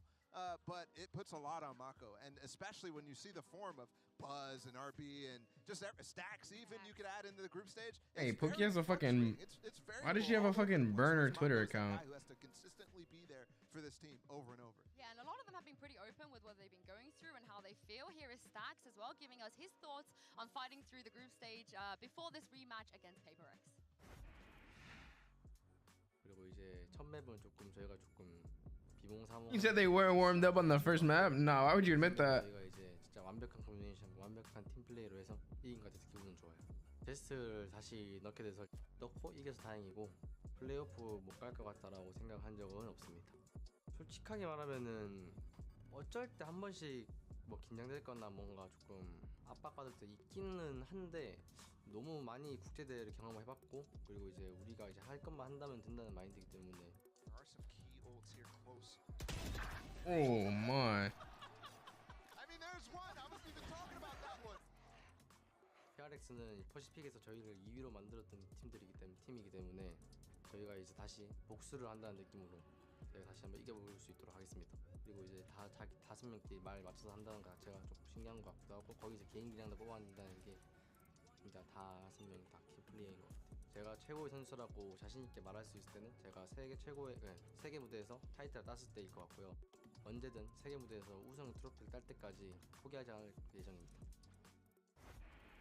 I mean, this is the thing. Stack said it. They were dethroned. They are no longer the kings of Pacifics. And Kukuka, I want to quickly talk about a map pool because we've seen DRX already in the group stage. They played a lot of maps. And in that grand finals against PRX, do you think the maps that we saw there are we going to see again here? Do PRX lead? Wow.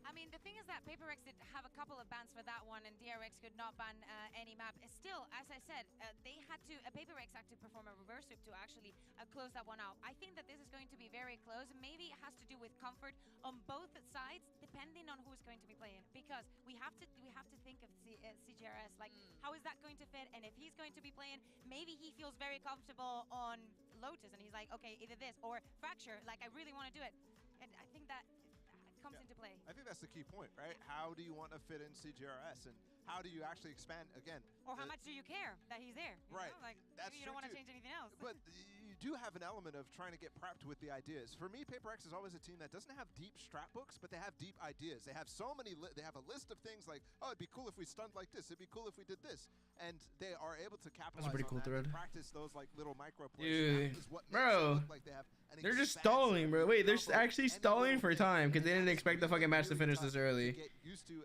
as Guys, a holy player. man. If you haven't practiced What those do they have to say? At but it does 140? allow you to Jesus. end up being super flexible with that because it doesn't have to learn all these protocols, right? I It just get learns, this okay, these are the types of things that you guys feeling. like to do. So it does take a little bit of time, but thankfully they have had time, right? They've known for a while that something is not going to play. They've known for a while. Everybody's been here since the beginning of the group stage. They've been watching everything, and that's a lot of time to get up to speed and scrim. And you saw what Sometime did for Fnatic here. They looked insane in that first matchup. Yeah, I love the point that you both made about, you know, the change of game plan. They should just be focusing on maps that CGRS is a little bit more comfortable in because Kukuka, if we remember back in EMEA, Harmy, Kamek, Zaysh, Weber, every single team unanimously said when they had to sub, what they unanimously said when they had to sub someone in was we had to limit our map pool and just focus on 1 or 2 because we just don't have the time and resources to try and get 7 maps out. It doesn't make sense.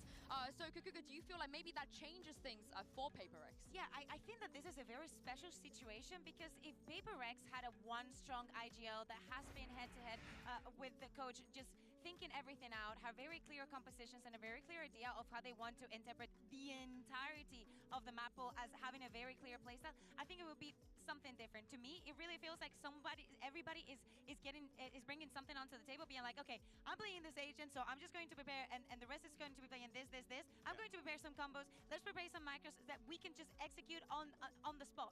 I think the point that I've always been trying to make about PRX is no matter what we think they should What do, the they're fuck always is gonna this try to do the guy? opposite. Like literally look out for what the opposite is. I wouldn't be surprised they listen to like some of the pundits and say, oh, okay, we're just gonna do the opposite. Unless it's Brendan, they just play Harbor Viper on Ascent when he asks for it. But there's moments like that. It just, to me, proves that PRX is super flexible. Well, they banned Haven and Split the last time they played against DRX, but that was not on the international stage. They're about to face each other now. Let's send it out to the coaches and find out the picks and bans and the maps we're going to be seeing today. All right, congrats both of you on playoffs since you guys joined us. So you'll be higher seed coming into this. Do you want Team A or Team B? Team B. Yeah, whoever has the first pick loves going Team B. Team A, we'll start with you. Like whoever's the higher seed always goes Team B. Lotus, your band. And so map number 1 from DRX. Everyone split? I don't I like this. Map number 2. Bind, side on bind. Split and Bind, these are good maps. Attack. So we're gonna go next to the band, starting with DRX. We have Ascent, Fracture, and Pearl. And Fracture, bro. Get Fracture out of the way. And Ascent, you're a band, you have Fracture and Pearl. Band Pearl. Map number 3 is going to be Fracture, DRX, side on Fracture. Jesus. We're watching Fracture map 3. After this, make sure we're all good to go. First set of bands, we have Lotus and Haven. Map number 1 is Split with PRX on attack. Map number 2 is Bind with DRX on attack. Next set of bands are Ascent and Pearl. Decider, map number 3 will be Fracture with DRX on attack. Good? Alright, good luck to you. Turn me up, baby. Turn me up. Turn me up. Turn me up. Turn me up.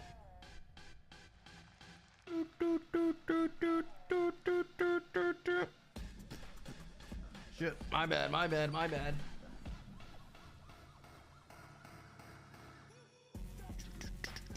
DRX.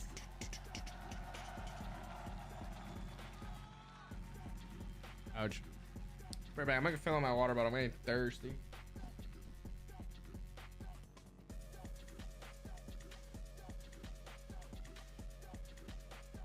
PRX.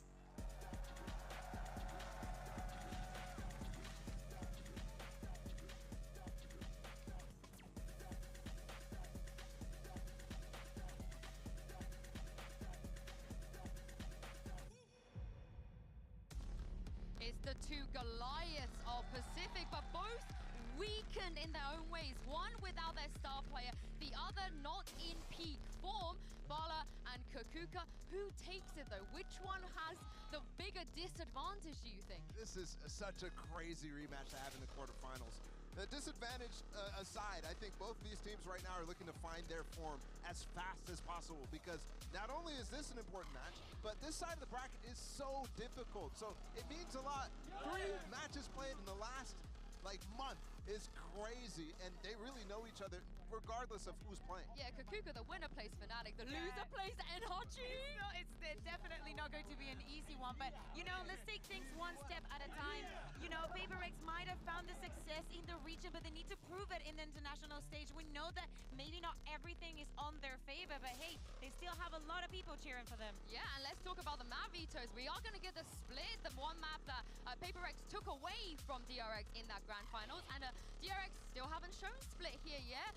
Where do you guys want to go with this first? DRX, PRX? I want to go with DRX a little bit here, because to me, this is the map that Foxy9 showed the best performances on. His movement on this map was perfect on that raise, and now you're going to potentially, put Buzz on the raise, put RB on the raise. It's very, very different in terms of what they want to go. And we didn't see that in the grand finals. So. And not only that, if you're going to get rid of that double duelist, maybe you have to move also the double controller. We'll see. Well, let's take a look at the Prime Gaming agent select. I mean, CGRS is playing the Sky. Forsaken's slotted right into something's wrong with the Jet. It's the regular double duelist for PRX, but look at DRX's comp. This is like the old mech ideas with the neon, the old optic ideas. We haven't seen this for a long time, so they've been cooking, and I'm really excited to watch. I'm excited to see that Sky on the side of PRX. Hey, what is this team comp? We needed some initiating power. I love the fact that he's. I like this. Wait, Neon on split? Hold up, let me cook. Very strong. Of course, the main difference is going to be between that Neon and the Jet, but there's going to be a lot of walls, a lot of smokes, and I am just praying for our servers. Yeah, but Forsaken's Sky has been exceptional this season. I don't know how I feel. RB's probably, arguably, definitely the best Neon in the world. In this situation, it had to be Forsaken. Yeah, it had to be Forsaken, but again, that's the kind of thing that they're trying to go away from. Like, he was limiting them when he was not flexible because of how passive he was playing as the Jet. So it's good to see, the OG duo back together in terms of the Jet Rays for doing it Forsaken, but that's not necessarily the direction that I want to see PRX, especially in the long term. Well, this is going to be a crazy split. I can't believe the comms we've just gotten as well. Let's send this down to your casters and see what they think. Here is Sideshow and Brent. Oh, Sideshow and Brent today. I like that. Up your ball, guys. I'm sorry. I didn't mean to. What? Oh, come on. This is a Pacific rematch, but at a global event. Oh. Yeah, but we're the guys. This is funny. This is funny. Get off.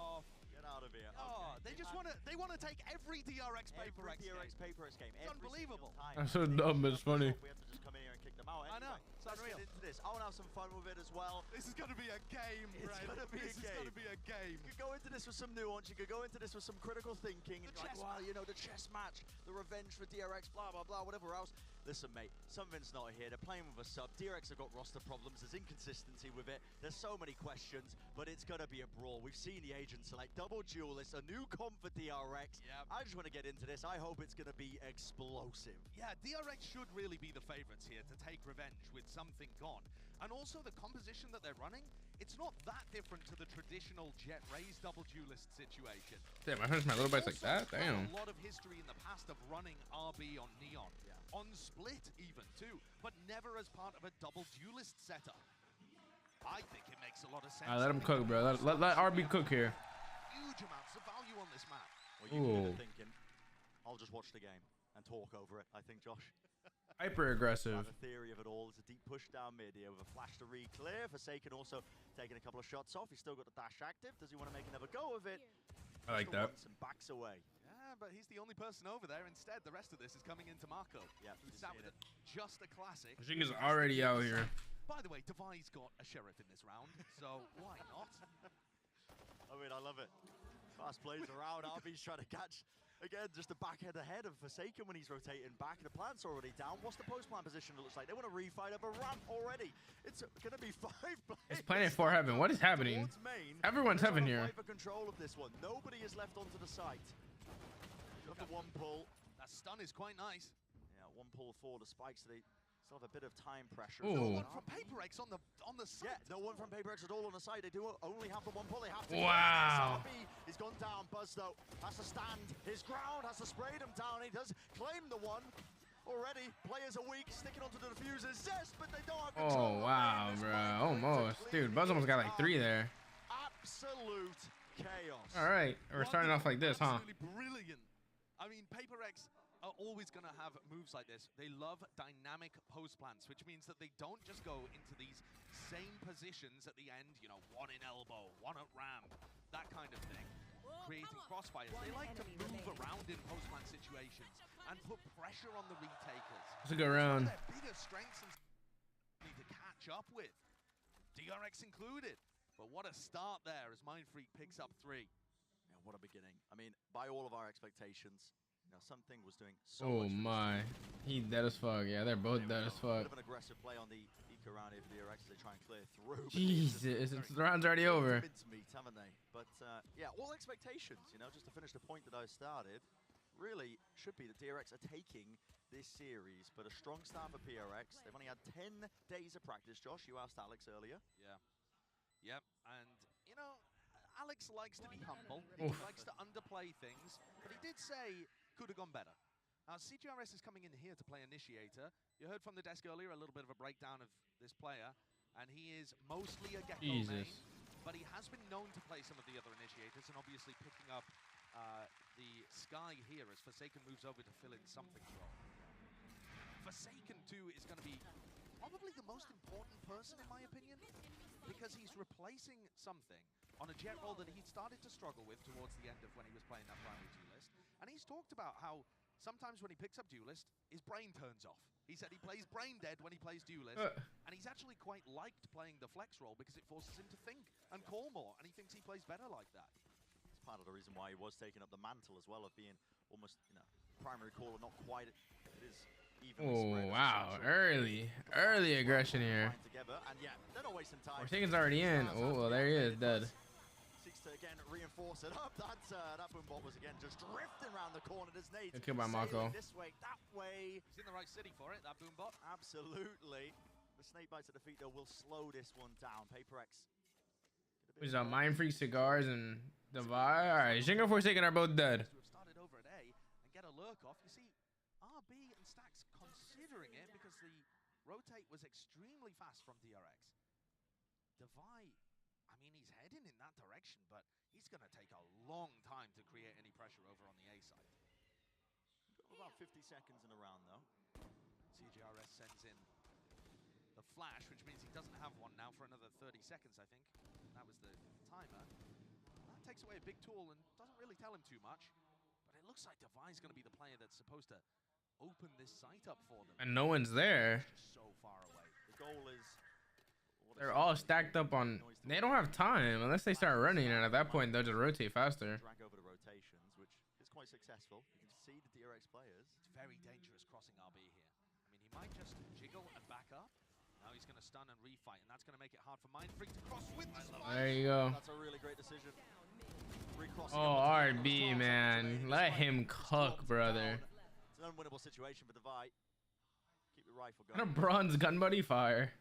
So successful bonus round for DRX. You know, the aggression at the beginning towards B main doesn't quite pay off. They couldn't. Hey, good round, good round. We needed that one. It was pretty clean too. We only lost one.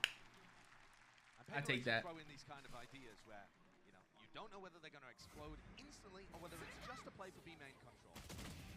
Well, I feel like most teams in the tournament, Brent, run a lot of slow rounds and then they'll use that to occasionally throw in a fast one to throw you off. It is the opposite. Nicely done. They will throw fast round after fast round and then throw in a slow one, and suddenly you're like, wait, where'd they go? Exactly. Where'd they go? The crazy thing about PRX is I thought they were going to trend away from this playstyle. Playing fast 80% of the time after Copenhagen. Yes, yeah. When they lost in the finals. They lent into it. They lent into it more. They just went further in. The all-in aggressive playstyle. And picked up one of the What most is this first orb? prospects you could possibly find. Oh, for a second snuck in. He hasn't been able to make it here for their first match, but PRX will be looking to try and... Oh, 3-3-3. You got him. You got him. Copenhagen, in fact, since you bring up the tournament. Good stun.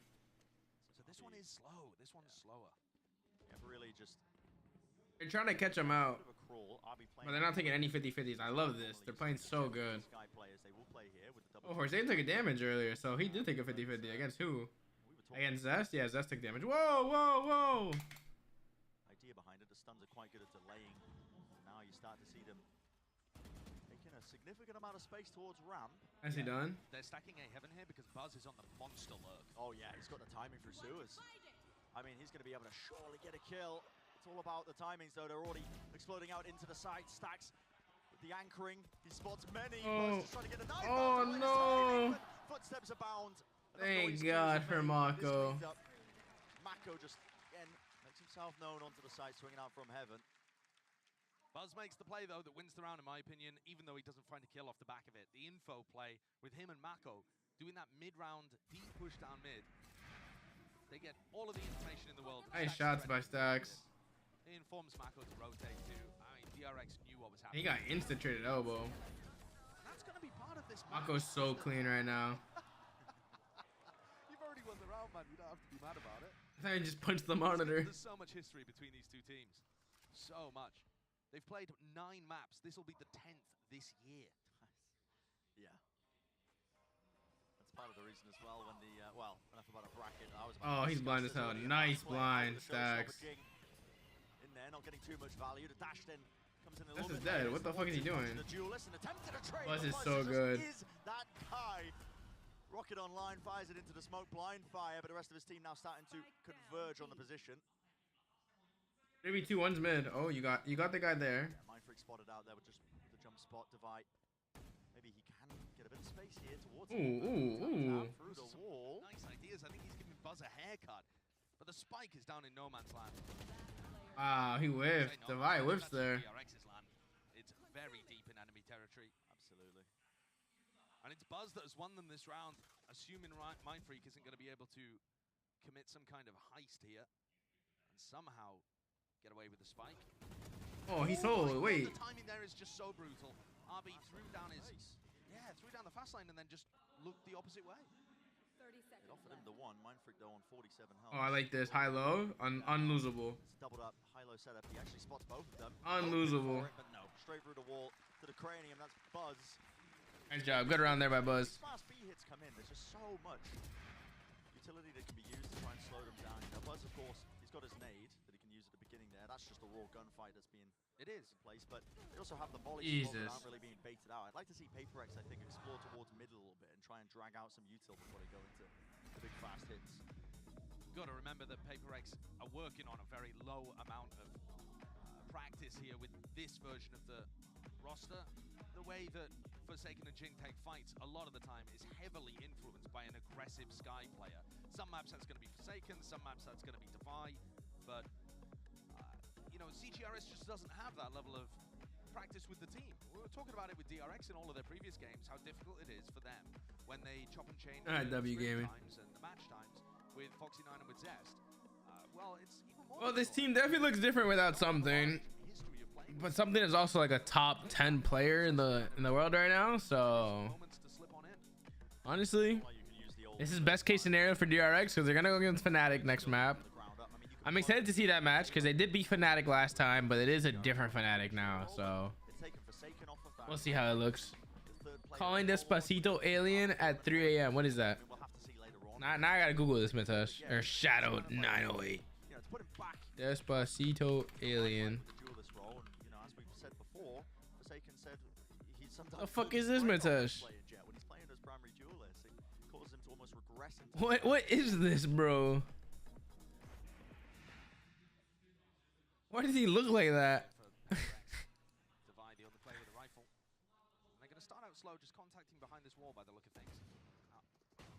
Bro, okay, that makes sense. What's up, man? How are you? Did you win any money today on poker? Did you lose it all? Repositions back towards heaven. Oh, damn! For a second, it's gone. Nah, David's bum ass one. Damn, David wiped you this time, huh? Seems to be quite aware of the possibility. Another stun. Yes. That's funny. Deep flanks. Zest, look at all that space he's just getting there. Into market, he's going to be calling the entire time to his team. He's like, guys. That's what you need to watch, bro, because you booty, bro. So that you can get better is what you got to start watching. Fly back and forth. One's on site. Who is that? RB? Two on site. One's elbow. They know that.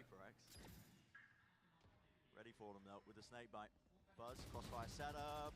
Inside the smoke in his face. The nade there. They're trying to chase him all the way down. Satchels to avoid and adjust. Nice job. Oh my good night. And that's Spike. No, it's not Spike. Manfred was holding that down, and he's still in I'm a capper. I'm a capper. Oh, they ran him down. Oh, Zest so clean. Wait, actually still winnable. Never mind. Was winnable. Was winnable. He said, I'm the best. You the worst, Mitesh. You booty. I mean, the positioning there of all of these players. Zest on his push through B main makes a very sensible, nice read. PRX, chaos, anarchy. Let's try and really mess with their protocols. Push into spawn, prompts this play. Buzz gets caught even though he was trying to be as aware as possible. Then Mindfreak is up an A heavy. Damn, nice job by Mindfreak there. They really just could not remove him. That's an amazing thrifty to get PRX back into this one. Already the series just is, I mean, it's fun. It's fun, man. Always a pleasure to cast the PRX here. Here we go. There's the exploration in mid. So I was talking about this a little bit earlier. They force out the nade. Is it brighter under the moon? Look how aggressive DRX are on the defense. Whether it's B main or A main, they're constantly prodding and looking to see where I get this feeling. I wanna be where you are. Is he just gonna tuck in this corner? It's a nice spot to play with a judge, to be fair. So maybe the action will happen over on A ramp instead. Mindfreak might choose to take oh my god, RB. He gets one. Jumping up in the air, firing off the molly. It wasn't easy. Stacks. Nice try.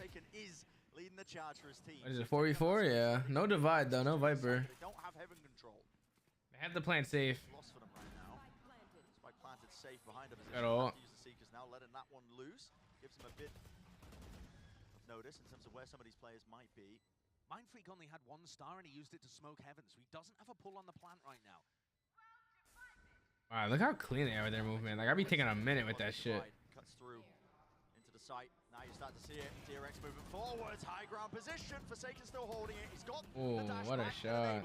Brought down though, but the trades are online for them, and it's left just down to Ooh, Mako. Nice try.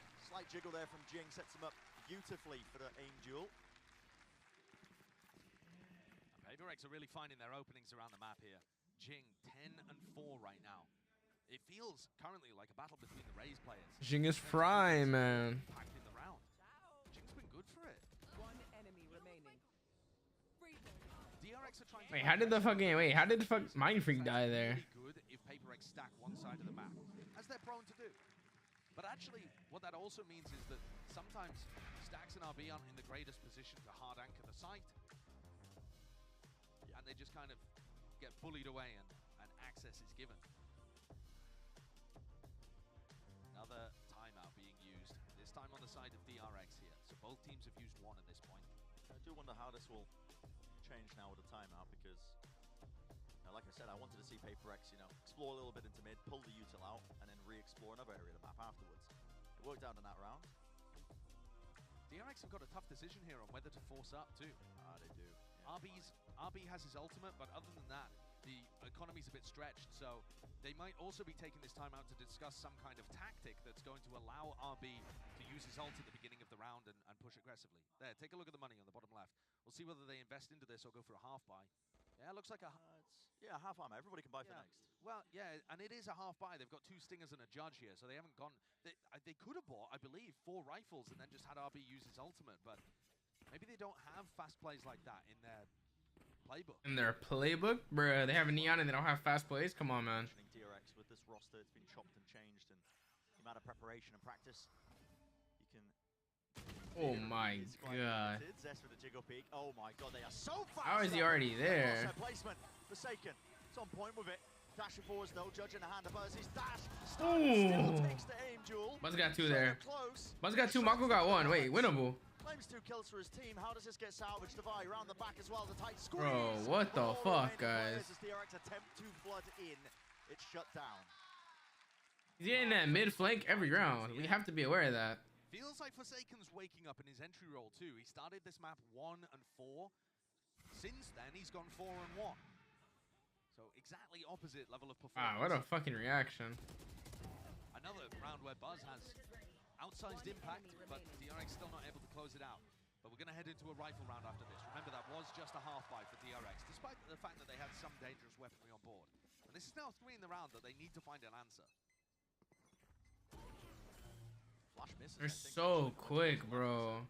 Look how fast they have Heaven. Still PRX not shying away from it. They want to try and play fast. The boombot spots it. That's just through the... Bro, dude. Jing! Can't be getting away with that, man. Get out of here. The showstopper. Oh, dude, they're just better. Wait, they're actually gonna...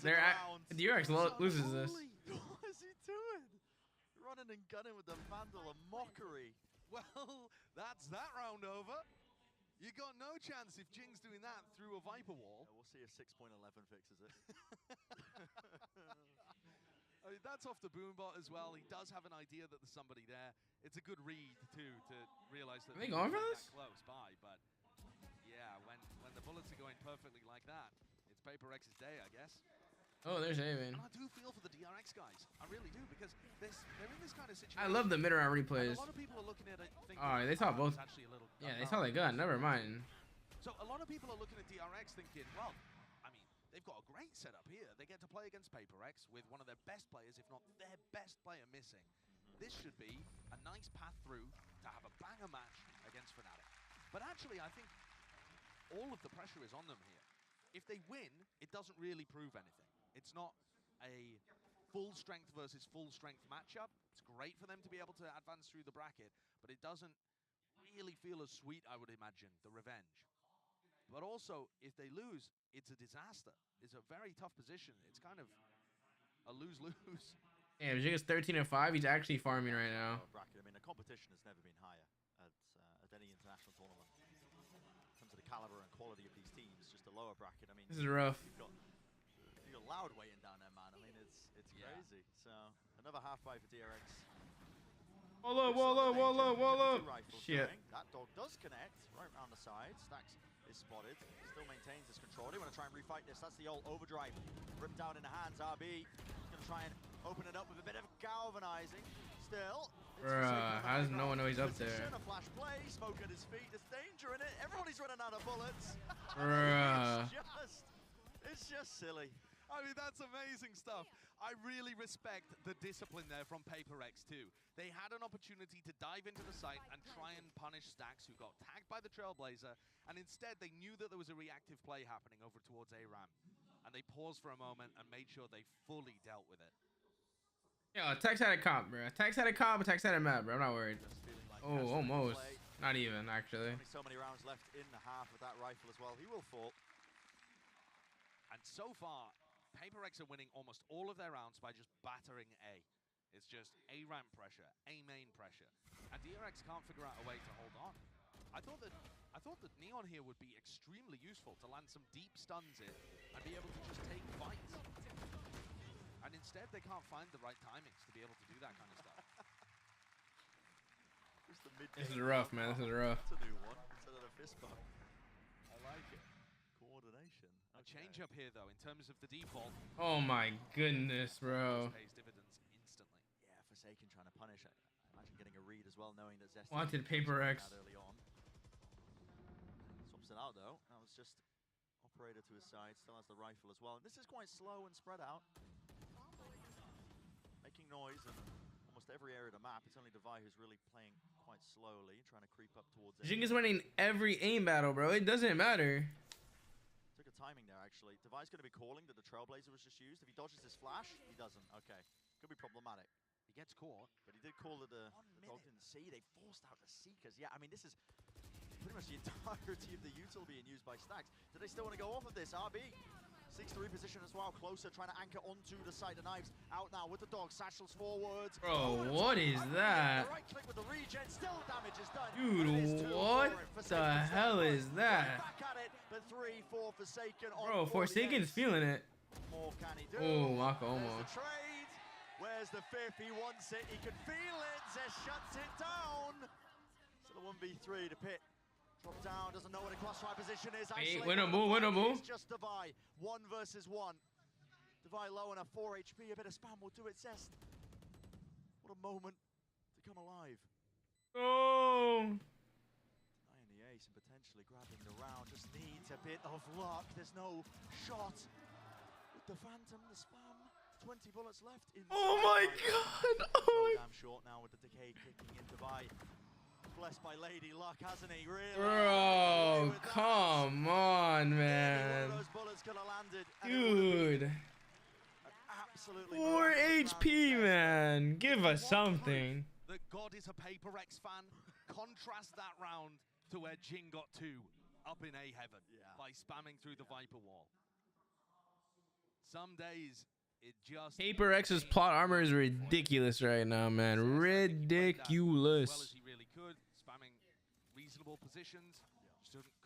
Bro, they've got like A every round, bro. Just fucking 4-man A, dude. Fuck it. They go B, they go B. Again, fast towards A. Satchel laid down ahead of time. There's a What's a good stun? used to push this back, but there was a flash on top of that, so. Alright, well, he just forced out all his util early. Bro, Forsaken's done this like every round, man.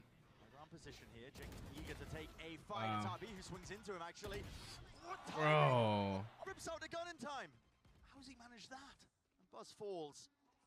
Is he going to be that difference maker? Stax close position where he's anchoring, not winning the aim duel. 9-3, bro. GG's. Any attempt. Forsaken's individual turn-up has Bro. absolutely flipped my expectations for this team without something. Dude. Forsaken, chill, bro. Chill. This duo looks. 15 kills apiece for Forsaken and Jing. They're feeling it. Wow. 9-2-3. I mean, it's just sheer domination on the half. DRX unable to withstand any of that A main. Like, chill, bro. Like, what the fuck? Rounds in a row. Meanwhile, CGRS is getting put in the backpack. Like bottom fragging king sub. Don't worry. It's like, no, your util's good. Your util's good. Don't worry. You're helping. You're helping. Well, that's the first half of Split. What a strange series of events. Is this really how we're expecting things to go? I'm not too sure, but DRX is going to be definitely scrambling for an answer. Let's send it down to the desk to break it down so far. Thank you very much, Sideshow and Bram. We were worried about something not being here, but Bala, did we all just forget that Forsaken exists? That's a good question. question, because this guy dominated 2 4Ks, what, in the last 2 rounds? Just insane stuff from him. It's the type of level that I hate it here, man. from back in the day when Forsaken was that guy on this team. He's still that guy. But let's take a look at Verizon high-speed moment from that half. Round 8, Kakuka, talk me through this. Yeah, exactly. I believe this is one of the executes that we're going to get for PRX. I thought that there was a lot of them. Of course, Forsaken is going to be the This is first DRX one map in, but pick too. Jesus Christ. Buzz is going to find a couple of kills here, but everything happens in the gist of what, like 30 seconds, an entire round. Everybody is rotating. The sandwich comes also from mid, and the round is over.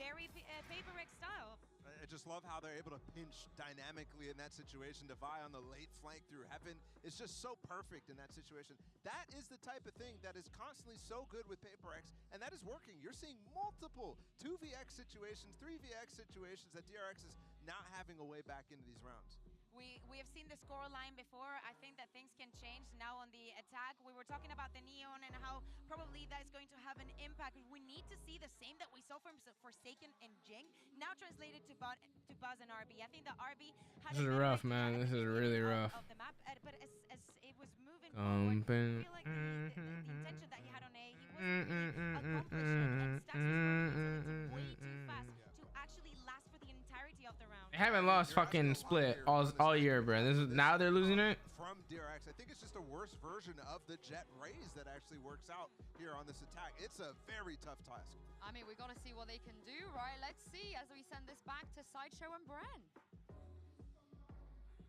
Yeah, let's find out as well. I mean, it really does feel, you know, as Desk was saying, quite... Ronaldo Estadio. Moving the Jet, you put RB on a comfort role of the Neon. They have played Neon in the past on Split when it was a solo duelist comp. So they do have some ideas, but we'll see just how good it is and how fleshed out it is on this attack side now. In theory, lots of stuff that you can do, but with how PRX are playing and how Fucking hell, man. on point Forsaken and Jing are, what a difficult task. They did play Split in the regular season. DRX ended up coming out on top, but that was when PRX had just started moving their roster around a long, long time ago. We know the history of these two teams and the history of the rivalry, but we had really no idea what to expect today. And even those slim expectations we were thinking about have not played out. The pressure's on DRX here. Very different tempo to start. An extremely spread default where they put down a little bit of pressure over here into B main, so they feel confident about taking this. Did that see something? It feels like it might have just popped up a couple question marks. Yeah, maybe getting a read on the minimap there just from the tail end of it. And Flash also confirming the suspicion. Trying to rotate over. If they're gonna go, they gotta go now. We know, of course, it's a heavy group up, maybe setting up for... They don't have a star, but they have a star to block off the site hit. And Forsaken's very deep in A main, which means PRX are allowed to put 3 on B. Interesting stun. Rebounds towards the side as a glide and a nade used in response here. A lot of damage done. RB's going to be low. Needed their own. Buzz using it, but no one's actually really popping out of the smoke. They're waiting for Mako and Zest to get in position. It's really disjointed here. I like this. I like this. From behind. No one was covering his back. The slow play. Yes, well, it works huge. out. Very nice. Very nice. Very slow, but it worked. Running so damn short there, but do a good job, DRX. They cut noise adequately enough, whether intentional. They just waited for the Heaven push, and they played off of that. Perfect. Actually, you could not have asked for a better start. And again, patience being beneficial for both of these teams. Forsaken was the player that was putting pressure over in A. He's forced to try and win a 1v5 here, which I think is going to just be a little past him. Well, spotted out where potential reswing was, but yeah, 30 health. Extraordinarily difficult situation, and a very good start here for DRX in this half. They obviously needed the pistol to mount any kind of a comeback. Yep. But I think the desk might be right with this being, you know, attack-sided on Split. You saw the stats as well, that they tend to win about 60%. Nice job, Buzz. He doesn't go into the smoke. He, like, lands right outside the smoke. Historically, this is a fantastic map for DRX. It used to be, you know, back when they were Vision Strikers in the very early days, it used to be their absolute best. I think they still boast something like a 90% win rate all time on Split. But of course, the theme of this match does seem to be, history doesn't really matter. It's what happens today. And expectations, toss them out the window because... Ooh, we're thinking about a gun here. Everything was against PRX. Huge. Still plenty more of the map, though, to go, potentially. So, absolutely. See if DRX can turn the tide. I mean, they get that pistol round, like you said. Pretty important. And CGRS is going to be a player that is taxed quite a lot on defense, I think. On the attack side, as we see DRX going into B, on the attack side, CGRS is just going to be feeding, you know, utility for his duelists and can rely on Forsaken and Jing calling that. I think mostly Forsaken calling that out. But on defense, CGRS is going to be asked to do a bit more on his own, especially if Forsaken dies early in a round, or if he's having to hard anchor A. He's got to pick his timings for the defensive info utility. Definitely something to keep track of. Smoke to get himself the satchel. Put a shorty up close, but everybody's getting mowed down here. Oh, okay, we lost the gun, but... Interesting that, yeah, PRX, they don't go for... Oh. Okay. Damage done, but time is running so low. That's a shorty. Not the weapon of choice, but take whatever We you take can him, we take him. But yeah, interesting that they didn't... We lost an extra gun, but we'll take him. Go down to the spike. Send it all flying, hoping that maybe they could make it a bit winnable, but... PRX have never lacked ambition. Yeah, they certainly have. They will go for them. Yeah. So, DRX with a chance to convert some kind of bonus. It seems to be the theme with DRX, right? It's all Buzz, Mako, and RB show. Stacks, and whether it's Foxy9 or Zest, they don't really... I mean, Zest is... He's doing his roles. 11 assists, 6 kills, 6 and 9, 6, 9, and 11. Like, he's doing well. Okay, here we oh, they're going. Flashes. Absolutely blinded up, Jing. Forsaken's dead. Finding that satchel to the side. He's grabbing all of them. Mindfreak also seeking to contain. Again, stop that pressure. Hey, 2v3 isn't bad. Did lose his life. Never mind. That's a wide double face. Mako Jin got 3 on the round. Mako could win this, though. In a 1v2, does have the Has a mid and a 17. By the way, there's only 25 seconds that are passed in this round. What a difference to some of the teams that we've been watching at this tournament. Both of these squads quite happy to increase the tempo when it's required. Mako using the Trailblazer audio cue, realizing that CGRS is looking for information and routed to the spot, so he's happy to just run through, catch a little earlier of a timing. He has a ton of time to work with here. I mean, like I said, there's a whole minute to clear. He's got the pieces to make something of this. Not the health, really, but... He really is the rock that his team relies on. Yeah. See that influence in his play at times as well. Oh, he gets his kill, it's winnable. Wait, he gets his kill, it's winnable. No. Man to man, he pulls off some insane moments with insane consistency. I really did. It was there, it was there. Placement was looking quite good, but no, he gets brought down. So PRX will be the first team to get to 10. So we did see a bonus round tactic there from DRX. Very fast play up through B Heaven, but well responded to by Jing. He backed it up using a blast pack. And to be honest, the spacing difference was enormous between RB and Buzz. What the fuck, how you hear that? Buzz couldn't really follow up on what RB was doing there. And I imagine we're going to go back into some slow rounds, though they're set up again for a similar kind of mid pressure on attack. Oh, cigars didn't clear. It's cleared out just from the Trailblazer. Yeah, didn't check down into sewer, so Mako still lurking there. Goal just to be setting up Forsaken onto the A main angle so nobody can lurk. So he is past the, you know, the Viper wall. That was really what they were intending. Mid as well, could be some back and forth exploration potentially, but yeah, time ticking down still. Mid is such an important part of the map for DRX to control, especially in this round where they have Seeker. They have Zest by himself with Spike over here. What is the play? Kind of spot to tell where PRX is kind of cheating. So risky from Jing. He sees it, the shoulder, He's dead, and it's a wider face by Buzz. He's immediately there to capitalize and punish it. Still, they want to try and play fast off this. DRX taking that B Heaven control. Did lose a player in the process. Devi, he's got to try and anchor it down. Being swarmed. Smoke was propped up though. He managed to get somebody off. Needs to hold this. No. Created a bit of an Wallahi blood. Where is the trade? Is nowhere in sight. 6 bullets towards the back. RB is playing it with patience.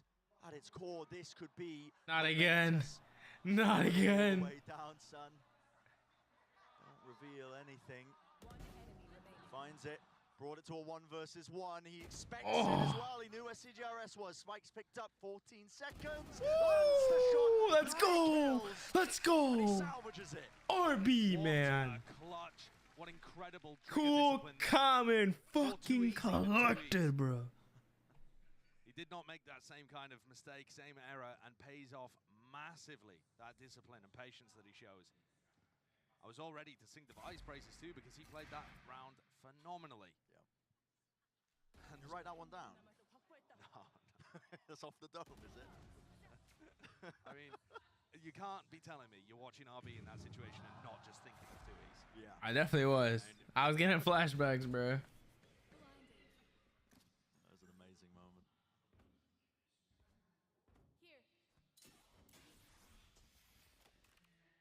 There's the half buy for PRX. So Economy really taking a knock after losing that one. DRX. They can get to 7-10 here. I like this. Bringing us back, or at least the possibility of it. I mean, they're winning the necessary rounds, but you got to keep it together. DRX have never got a read that PRX are only leaving one player A. They're using CGRS's utility to just, most of the time, rotate off. Oh, here we go. Satchels. Again, another glide Nice shot. forwards. Damn. Face. Mindfreak still alive and kicking, but not for long. RB is there. Duelist player. Oh, RB. Hold up. Cleanup duty for him. RB's hot right now. He's looking crispy with it. Yeah, he really is. When RB's firing off like this, he's on a comfort roll. It's a good sign. Best Taken world wants neon. the rifle. Smoke to cut up the angle. Not quite a rifle, a stinger, but maybe he can do some damage with it. Oh, blinded his teammates there. That one. Wanted to get set up by the flash, but making a go of it. This is clean though from DRX. I mean, CGRS really no chance at all with just the Ace. Ace. The Ace. Sheriff. No. Ace. Going for it. There it is. Attaboy. That's a crowd pleaser. There's somebody chanting Ace as well. Yeah. But PRX still have a 3-round lead. Ace.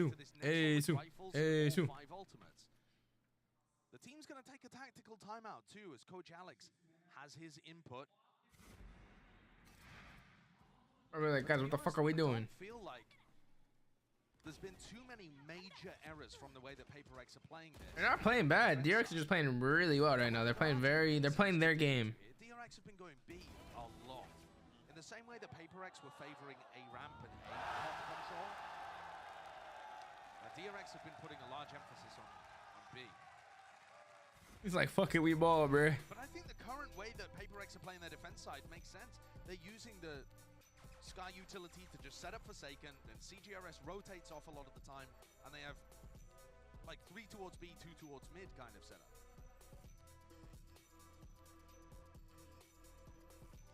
Just can't quite anchor it when the side hits start to come through. Yeah, and also you had RB with a fantastic clutch play, which, you know, he's not going to be able to do that every time. Just because you lost the round doesn't mean you played it badly. Chances for PRX though to get back into it. Using that last time out. Ooh, Forsaken brought out the op. Forsaken. Line up the operator as well. Potentially another answer to what's happening with, you know, the slower beginnings. These. Hey, what the fuck is this buy? The DRX. Just poking and prodding. Maybe there's something there to punish. Yeah, not just that. Devi's got his Viper split online and a judge, so I would not be surprised to see him just rip that in B main to start. However, yeah, I mean, DRX have not really been playing fast in B main. Viper split in B main. Here's a showstopper. Ooh, Exchange. what the fuck just happened? Utility. It's all over the place, man. Jing still, he did the damage and he cleaned it up. He's cleaning up his own mess there. He whiffed the ult and he gets 2 with a stinger, bro. He wasn't able to reset the aim to actually punish that showstopper from coming through. That ult needs a buff or something. I'll tell you. He just got 2, Brad. He did. He set himself up quite nicely. Mindfree with the jiggle. Lays down the star. Oh my goodness, almost goes down because of it. Yeah, he also didn't have the pull to be able to work with. So he had to... He was kind of too late on the timing there. Layers up the util. Seeker's being used. It's going to be so difficult to end B in this spot, though, because of Devi's ultimate. It just doesn't seem doable. It really doesn't. That's Ooh. why they've just slowed it down again, making sure that they explore up into mid as Mako who's gained this position. And it's a bad flash. He's pushed all the way deep. Nice. Wow, that is so unfortunate. CGRS just used his flash in A heaven to make sure Forsaken was safe from that spot. And Mako dodged it somehow. Maybe with the Viper wall? Well, that's a bad smoke too, but Zest saw that and he took advantage of it. Down at 3. 3 versus 3. Oh, this is about ult. Online. Never mind. What the hell? Wait, what the hell? That Viper ult just went all the way around. Covering. This is brutal to get through. If you are PRX, got to pray for some of that Jing RNG, I think. Maybe with the run and gun as well. Hope you collect an easy kill. Spamming into the corners here. One upside is everybody is playing in the pit, so there's always that potential. You've got to land your shots properly. Flash round the side. Ooh, 1 HP. There it is. K kicking in. There it is. Easy kill to claim. Mindfreak forced to back away and save. 8-10. We like that. We like that. And that is an enormous. He saves the round, bro. That was a huge round. There's the hold. I was talking about how I really liked the way that PRX were playing their defensive side, and they were just posting up Forsaken on A main. Now, obviously, he's weak from that mid split, but CGRS was still spotting it with utility. I don't know how Mako quite dodged the flash that came through the light. I thought I was gonna hit him. Was he around a corner or something? I'll see this in the replay. Here we go. What? That is okay. Wait, he got hold. Activates his wall as he hears the audio cue, and even though it's half bloomed, it gives the false info. Wait, he's behind the wall. he got hold. Wait, he got hold. Crazy that's what turned around. Wait, how did that blind not actually, yo, false info off that blind? That's fucked. Capitalizing off of it. What a phenomenal play, and instantly recognizing the advantage he had there. That's part of what makes Mako world class. You're starting to see. Got to turn up the heat, haven't you, Forsaken? Jesus. Straight up into it. Taking the fight to Mako. That's a bit of a read, I think, that they know that Mako was playing so slowly towards that area. 2 players in sewers. The sound bait, Forsaken! Nice. Absolute genius at work here. Grabs the one, doesn't quite get the third. Still. I got a gun out of it, though, if I'm not mistaken. More than winnable. Oh Oof. my god, okay, CGRS, why not? Go for it. Pop flash play around the side, but Buzz wasn't really blinded up. Double satchel now. Makes his mark. They're stunned here. They can't push that. Towards the site. Gotta try and get this spike down, but No blind Zest? No blind? Hello? important to Guess know not. as well that Now you it's still coming. have a main control. And they have a pull that can go on the Oh, spike shit, here. he Buzz took with the timing. Flank as well, though. Taking place on the side, Buzz. I loved that. Around for him. Got to get a bit of a move on, and I think Mindfreak. Oh my god, Mindfreak has a great timing here. Versus Zest. It's quite There it is, yep. Zest falls. 2v2. I know. Should be at least 2 players onto the site. PRX starting to put the squeeze on into elbow. Maybe some util to set it up. Showstoppers Stall forced here. down. Trying to make something from this one. 55 health on Buzz. He'd love a kill from this. Again, just waiting it out. Time is ticking. It's getting shorter and shorter. Have to let rip. And you have to find some kills. Mindfreak, he wins. Wow. Follows up and just in time. Just in time. That's a good round. Yeah, I mean, they had only 3 seconds to spare, something like that. 2.5. Not even. And yet, once more, what I'm appreciating from this map with these 2 teams is that despite the chaotic moments, the players are so smart at when to be patient and when to play the time. They don't Why is he overrush swinging things that? in this spot where Buzz is holding his showstopper. They know that they can play the clock, use it as a resource, and win things out. What a huge one for PRX to be able to take away. Yeah, amazing play. That's another one where it's a bit of a broken bye too. They've been almost perfect in those low eco rounds. Yeah. Very interesting there. You know, doesn't it? Both of these teams really just excelling. I'm confused by it, but so far, but not much breathing room if you are DRX. I mean, 2 more chances, or 2 more rounds. That's really what needs to be gained for PRX, and they can convert this map. And something we haven't really discussed too, as DRX take a tactical timeout. I think it bodes mentioning that one of the big reasons why DRX have been able to run Zest is that they lean back on old compositions, old strategies. They haven't had much scrim time with him. They've only started playing with him. Termi was saying in a press conference, basically as soon as he started subbing in the lower bracket finals against T1, they weren't practicing with him before that. So that's very, very long. Cook up a deep playbook with a new composition. It's one that they haven't played before. I feel like, I could be wrong here, but I feel like every other map seen them play an old composition or something that they've played recently, something where Zest would be comfortable and understand exactly what was going on. This is different, and their attack side still looking decent, but it's a deviation from the norm of how they've been able to maintain success whilst messing their roster around. So here's a difference maker. It's been slow all up until this point, but now our Trailblazer leading them in. The the side, forcing out the snake bite. Oh, Nade towards wow. the back, and a flash. The Vi is in a lot of danger. A Buzz, quick. There's a stray bullet to Buzz as well as he does lead the charge for his team. He's in there towards elbow. CJRS. Ooh, Mako. Unfortunate. Mako, crazy. Oh wow, good, great movement by Jing. He's cleared out towards main.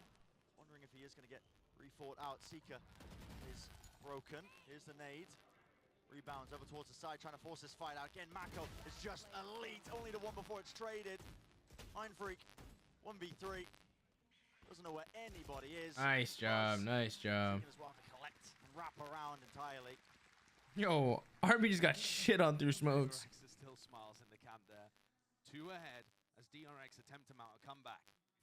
That's a fast pop where really the round should have been. Oh, look at the on the corner of his eye. Barely sees him and flicks around. It's one of those instances where it's unfortunate for CGRS. I mean, he's 5 and 14, but it makes sense. He's a substitute player. He's coming in here without any scrim experience apart from what they've been able to put together just recently. That is facts. They played him for 1 map, I believe. I don't know why they're not playing Benkai. I think that's PRX's fault. Oh shit. On their half fight. This is exploration into mid. Deep contact play at the beginning, seeing if they can hunt for a kill, but don't get too much done. In fact, Wait, they both have the identical walls here. What the fuck? no reaction from DRX, but now you're starting to see them go a little bit. Boombot, Dog, I'm away, making sure to clear some of those angles. Divide, still playing his life. Going for any sort of one and Kind of like a save. The only one that has a gun is I don't know. They have, it's sheriffs and some guns. So interesting how they're gonna play this year. I mean, every A hit, Zest has just been sat AFK in market playing the pull and then going for the latest lurks possible. So that's how they're working him in this roster. Retaking that main control, pushed up. Kevin out, heavy group up onto the side. These DRX players could be some danger. Absolutely. Nice. Satchel plays still with the rifles. Is it going to be easy sailing? Mako. Stop from this aggression. Whoa. They have handed Forsaken. One of them with the dash back online rips out the sheriff. Oh my goodness, RB is hot. Magnificent, but they don't know where Zest is. With time running this low. Nice job, nice job. Zest only had to stay alive, and that's what he was AFK that entire. They played that round 4v5. Zest just having so much faith in the rest of his team that he'll be able to go on these long late lurks. Zest literally did nothing that round. That's actually kind of crazy, man. But what a round.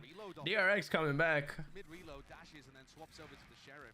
Stops him from being able. What a round by Forsaken. Almost had it. Jing, however, had, or not Jing, sorry. RB had an even better round. 1, 2, then guess one more Heaven, I think. Oh no, wow, never mind. What am I saying? Jesus. Into the side there, so can't really wait around and reload. It's the right call to make in the moment, and almost doable, but yeah, Zest playing RTS mode. This is a major comeback for DRX. High-low setup. Oh, this is different. It's just that one round, as you mentioned. Asher's dead though, so. Nice and even. What a comeback. Oh, never mind. He's not even dead. Doesn't it? An opening kill onto RB. I love that. PRX has been running it in Pacific too a lot of the time. Very good against the DRX team that's going to try and take that space before bursting. Ooh, fake info, false info. An innate understanding of the timer. They got the pick on B and they look at that. They're already rotating towards mid into A. The purpose of it was really just to fake that A pressure and presence, and it's a re-clear called again by PRX. They're just contacting down into mid. Yeah, CGRS also missing his flash there, so they're worried that somebody could be deep into A heaven. They're actually giving, or being forced to give DRX all of this space. That's the second flash used. This time a bit of an indicator, but no more to play off of. Don't know if Heaven's compromised. You can see how scared they are of this while this flank comes through in and out of sewers. Stacks with the gun. Get out, you have the spike. You have the spike, run. He runs up onto the side, he realizes, I've got the spike, I've got to try and play for this. Satchel, 4-1 Buzz, he swings out wide. Jing, still in a fight, the rocket let loose a little bit too close as well. Doesn't really get any damage at all, but they do have that Heaven control. All 3 players now grouped up as well. Starting to see the util sails through the sky. It's a snake bite. Looks off the one angle there. Shots. Oh my. It's excellent firing range for Mako. And he gets the ult off online. And he stays alive with that ult. Alright, this should be 11-11. Mako just don't peek, nothing. And burst will really bring him down, and the whole defense will come crumbling. Don't peek it, sit behind the screens, bruh. Holding down the one extremity here into elbow. It needs to be that round. Oh, there it is. And the random spray, the last bullet, finds it, isolates it, knows what buzzes, and he wins it. Ridiculous, bro. Ridiculous. Just insane. These are the moments that are making the difference in this match. And Mako's reaction says it all. What are you supposed to do there? Yeah. That's almost the exact same spot that we saw. How many rounds ago? I can't even remember. 12 rounds ago, something like that. One enemy Hey, bro, and it's a headshot too. Guides the bullet straight into Mako's head. And it brings them one step closer to taking the map. I mean, just ridiculous scenes. But yeah, you're right. Do love a fake comeback. Do love a fake comeback, but I want to see DRX bring it to. Oh, he saw him. Catching just onto the model. Yeah, Zest's cape almost just drifting away there. By playing as well with the judge. Now there's a star at his feet. There is. It is a shit buy for Paper X. Will pull him if they choose to use it. That's a recall. Oh, well, okay. Just a start. Propped up. Divine takes the timing. Right round the side there with RB. Follow up with the rifle. Zest containing this deep push as well. Fights all over. He missed. Missing the shot. Oh. Smoke up. Props up the one way. Does he really want to try and get back onto the angle? Zest has got the read on this. He's actually got his crosshair on it. He's in astral form. Yep. Star. Wow. Up smokes. The space being gained, but that could be a play to make as well. He's going to be making a call as well that everybody's rotating away. Yep. That's going to make CGRS and Jing ready for it. CGRS has really struggled in these anchor spots before, but Jing's been excellent with it. Jing is 23 and 17 on the server right now. They know the hits coming through onto A. All that space was gathered. There it is! Wow. Re-swing from Jing. And it's up to He Zest jumped! to try and He extend jumped, the play. There's no motherfucker! In hell. That's 4 to finish for Jing. And map 1 is Paper X's. What a turnaround. Great attempt at a comeback there from DRX2. But I think the damage was absolutely done in the first half. Forsaken was flying, and Jing was consistently amazing throughout. So yeah, that has completely flipped my expectations for this series on its head. Oh yeah. I really thought we'd be seeing a weakened Paper X out here today. And, you know, CGRS, he filled the gaps on their attack side in terms of using that utility. Defensively, struggled a little, but overall was not actually required. They just went back to that 1-2 punch of Forsaken Jing and kind of tore DRX to pieces. Works just as well. DRX are going to be in their own heads about this one, I think. It's a rough situation for them to be in. This is a matchup where you should be favored if you're DRX. Going up against that weakened squad of Paper X, you know, we're running. CGRS just as a sub, but like you said, Josh, you know, he wasn't really required to have a big step up. The support of util was there. That was what was really a defining factor, even in that final round. Jig with a swing on Heaven. But if DRX, you're right. If DRX can't beat this team with CGRS in the roster, I mean, that is what they're all going to be thinking. It does not bode well, does it? On their map pick on top of it. Exactly. Going to Bind next. Who knows what Paper X are going to be pulling out on Bind, by the way? Not a clue. Listen, they were running Reyna with something. Are they still going to be running the Reyna now? Not too sure. They could. They totally could. Jing's played Reyna in the past.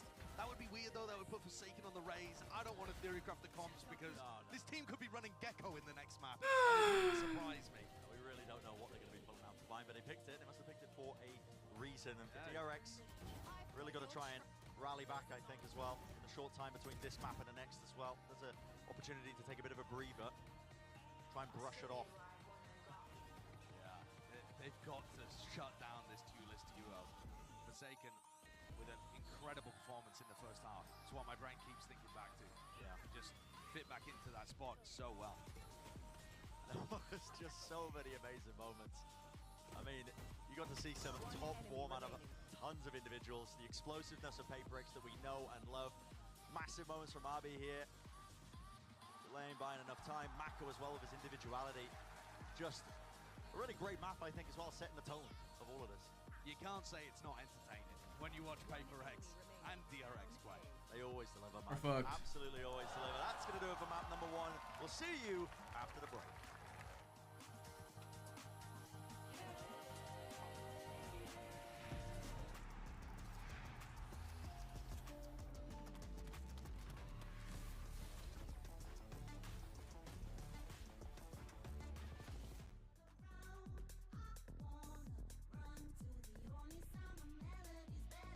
All right. What was I playing? Oh, I was just looking at the Reddit.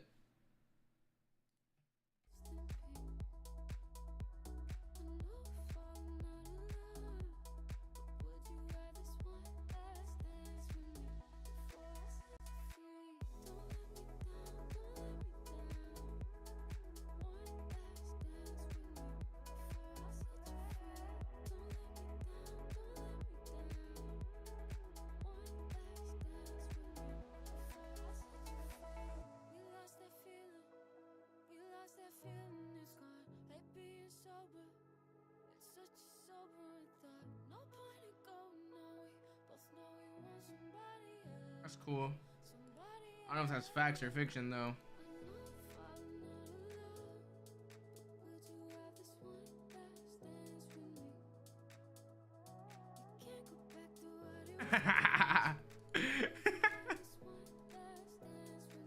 He said, "Wallahi, blood, he's cooked, bruh."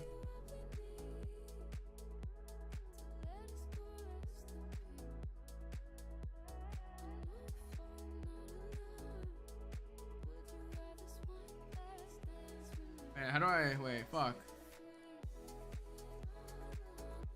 How do I save this image, bruh? Damn.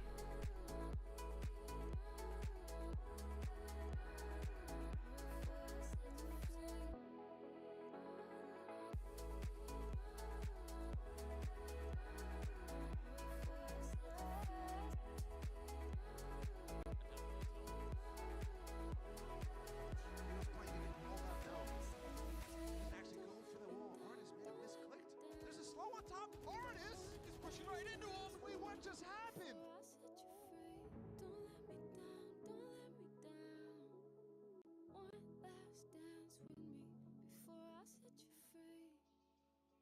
In a 1v5 clutch? This is cap, right? Ah, bruh.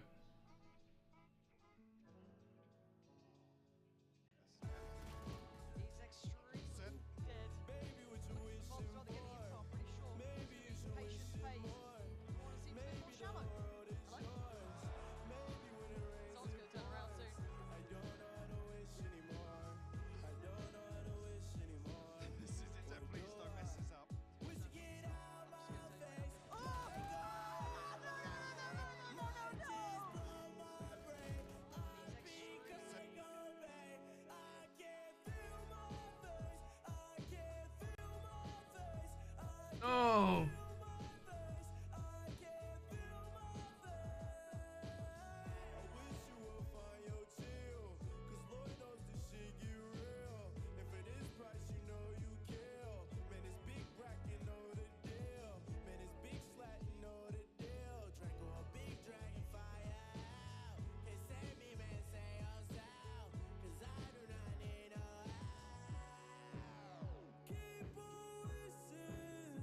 Bruh, 9 ads? Fuck, man.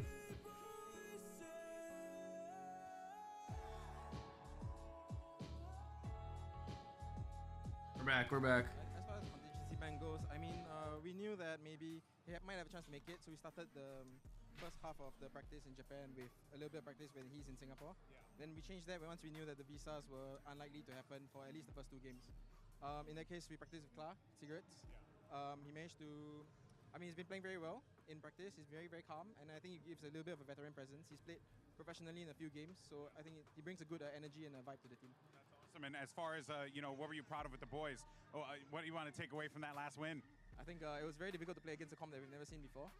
I think nobody plays Neon in Asia on Split, so it's something very new for us, and I think I'm proud that they managed to adapt without really much of my input. You know, most of the time my tech force I actually spend calming them down rather than anything else. Well, thank you so much for the insight, brother. Appreciate you. Back to you guys. I'm sick as hell, man. Thank you very much, Golden Boy and Alex. Now, Bod, I like the veteran experience point because this is a team full of kind of mental, lunatic style player youngsters. Maybe Absolutely. CGRS being there kind of calms them down a little bit. Yeah, a little bit, and you actually kind of felt that style from them. I think, especially on their attack side, it was a lot slower. There were definitely moments where, you know, you have the microaggressions that we know and love with Paper X, but yeah, maybe that adds to it. I think CGRS definitely struggled a little bit in this game, but you have at least least the rest of the players able to cover it up in some senses. Yeah, but Kakuka, DRX, they nearly brought it back. Yes. It was insanely close, and I wanted to take a look at one round, actually the first round of that second half. Don't let me down, don't let me down. Things, get dicey. The most important round is the pistol round. You need to get those numbers on the table, and I wanted to take a look at what DRX is going to be doing here. After working a little bit around the map and actually only given the bit of information that there might be someone around B lobby, they decide to go on this execute. And the cool thing about it is how important and how decisive they're going to be with the utility usage. We were talking about the Neon, about what One last dance with me. Stun use here and here, plus a smoke that is going to be just instant, but not fully onto Heaven. And I want to play the clip directly so we can dive into it, clearing that early space and actually giving that first kill that is going to go on this direction, as you can see right now. And the moment that they freeze inside of this smoke, acknowledging the strengths that they're also on the side of PRX and how important this round is. Now, look at the minimap. We still see how Jet is going back into A, saying like, okay, there's such a big freeze time into when nothing happens. And all of the players, a couple of them coming from mid, take that space and take that moment of a little bit of disjointing just because of the utility that is being thrown onto B that causes the right exact amount of chaos for them to take that space without actually any casualties. It's crazy how well that freeze worked. And they dove into the smoke too. That was PRX's. 112 for 100. Is that worth? That's Let's see. Really Store. giving PRX a sense of what is going on. And I think almost every single round had an element of that from DRX as well. For me, the game plan was really good. They started abusing that B side. They went there like 5 times. Not really worth. And then Not they started really abusing worth. that A side where CGRS is. Dude, no way DRX loses, right? Surely not, man. It's just a bunch That would of be hero plays, ridiculous. like Josh was talking about on the cast. A lot of really lucky moments as well, like that spray through the Viper's pit. Yeah, but we're going to move on to map 2 now, and I'm really excited about this. I know it's a rematch, but this is where I feel like DRX, they're going to want revenge, Kokuka. This is where the final map of that grand final as well. But again, very different players this time. We still don't have something. Yeah. There's a lot of questions. I think that's the biggest question, because one of the craziest compositions that PRX has on their map pool is here on Bind. And one of the pivotal points of their wins was actually something on Reyna. And One last dance with me. Individual plays that he could have. Now that we have seen CG Ravers playing on the Sky, on Split, what is the team going to do on Bind? It's really interesting, because to me, something on that Reyna actually played quite isolated on this map. And you can. I mean, it's Reyna. You definitely can. He goes for like a lot of like late lurks, all that sort of stuff. But to me, I'm thinking if you put Forsaken back on Jet, you know what's coming. I don't want to take him off the harbor. I just don't want to think of a world where we have to take him off of that. But let's hear from DRX's coach Termi before we head into map 2. Hey guys, here with Coach Termi. Of course, Jen's here as well for the translations. This is a familiar team, Coach, that you guys have played time and time again. How has the preparation been different, knowing as well that you're facing a PRX team that doesn't have a star player on there, but yet now everyone's stepping up? 일단 페이퍼렉스를 상대로 많은 경기를 치러 왔었는데 상대편에는 이제 썸띵 선수가 없잖아요. 근데 이렇게 많이 만나본 팀이 다른 라인업으로 경기를 Yeah, how you know, bro? 경기 준비 과정이 많이 달라진 점이 있을까요? I am 100% playing Galaxy right now. I'm getting whooped, bro. 충분히 파워가 넘치는 팀이기 때문에 굉장히 그런 부분에서는 좋은 팀인 것 같고 준비하는 과정에서는 딱히 I try to do one of the raids for the clan. For the guild, rather. With each other, but PRX, even without something, I think they have plenty of firepower and they are a strong team. But counterattack, preparation perfect. doesn't really change Copy. because of that. Yeah, makes sense. What are you telling the team as you're getting ready for map 2? 이제 2세트 들어가면서 선수들에게 어떤 얘기를 해주실 건가요?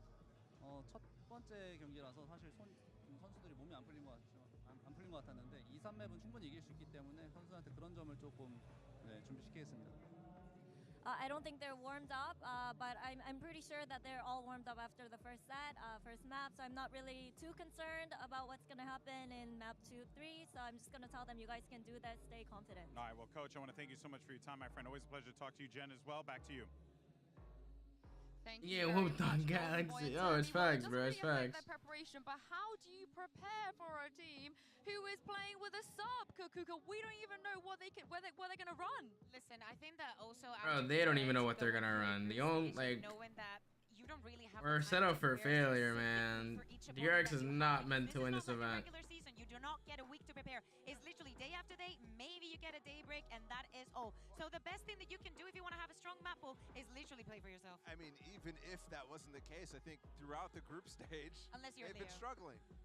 And if they've been struggling, they need to focus on themselves. They just need to focus on themselves. And you're right, though. I mean, there's nothing you can do to prepare for. What are they playing? Ooh, as you guys can see in the Prime Gaming agent select, Cigar is playing Gecko. Gecko, his main. I don't mind the Gecko, but I'm not super happy on sticking with the Forsaken Harbor. I think it's okay to not have a second duelist here for Jing in most cases, especially when you're replacing Arena.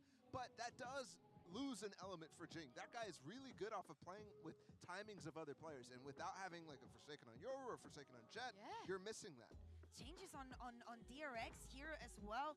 Now going on to the fade, we saw the KO, the double info now is swapping back and swapping around probably. Oh, Arby's playing trying to Astra this counter a time. little bit Okay, of this is the harbor interesting. of that- This of is that, weird. well, not the breeze, I don't know if I fuck with this. but everything I think is going to be on Bass because the ground is going to be completely prepared and suited for him. Yeah, they've gone back to the comp. They played against Optic back at Champions in 2022, so they do have experience on this. I think we won that map. We're gonna see on this map as well. What do you guys make of this, Brandon Sideshow?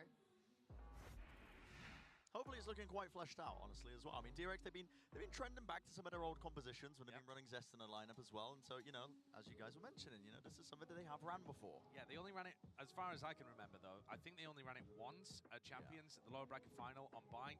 It's never actually been a map that DRX like that much, or are very good at on Bind, in my opinion. Whoa, They're chill, good man. domestically at it, but then when they bring it to the global events, they're a little behind. I like the composition that's being run.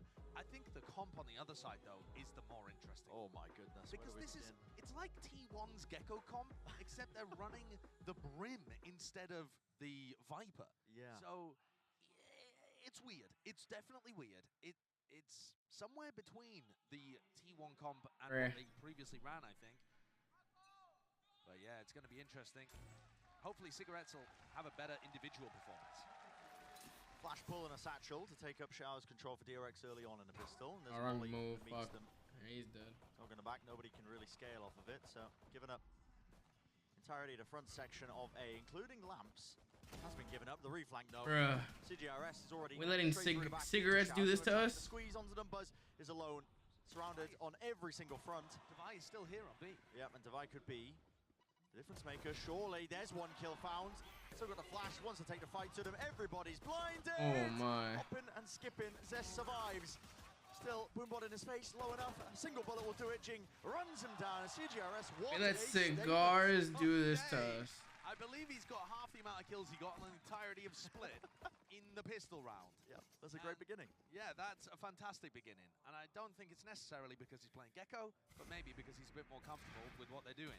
I would imagine that if PRX is going to play Bind, it's been something that they've been scrimming quite a bit and putting a serious focus on. They instantly had a reaction there as DRX took Shower's control to Molly the front of it, Brimstone Molly at the front, CGRS at the back. So it's quite a light Shower's crunch, but it was still a crunch. One of the big questions I had, I think, when I was seeing this paper. Oh my god, Cigars. Cold star, interesting. The free shot. Do you really want to be taking this fight into them? Of course you do. Paper X. Oh my goodness. Yeah, they don't back away from any sort of challenge. Wait, 3v3. No, they don't, but now Jing is getting pinched. He's got to be worried about Hookah. You can soft, silent drop out from Hookah now. Haunt was timing ever so slightly. Reveals him still. Maintains his hold onto it. Tried to satchel him back as well. Get away from me, Mako, but the spike's in his hands. Smoke dropped. You know, one is TP, man. Rotations in this time, but lots of time in the round still to make a play. Where have I seen this one before? Mako can definitely win these. Ah, they're playing so... It's a luxury that he does have. So composed, bro. Plenty of chances. Bro, Forsaken is jump spotting, bro. Forsaken playing is particularly safe. I mean, the man's just jump spotting through the back of their halls, but... If there's a timing, this is the timing. All the way through B long. Yeah. You can see the positioning. I mean, they're already playing back over towards A. At least Forsaken is. Mako's going to assume I would guess that Hookah's compromised because they didn't clear that area out at all. But where do you plan for? Just inside Tube? 10 seconds left. 10 seconds. All right. Back of the site. Yep. There's a plant. PRX hoping to play this one together. He dropped! Jumped out. Oh, wow. No sound cue off that? Spam into it. Yeah, that's just unfortunate timing. How did he drop? Silent drop, I guess, from Mindfreak. Yeah. I didn't hear it. Yep. I mean, that is a massive meta change on Bind, really. It's a small adjustment, but it makes a huge difference to the way that you run your B holds. Tell you another thing that's like a very meta thing that PRX do. They push Sand a lot with this, with their former composition that has the Reyna in it. And I'm wondering whether they're going to do that because they don't really have a player that's going to want to play in that position as aggressively as Cypher would on Reyna. You know, take the duel, dismiss out because you're confident you're going to win the fight. But he often does. Absolutely dominating DRX in the way that they want to play. Obviously, DRX don't play with the Cypher or a chamber, anything like that can watch behind them. I'm playing 0 Sentinels for flank. This is rough. Your defaults are going to be slightly... Tech pause. Mako's PC broke. Oh, we haven't had one of these in a while. No, we haven't. It's escaped a lot of it. It's been very, very smooth. But yep, we're going to have a little technical pause here as one of the people restart. It gives us some opportunity to talk a bit nerdy about the way that PRX have been playing this. They've been playing both initiators over by B long, and really heavily playing for that area of the map. CGRS has been wanting to fight a lot. I'm intrigued to see. Oh, yo. It seems playing those players over there so that they can go for showers crunches a lot. Yeah, I mean that's what we saw in the pistol round, right? It's, right. Either the dog or a flash to set it up through the TP, but if you hold on to B long, in theory, it makes it much easier to squeeze any players that try and play in showers with a new form of bind. I mean, the TP's way closer with this new iteration. So, I mean, we are really nerding out about this. We can get into podcast mode if you want. Well, the other thing that really intrigues me too, if you haven't had the pleasure of watching PRX on this map for a while, you might be thinking back to the aggressive stuff that they would do with their Yoru comps in the past. Forsaken on Harbor throws the most bizarre Harbor utility. That shit, right? Just be throwing walls out the ass. Every other Harbor player went to the 2E school of learning Harbor, very diligent walls, always placing them as accurately as possible. Forsaken's cooking up weird stuff in the server. One of the things he really likes to do, Forsaken will play around the lamps area and throw his high tide through the teleporter to support his team going for sand pushes. And they'll try and fight aggressively for sand and fountain control on defense. Now, how many teams do you see that do that? It's very creative. I mean, they are really pushing the limits of it. I mean, Forsaken loves to play Arbor as well. Spoken to him about it. Yeah. I've had instances as well where the entirety of the team was trolling me on social media. True. And I was saying, has anybody tried Harbor on Ascent? And then they were all like, oh, we'll try it. And I'm like, okay, well, sure. And then they pull it out in the playoffs, and yeah, it's just crazy. But Forsaken loves it. He it's one of the things that allows him to be that third player in, rather than one of the primary initiators, and allows him to slow it down, think more, and just collect up some of those kills. But look, he's doing the high tide. Oh, he's doing a different high tide here. One that goes, again, though, through the teleporter and threatens like you could be pushing out sand. Yeah. This, though, is a bonus round strategy for PRX. Oh, Cigar has ult. Fuck. Showers, pick up Thrash. What's the play with the Thrash, though? It's only Devi over towards B. Did they hear him? Weak, and they're banking on DRX just playing slowly. That's incredibly weak. Flash spotting out at least one of the players. Dog also being forced out. What was that? He just lobbed through the TP. I think that was his pistol. I think that's his reliable sidearm. Yeah, that is. That's funny, honestly. Okay, here we go. Thrash being used together. That is the Taman just on the one around the corner. The kill's found behind the box. Cess will not be escaping at the eye and immediately pick back up again. They're picking it up. They're not worried that there's anybody coming to help and punish them for it. All right, so now they're going to have Thrash again. They can have a go of it. Still the nade as well to clear through into the back of the side. It's going to be a Dizzy. Broken. Here's Thrash. There's the nade as well. Slams it on both sections. It's up to Stacks and RB to really hold their own. Rooted to the ground. Man falling. Hop up. CGRS not favored with there. Just couldn't quite get the rifle cooled down enough to take a shot. Mindfreaks. Chill. It Stacks actually. It's still Mindfreak is alive in the fight. Oh my RB, you're so good. Not for long. So the bonus round, there was a cute idea behind it. There was a lot going on. Yeah. And you can see CGRS is actually playing like a ranked Gecko. It's like a very duelist Gecko. He's using his wingman and his Dizzy in order to help give him better crosshair placement. He throws them out just to see where they get shot from, so that he knows where to pre-aim as he like drops out of hookah or something like that. You can see here he knew exactly where RB was playing. Doesn't help him actually land the kill though, as you're jumping in. Yeah. Nevertheless, very cute idea. Get to see one more of those creative plays. And this is that high tide I'm talking about, where they fight for sand and fountain control potentially.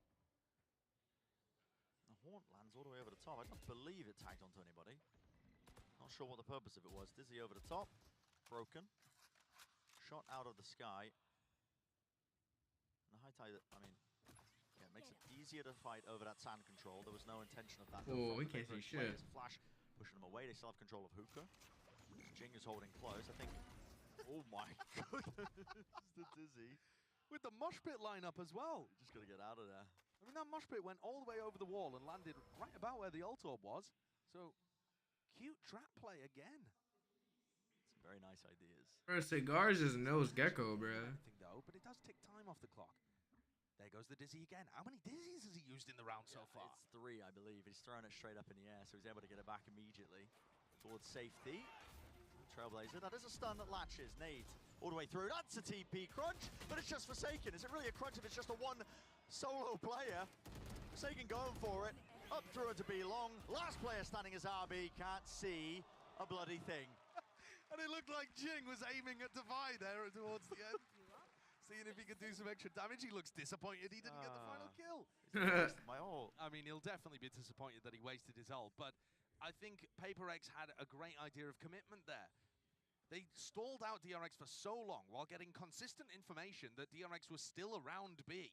And then when the hit started, off the back of, I think, like Stax' Trailblazer or something coming through, they just, boom, instantly tried to collapse on B. You love what they're doing. You really can see how so much of the strategy That's of PRX such a good tech be there long by Forsaken. It was so difficult for DRX to take it. I mean, the amount of util that was coming their way. Wow. This time, it's the eco, it's the half bite. DRX, oh my! No! When it's traded, he does well for it. Prowler in his face, crunch through damn. into the showers. Huge. As well, right through the TP. Arby though takes care of Divide. Mako's just running and gunning right through the smoke with the judge in his hand, set up for it, close, shoulder to shoulder. Oh no! Running backwards. Yeah. All over the place, isn't it? CGRS with the wingman dropped down, immediately broken 2 pieces, but they still maintain control of showers, and that causes the early exit. DRX, they do not want to fight it. Through the TPs now, they get the site. They know that it was that overcommitment, but Mindfreak hot on the trail. TP's right behind. Nice. Can't win the fight there. Bro, ult, fuck it, secure the round maybe. CGRS, the substitute, left in a 1v2. Well, you know where he's at. Finding timing past the Trailblazer. As good as util. Quite gonna manage it. Oh my. The high-low setup, yeah. Bro, like 3 people use the judge there. Linked for a second, that's scary. That's a big error from PRX. I mean, that's one of those rounds where Coach Alex is going to be slamming the desk. All of their players decided to play like one-and-done situations. You had a player just pushed up, really aggressive, isolated in showers. That was Mindfreak. That's a big round by Mako. But Buzz got that started, bro. He got the kill on Forsaken immediately. No reason for him to He got too aggressive though after that. Riskily on an anti-eco. Offers DRX an opportunity back into this one. The ults are starting to build up as well here, Brent, for the attacking side. So DRX are going to have a round, maybe this one, maybe the next.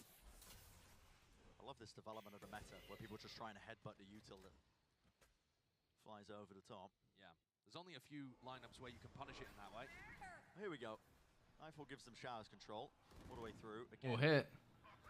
See the orbital strike being used right through main. Satchel to avoid it. Damage is done though. That spike! Wait, that spike! Jing through the back of the site, and on top of it, on top Wow, of the look at Jing, bro. Jump spot, wide swing, wants to take the fight. Spike drop down. There's really no reason to try and give Stax that one, but he does it. I mean, confidence is there with Jing. Fuck, man. Time ball. That was a really rapid flank while all that was going on. CGRS and Divide. They didn't take the TP. They opted to just. You just get a thrifty and that's what you guys do next? Come on, man. To do everything in that round too. While we were focused on Jing getting the kills, Mindfreak pops off his ultimate, was stunned in a corner, And manages to also get this kill onto Zest right before he falls, right as his ultimate timing is going off. So, wow, that's incredible movement. here is them fragging themselves out of really uncomfortable positions. But they're also putting enormous pressure on DRX getting through the first choke point. They're not trying to hold the backside of A, as most teams would. They're not trying to fight heavy for showers control and play retake. Retake, what does that mean? Retake? I've never seen a retake. Yeah, I do love it though. I mean, I think PRX have got a really clear idea of this. I was just about to talk about it in one of the prior rounds before there was just an absolute explosion occurring across the screen and bodies were dropping all over the place. But this heavy B long pressure is excellent. We saw how hard it was for DRX to take it. It gives them easy access to showers. They can push deep out of it as well and contact like they did in that last round if they want to. And that gives you good information if DRX are playing slow. And once more, let me reiterate that DRX have historically not been good at this map. Every time they've come to a global tournament, they, in the past used to play this double flash, double duelist setup. That ended up getting countered at the global level. Then they tried to copy other teams, have never been able to make it work. Something about the way that this team plays and the way that they think about the game does not gel with Bind. They're constantly readable and end up getting flanked and pushed and shut down. So PRX have a fantastic opportunity to keep this one going. And 2-0 DRX. Without something even being here in Tokyo. And that would be so crucial for them too, Bren, because it buys time with this visa to potentially get sorted. Yeah. One of the things we haven't really spoken about, but it's so important. I mean, if PRX ended up winning, it would just be, even if it's an extra couple of days, could be all the difference if they can get their full roster together. Here's DRX. No, oh my. Oh my goodness, okay, backing away, Cove at his feet just to try and survive. Interesting usage, Rocket. Oh my god, Buzz. Onto the top of the truck, Forsaken though, out to the one side of it, and here we go. Potential detainment as well. Thresh was coming right through the TP showers. Control is theirs, but there's that late lurk that's still occurring from RB. Plan. Oh my. Right click, not enough to claim the kill. Mako's got his ult. Viper's Pit now in play, flashed up, blinded up. Goop in his face, nobody can see a bloody thing. It stacks. Left again to contain and control a stalwart defender. Through into short Zest. Over the top now. Horn going to be spotting. Is that all going down? 3 players being lit up towards the back of the site. Oh, they know. Needs to be final line of defense and a bit of a difference maker. Does he want to swing and take the fight? Just holding his ground. Just play time. Just play time. Gives a bit of a breather. All right, we take that. That's good. Zest with only the 1 kill before being traded. It's a 2 versus 2. They need this pit to go down. And Mako's still alive. It's a real nuisance to get through. All right, that's around 4-3. We take those. Settling in. Random spammers. Mindfree will back away, but wait, Mako didn't take a single damage there? A single bullet of damage. Heavy investment. That's kind of crazy. All over the place. And I feel like PRX had an opportunity to completely flip this on their head. Right when that Dizzy came through, as the plant was being stuck and Mako was ripping his ultimate, the Dizzy came out there and the player just whiffed. Wow. I can't exactly recall who it was, but they had their opportunity to take down Mako instantly, drop the Viper's Pit, and make this a sensible retake, and they just couldn't quite land the shots. What a round. That was much needed. There are no weird buy. DRX needs to keep this round clean here. So far this map. Yeah, making it more even. But that's what I said. DRX were getting so close to those ultimates and decided to spend them all in that round. Holy shit. It's knocked the economy for PRX. It's an important pivot. There's 0 ultimates in play this round. God damn. We saw PRX being excellent on the Thrifties in map 1. Yeah, you cannot count them out. Even with the Stingers, a rifle or 2. They will make plays, they will take risks. They'll win their aim duels. Especially when they have the Reckoning to work with and Jing 1 away from a showstopper. Oh yeah. If Jing finds a kill, I mean, then the ultimate situation can turn the round completely on its head. DRX are holding a very strict, slow default to start this round. And now they've backed up. It's because they're scared, but the more time they waste, the worse it's going to look. They haven't bled out the molly. Grouped up towards A. Here's the wall going up. Mindfreak is close. He actually needs somebody to spot this for him. There's a Reckoning being held at his back. He hears the dog. There's a molly. There's the ult trying to buy time. And wow, that Gecko blind. Holy shit. Blind as anything, man. Screen completely obscured. Stuns there. Can't set up Mako for the kill. And a wide swing to trade. Stacks. Wait, Gecko's actually broken. Out to the open though. DRX might be able to salvage this as well. Zested. Playing control showers with the stinger from that range. CGRS. Pulling it out of nowhere. RB round the back. Wow, bro. My stinger does not shoot like that. We were being kind to CGRS in the first map because he's been put in such a difficult spot. but he's both warmed up and looks more comfortable here. The utility support for Mindfreak was beautiful in this spot. The Dizzy comes through, catches onto Buzz, then a wingman comes through there again, and it catches onto Mako to set him up just to anchor this spot. Bro, this is crazy, bro. These guys are getting shit on. Provide value with his utility. He also picks off 2 with the Stinger towards the end. This could be a 2-0, bro. You know, 5 people having impact compared to having to pop him in the backpack. And it's whimsy. All smiles from the Paper X players. I think they can go into this match as well, probably thinking. I haven't gotten anything of showers, bro. They need to do like a showers push, bro. Cause this fucking, they need to keep pushing through Forsaken, and Forsaken is just owning them. It's crazy, I'm telling you. Every event there feels like a team that's just like, guys, let's just have fun with it. And they pop off, they do well. Here's an attempt from DRX. They do take that Lamb's control. There's a pull. It's really mistimed a little bit. An attempt to re-clear into showers. Orbital strike pushes Buzz really far back into it. Lined up. Zest lands that one shot with the Sheriff. Rocket up in the air. Jing. Oh my goodness. It's an easy target. The rifles. Wow, he took so much damage there. Round win, hopefully. Mako, though, still alive with 70 health. It's a 1v2. It's a high-low setup. How many times we said that? Like, what the fuck, bro? Little shake of the head there for Jing. I would have a heart attack coaching this team. I would have a heart attack being a fan of this team, Brent. The way that Paper X played the anti-ecos has got me sweating. I mean, they are Mindfreak just, again, isolated in showers. Really weird showers hold. Like, bro, what is that? Sitting around, looking like he's giving opportunities to these guys. Yeah. And yeah, they clean it up. Nice. You love to see it. You love to see it. Now this horn, I do want to see where this one goes. Because it was being thrown before by Zest, a bit of a lineup. Oh, okay, into B long. Well, a fight gets taken by Jing alone. There wasn't really any util to set him up. Yeah, wait, Stacks killed him? Combos with the snake bite from Mako. Yeah. So, an actual good attempt here to take that B long control, which DRX have already just vacuumed up the space. Yeah, and you were talking about how important that area of the map is for Paper X. By denying it now, you do reduce the amount of options Paper X have, but they've immediately rotated 3 of the players now over towards B. Dude, Forsaken's just everywhere, bro. Wherever the action is, Forsaken's there. Oh, good thing. Oh, Buzz. The swing time in the Forsaken is so delayed. This is a Buzz round, baby. This is a Buzz round. Buzz can just be cool, calm, and collected. Oh, cigars. Well, what a timing. CGRS. When's this smoke gonna fade? Not spotted out by the dog. Haunts round over the side. A bit of spam as well. They seem to be aware of it. That was. Get Where out. was that from? All the way back into spawn. The wallbang kill onto Buzz, and it's caused a full rotation. Backing away. They don't want to give away anything in a 2v4. CGRS is one away from Thrash as well. I think that's why they were fighting so heavily over that B-long ult orb. But now, he's going to need to kill in order to get it online. And will he even have time in a clutch situation like this? Look at Mako. Look how deep Mako is right now. Jesus. DRX is actually quite nice. All right, Mako should have gotten the call that they're both. No one's flank. He's got the star. You can see it sitting there on the spike. I might just save here. Because Jing has no money this round.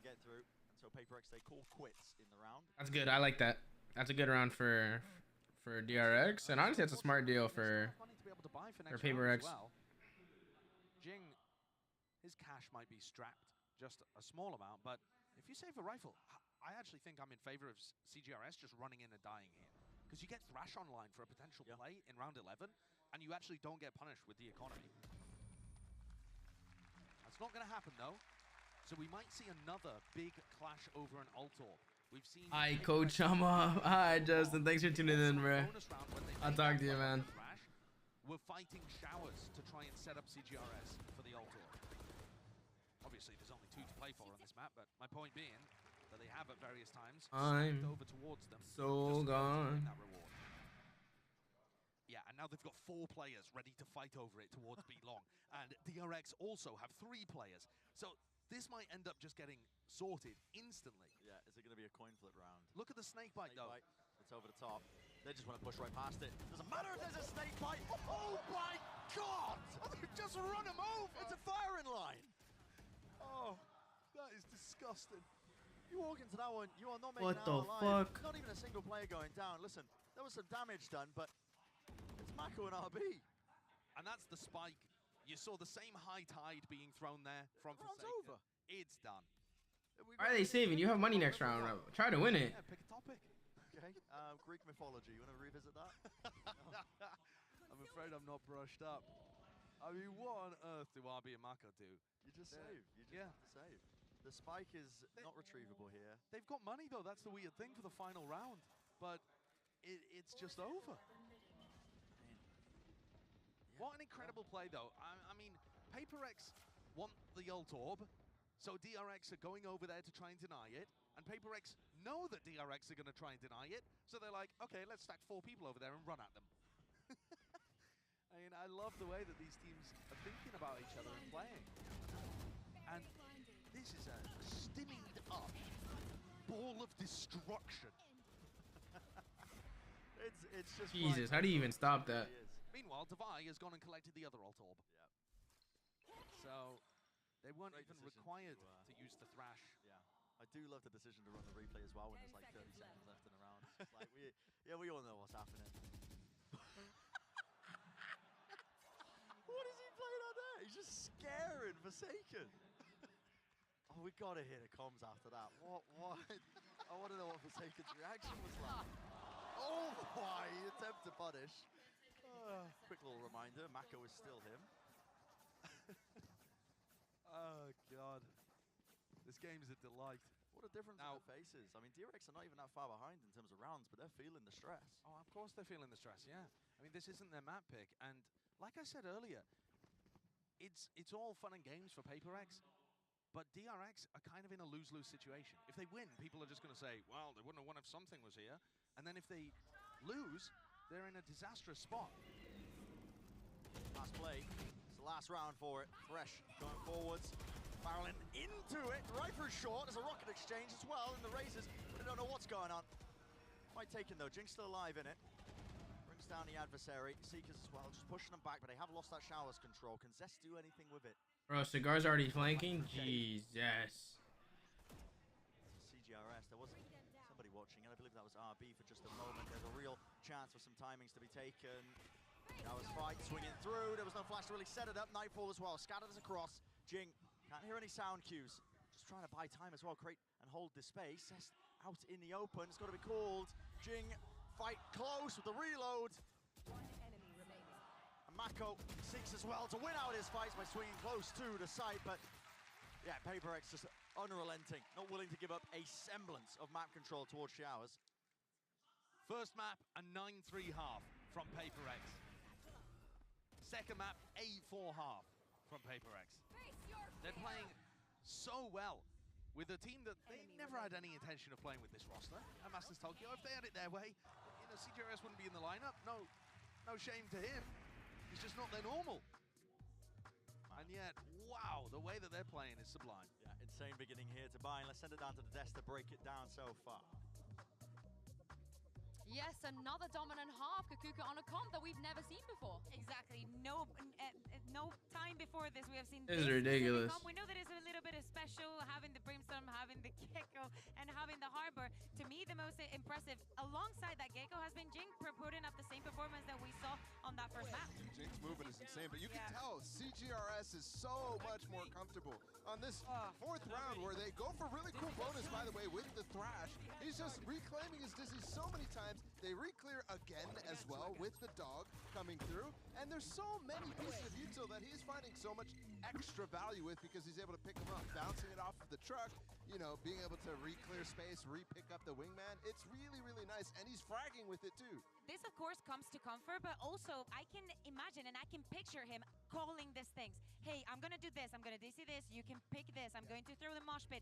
You know how to use your ultimate that I think was so valuable for them in so many rounds, and I can feel him as they're moving, making those calls, and also going on the flank. So if he manages to pull at this performance, PRX is taking the win again. It reminds me of what Josh was talking about on Split, about when he was playing Sky, trying to find that individuality and being forced to call the plays for himself, right, on that defensive side. And you saw that's where they struggled. That's where he struggled as well. And now he's comfortable. And with this first half from PRX, it's getting ridiculous, man. DRX, while they've reverted to some of their comfort, I still don't think they have it right now. They just do not look super happy. Mako looks kind of upset about this game and how the way it's going. We already know what has happened on Bind to them in the past. I mean, DRX, if they want to avoid that elimination match this early on at Tokyo, they have to bring this half back.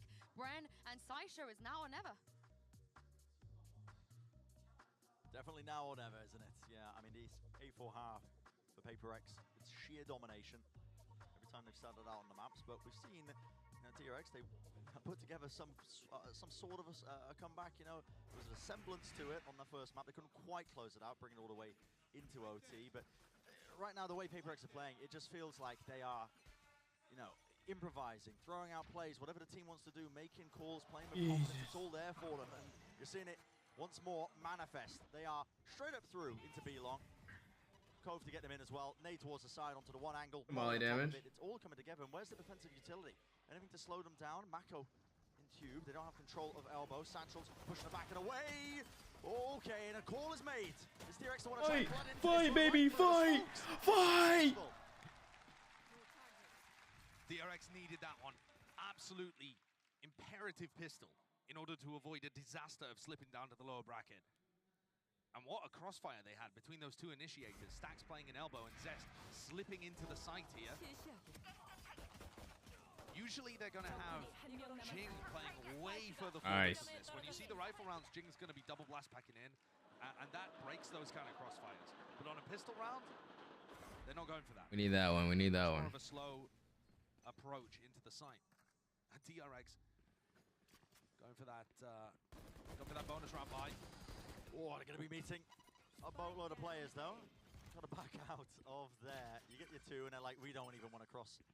He's 17 and 9, by the way. What the fuck are you supposed to do against this guy?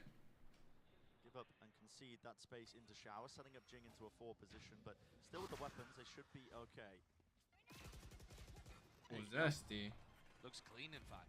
Yeah, spam through the wall, left it up to just Forsaken and Devi, and doesn't really feel likely that they're going to be able to get too much done. Oh, he was one shot too with that ghost. That was nerve-wracking. All 5 players surviving from DRX, so it will be flawless unless Devi can do a bit of damage. Ping onto the ghost.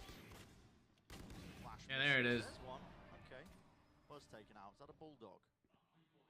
Which won't matter if Stax is able to retrieve it. Well. But if Devi can do more damage, that would be huge. Alright, RB definitely hurt. Well, no, he's not. And Stax is making a beeline for it too. RB throws him his. Oh, he was trying to throw it over the edge. Yeah. Oh, I see. Okay. Well, they got it there at the end though. So this is going to be a bonus round with some serious sting to it. DRX have got a chance of getting the rounds essentially level here if they're able to pull this one off. Keep an eye on how Forsaken uses his utility on the attack side. It's so different to all the other harbors.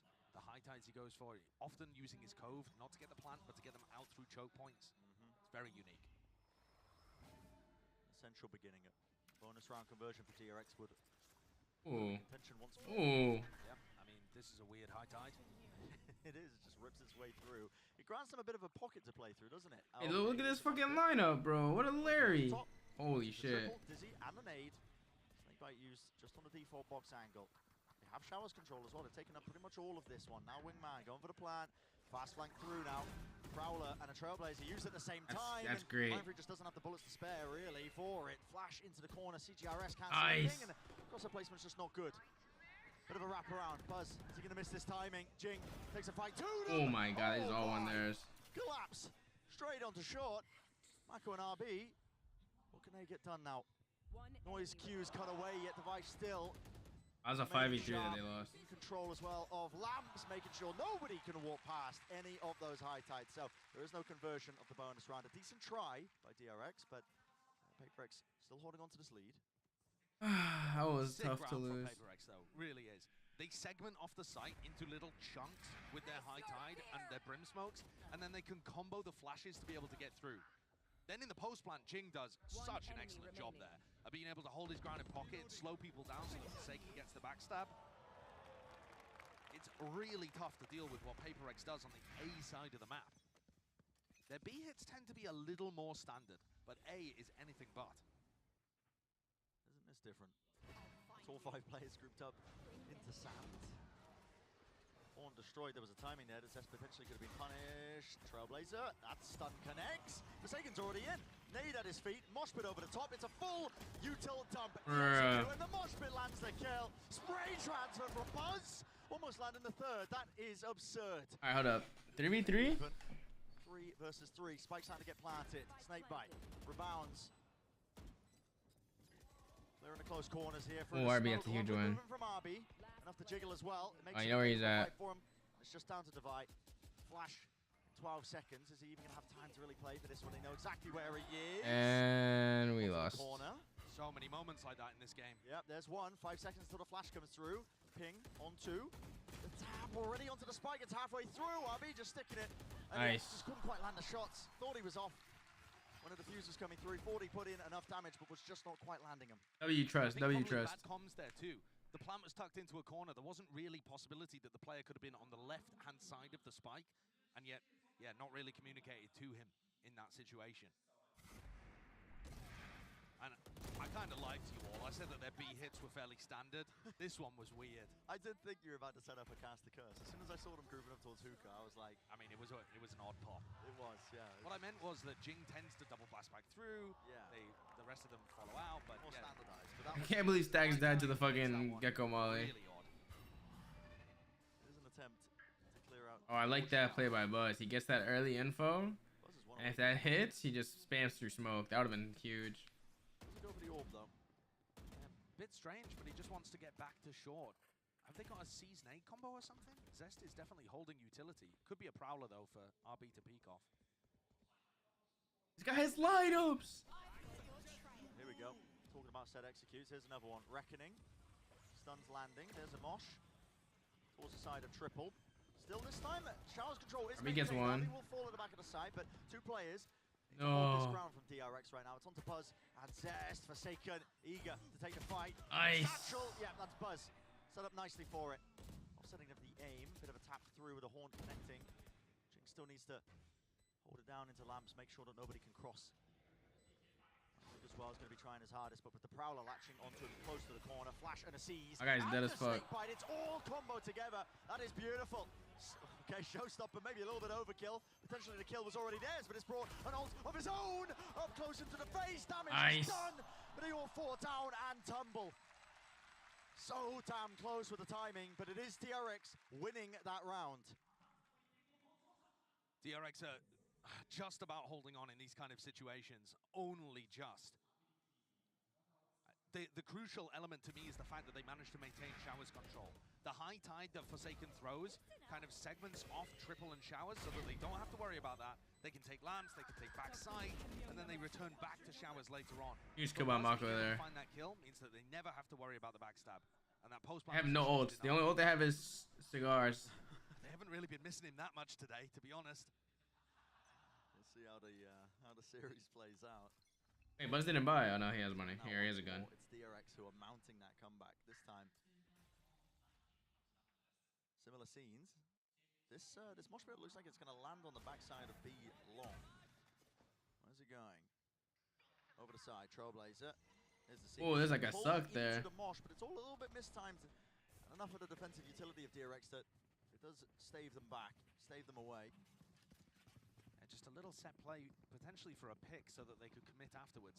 Still a Thrash to work with here, and they're hoping that they can barrel over somebody from DRX that's pushed through Showers or short. Satchel into the face, it's traded. Good trade. Yeah, with those guns, are they going to take the DPs? They are. Long control is being held this entire time by Device. Still. Oh shit. They don't have any real idea of dude, they're going back. And now Device making noise, which makes them think they've gone B, but actually Forsaken stayed to get a rifle, and now he's calling them to come back. Yep. It's layers on layers, running rings around DRX. My brain is struggling to keep up here. Wingman, send them charging in, going for the plant, so that's going to be 30 seconds left. Finally getting them. Only one person has a gun here. They should do well. Devi is miles away currently, but DRX are not starting this quickly, waiting for the high tide to fall perhaps. Try and play aggressively with the Thresh. I mean, they still... Oh my goodness, Buzz. Has the ult, but But Forsaken falling, they might not opt to actually use this one. No, he still does. It's being used close to detain. Up in the air. Didn't actually catch. Stacks. Oh, he covers his teammates back. Buzz can't get the weapon out. Bit of a tap onto it. Down to it. What is that? The flick to the side. Zest lovely once more with the movement. Shots need to be fired off, and with the Sheriff in his hands. Good trust. Good trust. For the job, not to push back that. Another stick. Onto the fuse. 9-9 being that scoreline. Huge. Really dragged this one all the way. It feels very similar to map 1. The sides obviously swapped around, but DRX have mounted a comeback here, and PRX are struggling to get anything. Now, it was about at this point on Split where we saw PRX have an adjustment that allowed them to pull out a couple of their own. No, they had a miracle. They had a miracle round. Say it how it was, bro. They got lucky. They spammed through a fucking Viper ult. They somehow got Mako and they won the round. There was no adjustment made. They're not actually being able to get aggressive in post-plant spots like I'm used to seeing. If you think back to Split, they would get the plant down and then they'd all be fighting A heaven, for example. Or, you know, someone's making a push, someone's making a play to stop DRX from having these nice set retakes. And I haven't noticed that too much here. I think, if anything, more aggression might be the name of the game instead of dropping back and playing post-plant. I think part of the problem they might be running into as well is that they are committing a ton of util with the first layer, first wave, just trying to push back and take the site. Yeah. I don't think they've really got anything in the tank to try and refight again. Yeah, and take space further because they are using everything when they're going for these XX. Yeah, it's a really great point. I mean, I'm going up. Caught in those anchor positions, then they have a massive utility advantage. I'm going out. Maybe adjustments can be made here. 9-9. DRX have earned themselves back into it, and here we go. There will be a fight that's going to be taken pretty quickly now as we are jumping back into the action. 20 points, seconds to spare. There we go. On top of truck. Oh, everyone has money here. One ult. Don't play lambs. Don't play elbow. That's it. One ult. An orbital strike as well at play. Trailblazer. Cascade. High tide rips through. Tons of util being used in conjunction. There's a dizzy. There's a kill. Buzz just trying to vacate, trying to drop off the backside of truck, but he paid for it with his life. Wingman out. Plan. Oh my god, they barely missed. And now the showers look all the way through into the good back. shots. Was aware of it, but already the back of the side. There's that aggression at play. Giving up control of showers, and they'd rebounding to the side. Zest is an absolute difference maker, but he will go down to the util regardless. It's up to RB. Yep. He can't stand it. Not against that type of pressure. All good, RB. All good. Awesome adjustment by PRX. You know, they don't use as much utility to be able to get into the site to start with, which is what you were mentioning, but the piece that they do use, the dizzy... No one's shooting that fucking dizzy, bro. ...is absurd. He jumps through... You guys two there? Wow, what a shot for a second. Or Jing, rather, sorry. Reflag through showers, so even after the first player dies, Devi is there to be able to mop it up. Cool adjustment, excellent entry, and you can tell this guy's a Gecko one trick. I mean that in the best way possible. I mean, his utilization... 25 in the server right now. Really good. Crunch towards showers potentially. There was a flash there. Grouped up. DRX, they gotta know there's players out here. You're gonna just what are you doing? Never to set this one up. Wow. That is a bold read from DRX and there was nobody there. I don't know what that's based off. Maybe the fact that Forsaken was throwing utility over towards B. Maybe the fact that there was, you know, no cascade used at the beginning of the round. What is that play? That's normally how they take showers. I mean, PRX have been playing quite grouped up, so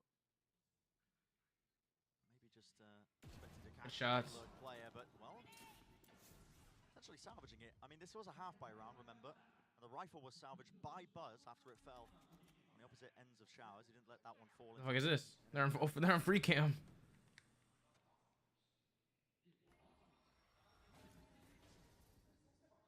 I don't really like the Astra on this map. It just doesn't fit. Like they've got the read. Smoke's dropped down, cutting up a decent portion of it. There's good shots. Close though, and he's gained as well an upgrade for himself. Picks up the rifle. Here's the wingman. Any sort of covering fire? That's going to be denied. Surely, no, still planted. No, brought down. Spike dropped down.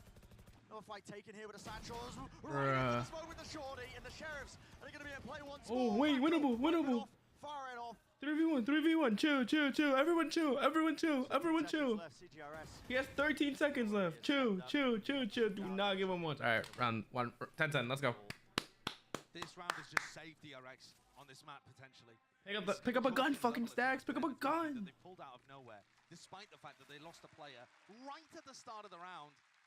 They were so confident in this read that it was going to end. Thank God for Buzz Lightyear, man. Thank God for Buzz Lightyear. All sorts of stuff on the other side of the map. That's a big ass mouse. I use a mouse like pad. I use a mouse mat. Focused on short. Get the pick on Jing, no punish. Ooh, that's a great kill. And the fucking flash somehow didn't hit. This guy, that sky kill got me scared. I'm not gonna lie. The way that PRX plays anti-ecos is fundamentally too risky for me. It's fun. It's definitely fun to watch. Yeah, unless you're a PRX fan or Coach Alex, I would imagine. Yeah, it's just gonna be cool. I'm going up on the better. Nightfall's gonna be used as soon as the first wave of utility. They're aware of the flank. Wow. Short, so Prowler's even as well, chasing them all the way into market. Even the C's used on top. So a lot of util used in response by DRX here. Jing's got a judge. If he decides to go for a double blast pack push out through hookah, Got the satchels for it. Mako's going to be the target. Rebound off the wall with a cove. Tries to get him in. There's a flash Wow. into the corner. That's what the play Back to was? the rifle. Here's the ult. Online rocket right into tube. Nobody's going to be there to receive it. And Mako has repositioned. This is absolutely gorgeous. Oh, Sigurd hits that! Finds the kill in a trade in the middle of nowhere. The fast reactions. Nade. Rebound. Sigurd! 1v1, 1v1. And forces them into a 1v1. He will go down post-mortem at that. How do you expect Divide to be in this spot? There's just no way. Wraps all the way.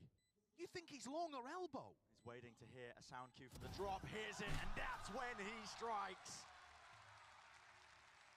You should have been good for two, Mako. PRX has made from map 1 to map 2 is fabulous. I know that this is still a really close map, but it's just been night and day. He said, getting him on the Gecko on maps that make sense might be a major win condition for PRX. I mean, look how much more confident. I would have shot. That pick, delightful. This punish on Mako, who'd made a phenomenal play around the cove. You got 3 there, bro. 3.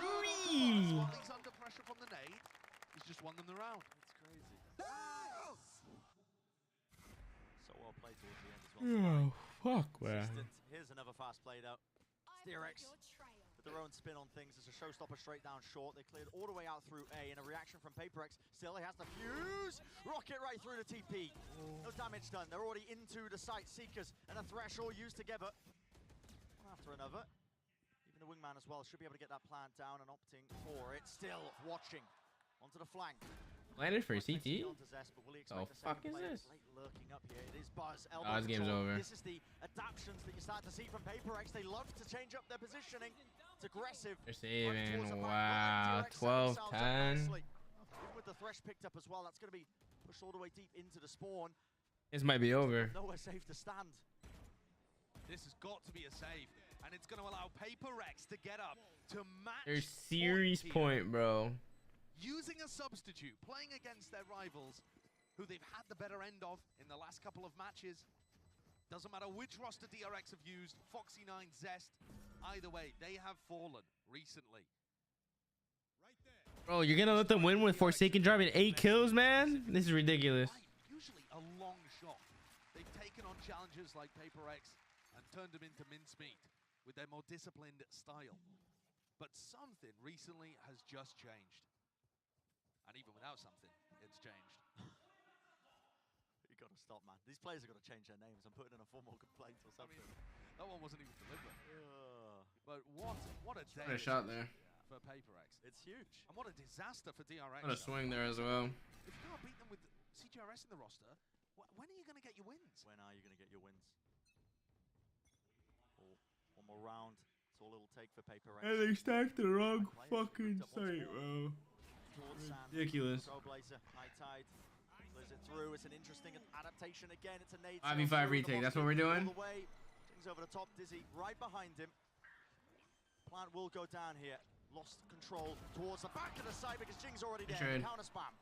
Knew was on that angle, so they do trade it out, even though they couldn't see where he was. Molly towards their feet. Nobody can get in towards the back of the site, but DRX need to salvage it. They need to find a way back in. Deep smoke, placed, Horn, broken, pushing them off. Cosmic Divide as well. They choose to play up close. This is PRX making an in-the-moment call. It's agile, spray trans are not connecting shorties and play with the rifles. It's up to Zest. One man against the world. to keep his team in it. The extension of play, is it there? Not quite at all. PRX. Today, Josh, whimsy ruled the day. What a performance from this team. Just playing some gorgeous Valorant and bitter disappointment on the other side of things. Not even a third map. A 2-0. And just bewilderment, I feel, coming from that side of the stage. DRX dropped down to the lower bracket where they will have an extremely tough game against NRG. Coincidentally, the last time we saw them play Bind with that composition up against NRG at Champions. Lower bracket final, ended up getting eliminated from the tournament there. That kind of stuff will be replaying through their minds. Absolutely. Chet's going to be able to reuse his prep from last year. Pull up the old notes, man, the history of it. But meanwhile, we get PRX playing against Fnatic. Yep. With CGRS in the roster potentially still. But my God, what a fun game that is going to be. Oh, then. We can't stress enough as well how important this is for PRX. That was something. They buy a critical lifeline. More time for something to potentially get back and get the visa as well, maybe play with a full-strength roster. But, I mean, CGRS has stepped up. Listen, it was a bit gimmicky at times. I'm not going to shy away from that. Oh, yeah. I think, listen, the guy is a Gecko one-trick. That was pretty evident. You know, the performance from map 1 to map 2, he was pulling out some incredible little tech onto Bind specifically, and it really did catch a team, you know, like DRX off guard. But he also looked more confident in terms of how he was taking fights. Yeah. And, yeah, he was producing more value for the team overall. I'm thinking back to, I believe it was in the press conference where Buzz was saying that in the game, in the grand finals, and in general their matches against PRX, he felt like it really highlighted a weakness in their map pool and their playstyle, which they were trying to fix for Tokyo. And to be honest with you, Brent, this is map pool issues again for me. DRX just can't get wins on Lotus and Bind right now. So if they end up also losing map 1, which is split, in such close fashion, nevertheless, it just sets them up in horrendous fashion. Really is looking brutal for DRX, but listen, today, celebrations for PRX as well. That's the series done and dusted. They bought themselves that lifeline.